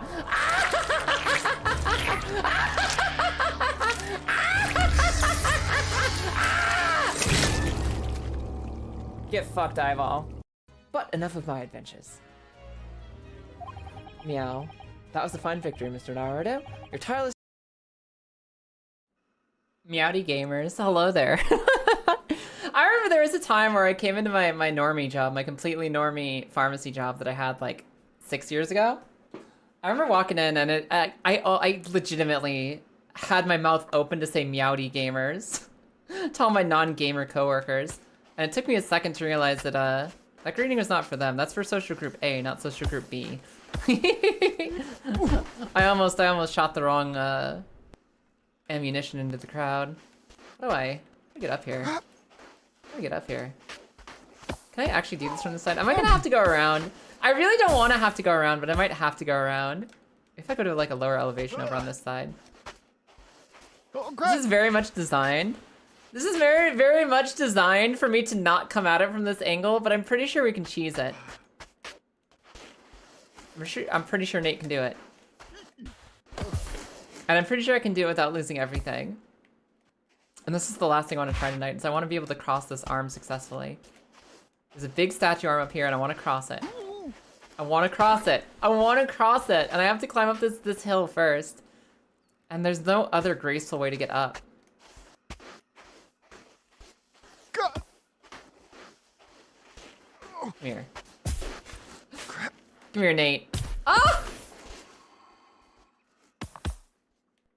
Welcome back to the 45th hour of my discontent. I haven't done anything like that at a work meeting, but it would be the right crowd most of the time. Really? Ty, how much do I have to pay you to start your, like, big meeting, your next big meeting, where you got, like, the whole team on board? With a Meowdy Gamers.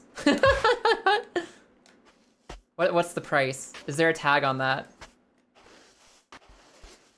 Because it would make me happy, especially if there's a recording of it. You don't have enough? I mean, that's true for a lot of price tags. I'm still... That's true for a lot of price tags. I remain curious. Need bigger feet? If we had slightly bigger feet, we'd be up here already. Like, he keeps almost catching it, and then just barely slipping off again. It's like watching somebody go through rehab cycles. But I believe in him! I'd have to triple the global debt to get there. I would fucking kill to have my friend Tiberius go into his big business work meeting and be like, Meowdy Gamers.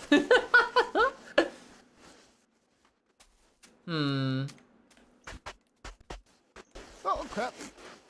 I need some of that unearned confidence from earlier, but just like the correct steppies.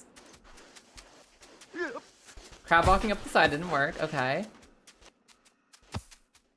What gets you more about the moon is not the fact that it's a butt, but the fact that it appears to be wearing a thong. Where have you seen the moon recently?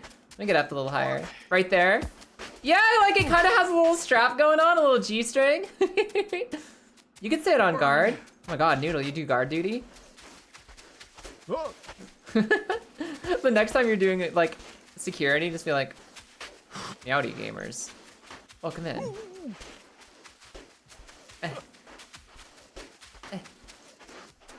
He's got his feet up on the hill earlier. I know he's done this. I've seen him do it. I know he's capable of this. And the alternative is a dangerous climb back down that could end it with us losing everything. Like, I'm not just being stubborn about a stupid challenge right now. I'm not just being stubborn about a stupid challenge to try to cheese my way up this wall. The alternative is going down this hill and around without losing our entire place on the mountain. And I don't trust us to do that. I really don't. I don't trust the physics engine in this game to see us safely to the bottom of the hill. I fear that if I don't get up this side of this thing specifically, the attempt to go back to the normal route will just make our lives harder. I think this weird side corner cheese is actually the more efficient way to get where we're going. Otherwise, we'll never see Lady Face. We'll never see Lady Face. Unless there's like a better angle for him to go up, but this seems like the one that he's been the closest to climbing. I think that's the best time he's had is on that specific hillside. Like this level, this one might be slightly more doable. Or maybe around here.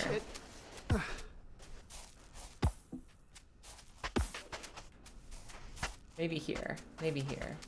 Oh, shit. We need something that's like just small enough for him to get his scuffy little feet up before he loses traction.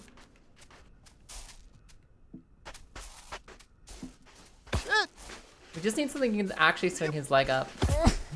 And there's not a lot that fits the bill.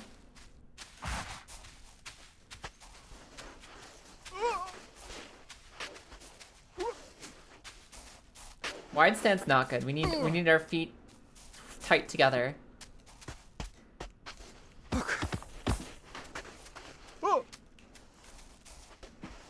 Alright, that's not working. Back to the other hill.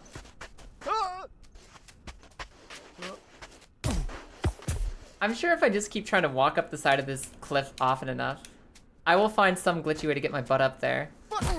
And the thing that's really tragic is I'm just getting up to the top of this thing so I can try to do a controlled fall off of it, which could just end our career anyway. I'm hearing a lot of screaming today. Lilith. I'm trying so hard to climb Titty Mountain. Oh no!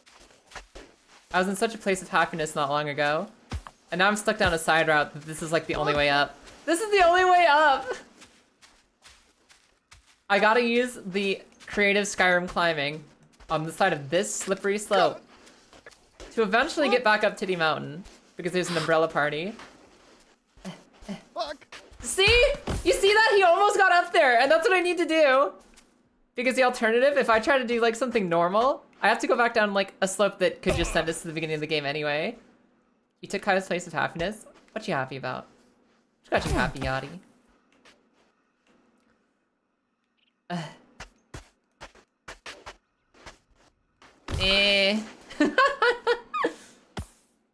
Try again.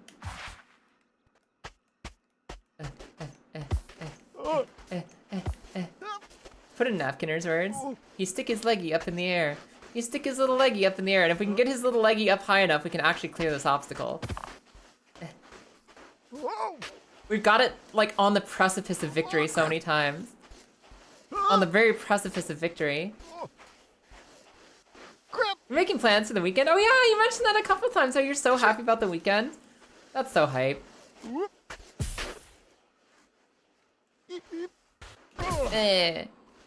Is it with your short dual blades wife?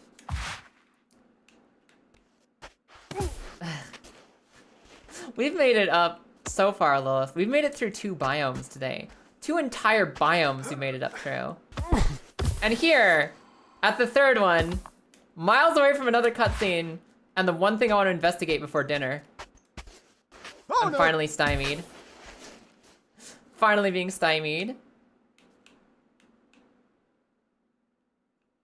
I don't think there's a good way to fix it. Brings you the other news? What's that? Are you and your wife finally officially dating, Dirty Girl?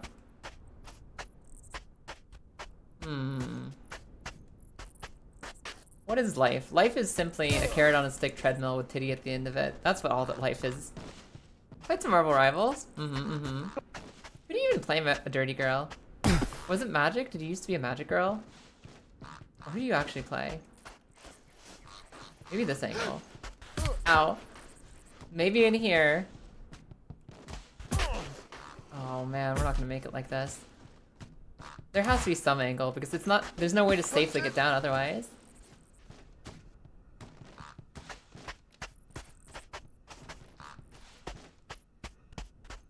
We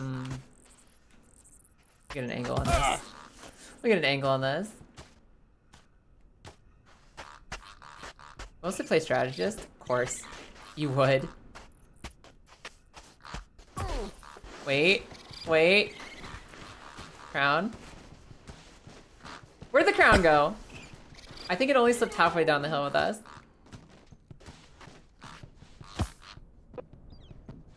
Yeah, I think it's still... Oh.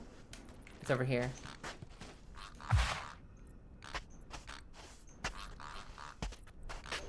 What do you fucking mean you would? I mean that it's not called tank slut, Dirty Girl. That's what I mean. So... if I can get just a little peek over here.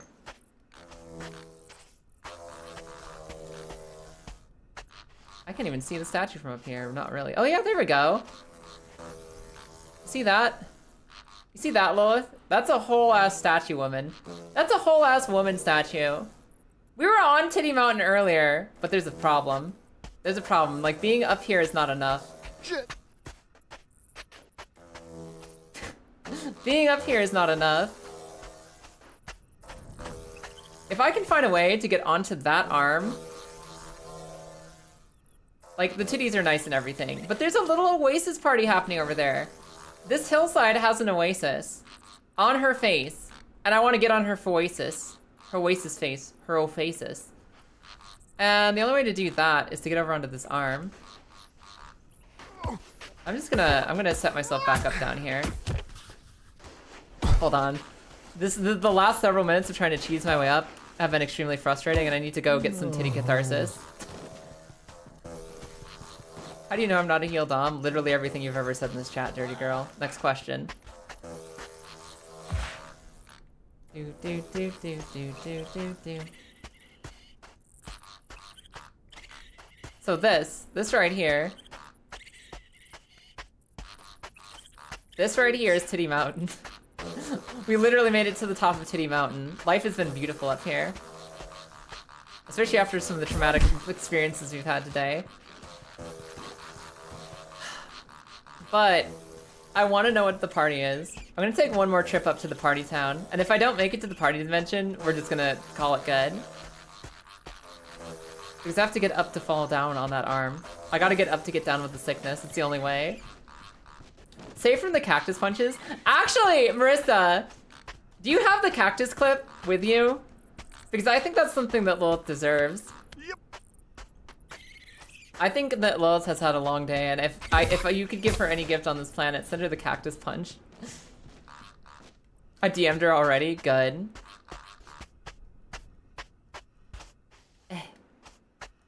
Good, all is right with the universe then. I don't have the space to watch it yet. Definitely recommend. I'm gonna take a quick second to climb up this hilltop and try to make it to that girl's arm. And this will be the last attempt of the night. If we fall, if we fail, if we tumble downhill, I'm going to gather my crown and we're going to call it a night. But for now, Nate moves on. Nate continues. That didn't count as the fall because we hadn't even started yet. Didn't count. Good start though. Nate endures.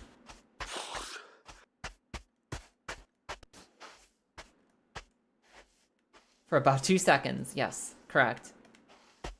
Hey, Endure only lasts for 1 turn. I know that about Pokemon. Of the several things I know about Pokemon, Endure only lasting 1 turn is one of them.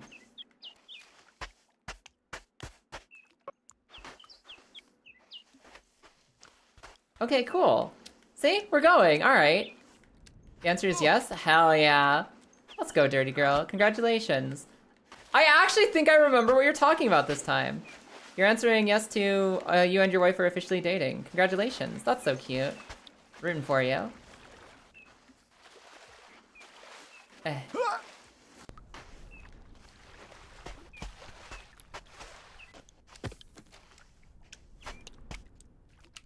Oh shit! Hup, hup, hup, hup, hup. Okay. We're making good progress. We should be able to make the drop. Not that drop!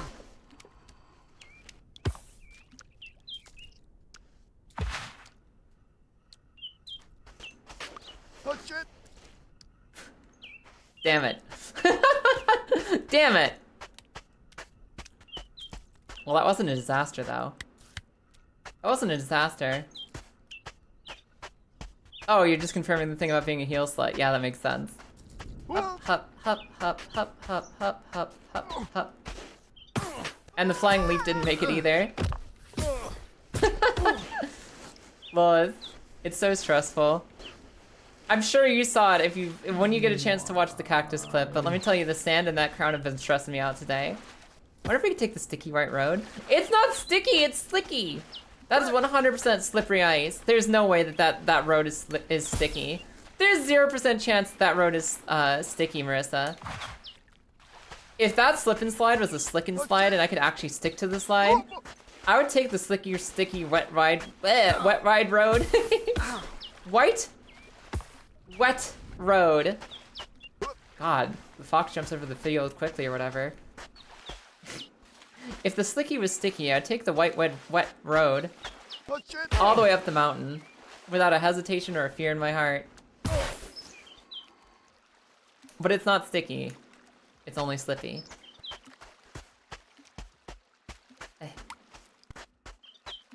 Alright, come on, Nate. Come on, get your little dainty toes up there. Are heel slut subs or doms? Alright, I mean, that's... So one's a heel slut and one's a heel dom. They're two very different things, though.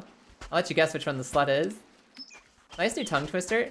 I'm gonna have to, like, actually write that out so I can see how I want to say it, because I feel like I've failed to say the slick and slide, stick and slide, white road, but like 5 different times. And I know there's a way I want to formulate that sentence. And I know that I'm failing to formulate it in a way we can emulate it. So I need to formulate it in a way we can emulate it by writing it down somewhere so it can be written down. And we can try to say it. Still waking up? Yeah, it happens. The quick brown fox jumps over the lazy dog, thank you. Which is actually not a tongue twister, it's just using every letter in the alphabet. Where did Nate's legs go there? Sphinx of Black Quartz, judge my vow. Yeah, the much cooler use every letter sentence. Huff huff. Huff huff, huff huff huff huff huff huff. Sphinx of Black Quartz, take judge my vow. That sounds like a Yu-Gi-Oh line more than anything. That doesn't sound like something actually developed by linguists. That sounds like an episode of Yu-Gi-Oh. Okay. Alright. Alright. Come on, Nate. Up the wrist. Up the face. We gotta make it to the face party. The face is Oasis. The Oasis that faces us. No! Oh! Okay, that's the kind of disaster I was gonna quit on. Crown? Did it just slip into my toes? Did I just see the crown clip through the ground? Where did the crown go? Did you guys see it? Did I imagine it falling down next to me? Or is it back up top where we were? Did the crown go somewhere? Where's the crown? I have to go grab my crown before we end. Where was it? Where'd it go? What happened to my crown? I don't think it fell down fully. I thought I saw it like clip into my wrist as I was falling. I was really nervous. I thought it fell through the floor of the stage. Bye, Maldron. Have a good night. I'm gonna go grab my crown and call it a night. I'll grab my crown. Oops, Nate, you dropped this.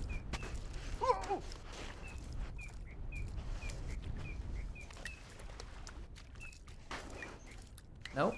Don't go anywhere near the snow. Don't go anywhere near the snow.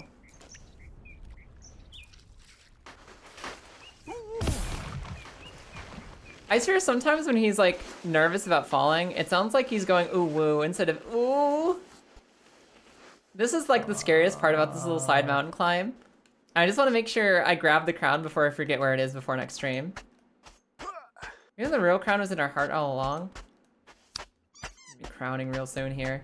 Regeared, hi, of course you get a hug. Welcome in, how are you?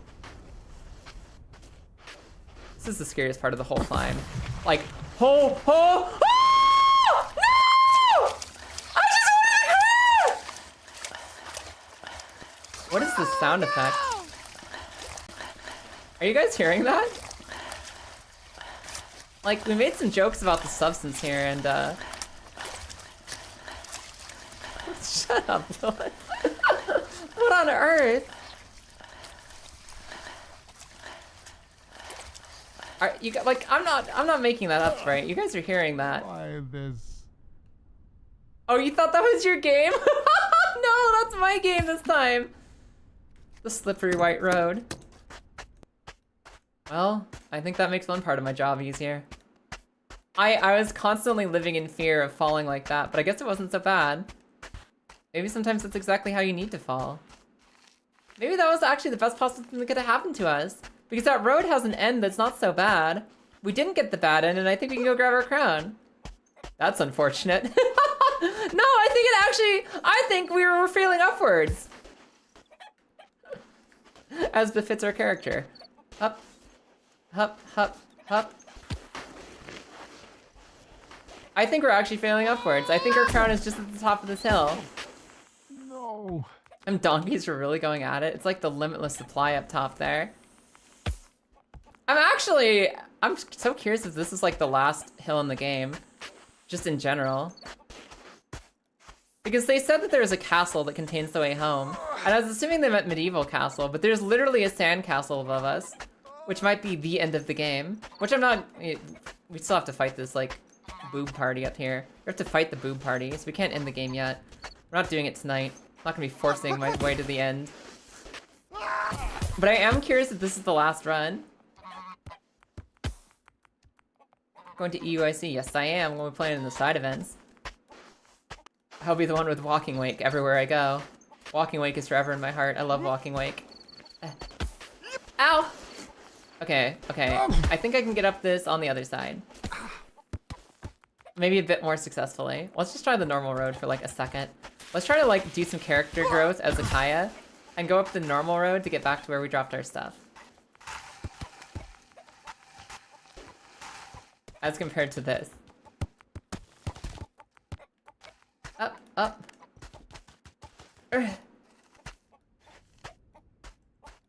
I appreciate the offers for it, but I've actually got some really amazing team builders and strategists, who I know, who are super cool.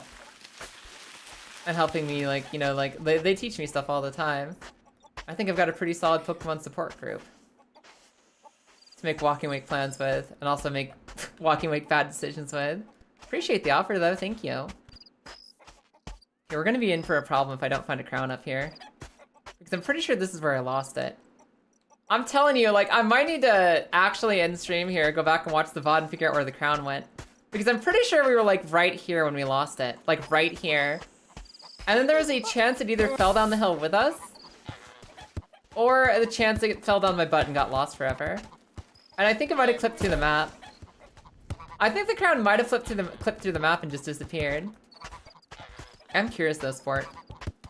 What is your Walking Wake team plan? What would you do on Walking Wake? Who would you bring with her?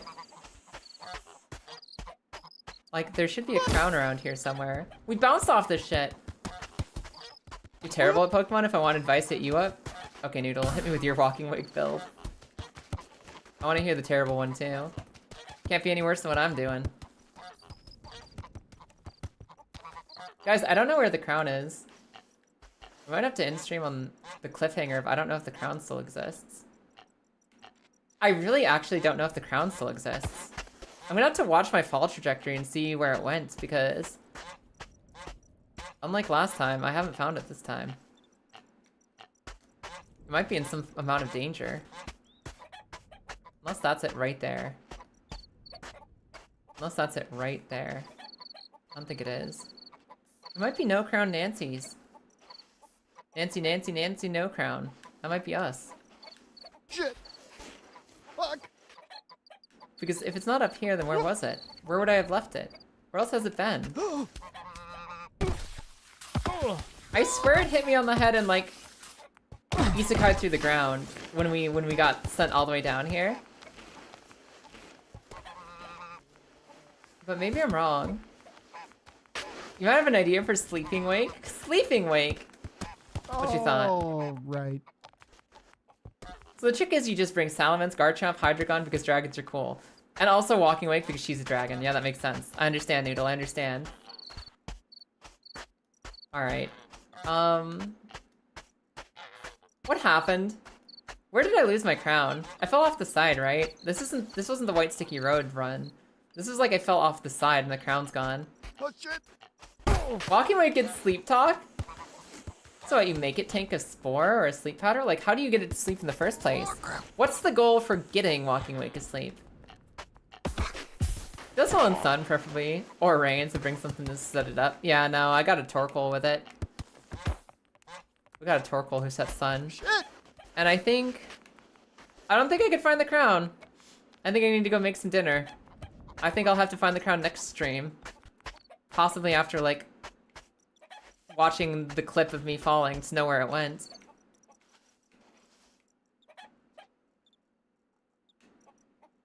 I want to try one more time. I want to try one more time to locate it. Next to this rock, seriously? Oh, this rock right here? Or one I was at a few seconds ago?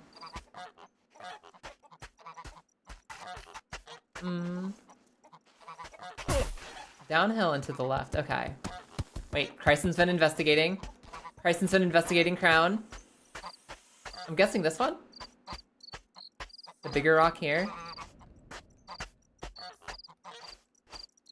Did I lose it here? Not getting the prompt to lean out for it yet. Unless it was like that one right there in the center of the screen. It was one of the smaller triangle ones. Hup, hup, hup, hup, hup. You actually saw it? It exists? The crown is here somewhere? Okay. Try downhill and left. Bye, Lithosos. I'll absolutely give Lilith a squeeze. Always down to squeeze the Lilith. She's my favorite. Farewell for now. So like I hit my head somewhere around here. Unless it's like in the white, which I don't think it was. I don't think the crown was with me when I tumbled into the scoop.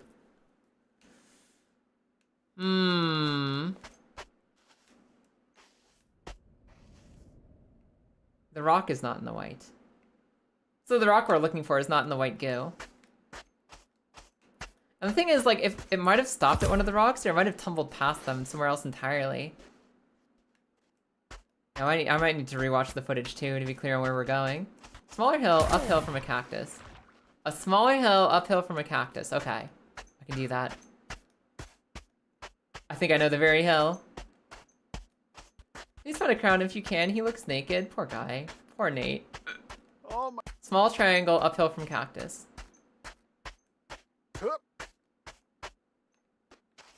Like, this feels like it hits the bill. There are 2 little cactus flowers would be on the left. Rock uphill on right.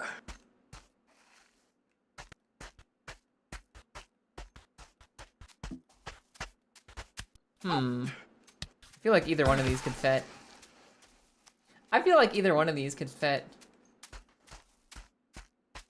Like, technically that would be this description too, right?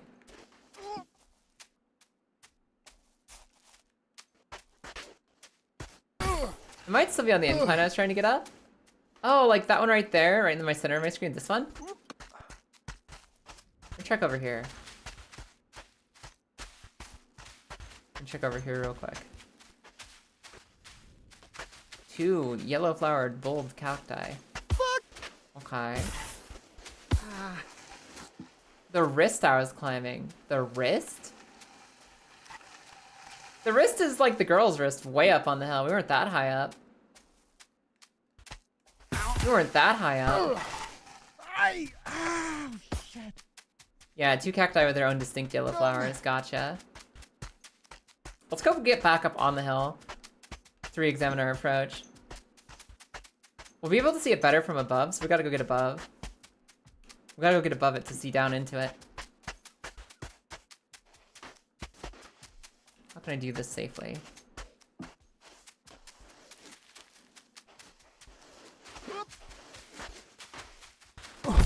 Hang on, Nate. Hang on, Nate. It's gonna be okay. I think it just didn't come down with me at all initially. I could have sworn I saw it. My problem is I no longer know where we fell off the wagon. Like any addict, I forgot where we fell off the wagon. I don't know where it happened. I know that it did happen, but I don't know where. Let's try over this way. Get a little horizontal Nate for a second. He did not stabilize the way I wanted him to.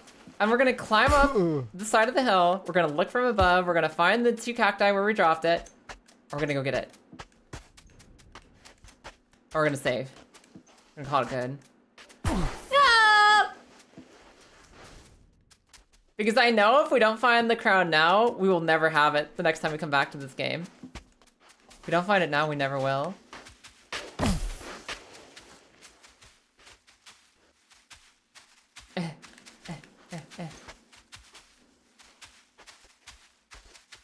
A full standing cactus with 2 stalks. Okay. A saguaro cactus then.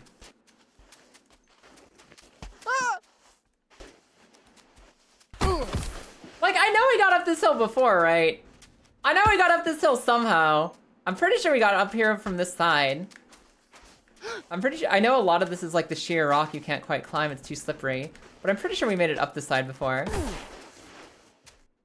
If this is Naked Nate, is Crown Nate solid or liquid Nate? Judging by the sounds he made going down that slip and slide, I'd say it's liquid Nate, 100%. Liquid Nitrogen. Ow. Which is also his indie band name. Maybe we go up. I'm like judging the incline, judging the slope. I think we go up this side. Go further up from there. Gaseous Nate.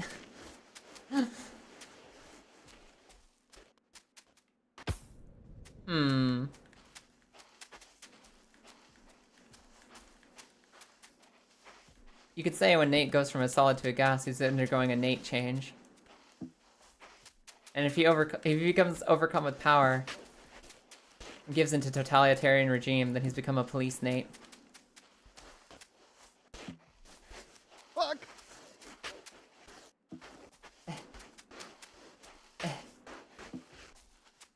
Okay, we wiggled our way up. Look at that cake, though. There's no way this isn't solid Nate. True. You believed it crap. stopped and is fully buried. Yeah, like it's not visible at all. Wherever it is. So we're gonna have to see the location it's near. Bryson, is it like on this little hillside right here? Like you see these cactuses up here next to me? There, those there. I think it's on that hill because I didn't see the prompt to pick it up when I was over there. Like that. No way. Got it! Woo! Got it! Okay, alright. Alright, everyone. Crown.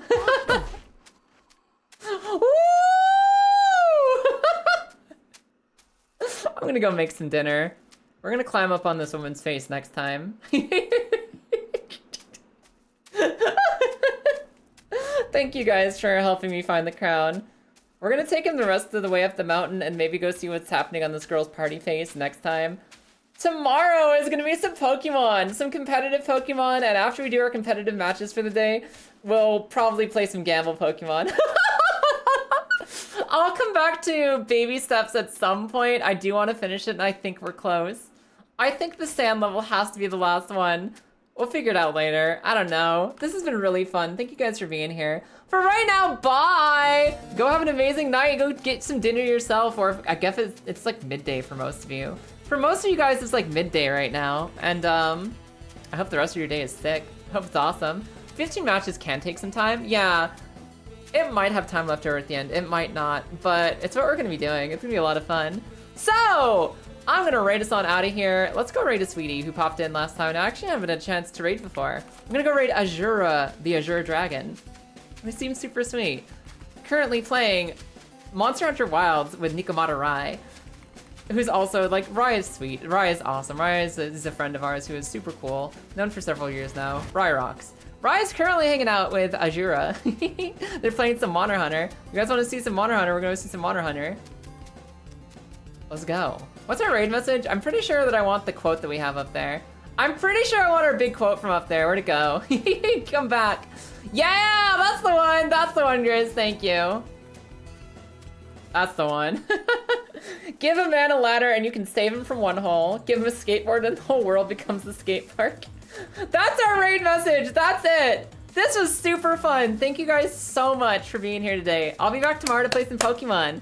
I'm gonna be testing out my tournament team, and I gotta warn you, I make bad decisions in team building. I make bad decisions on my turn. I make bad decisions in Pokemon in general.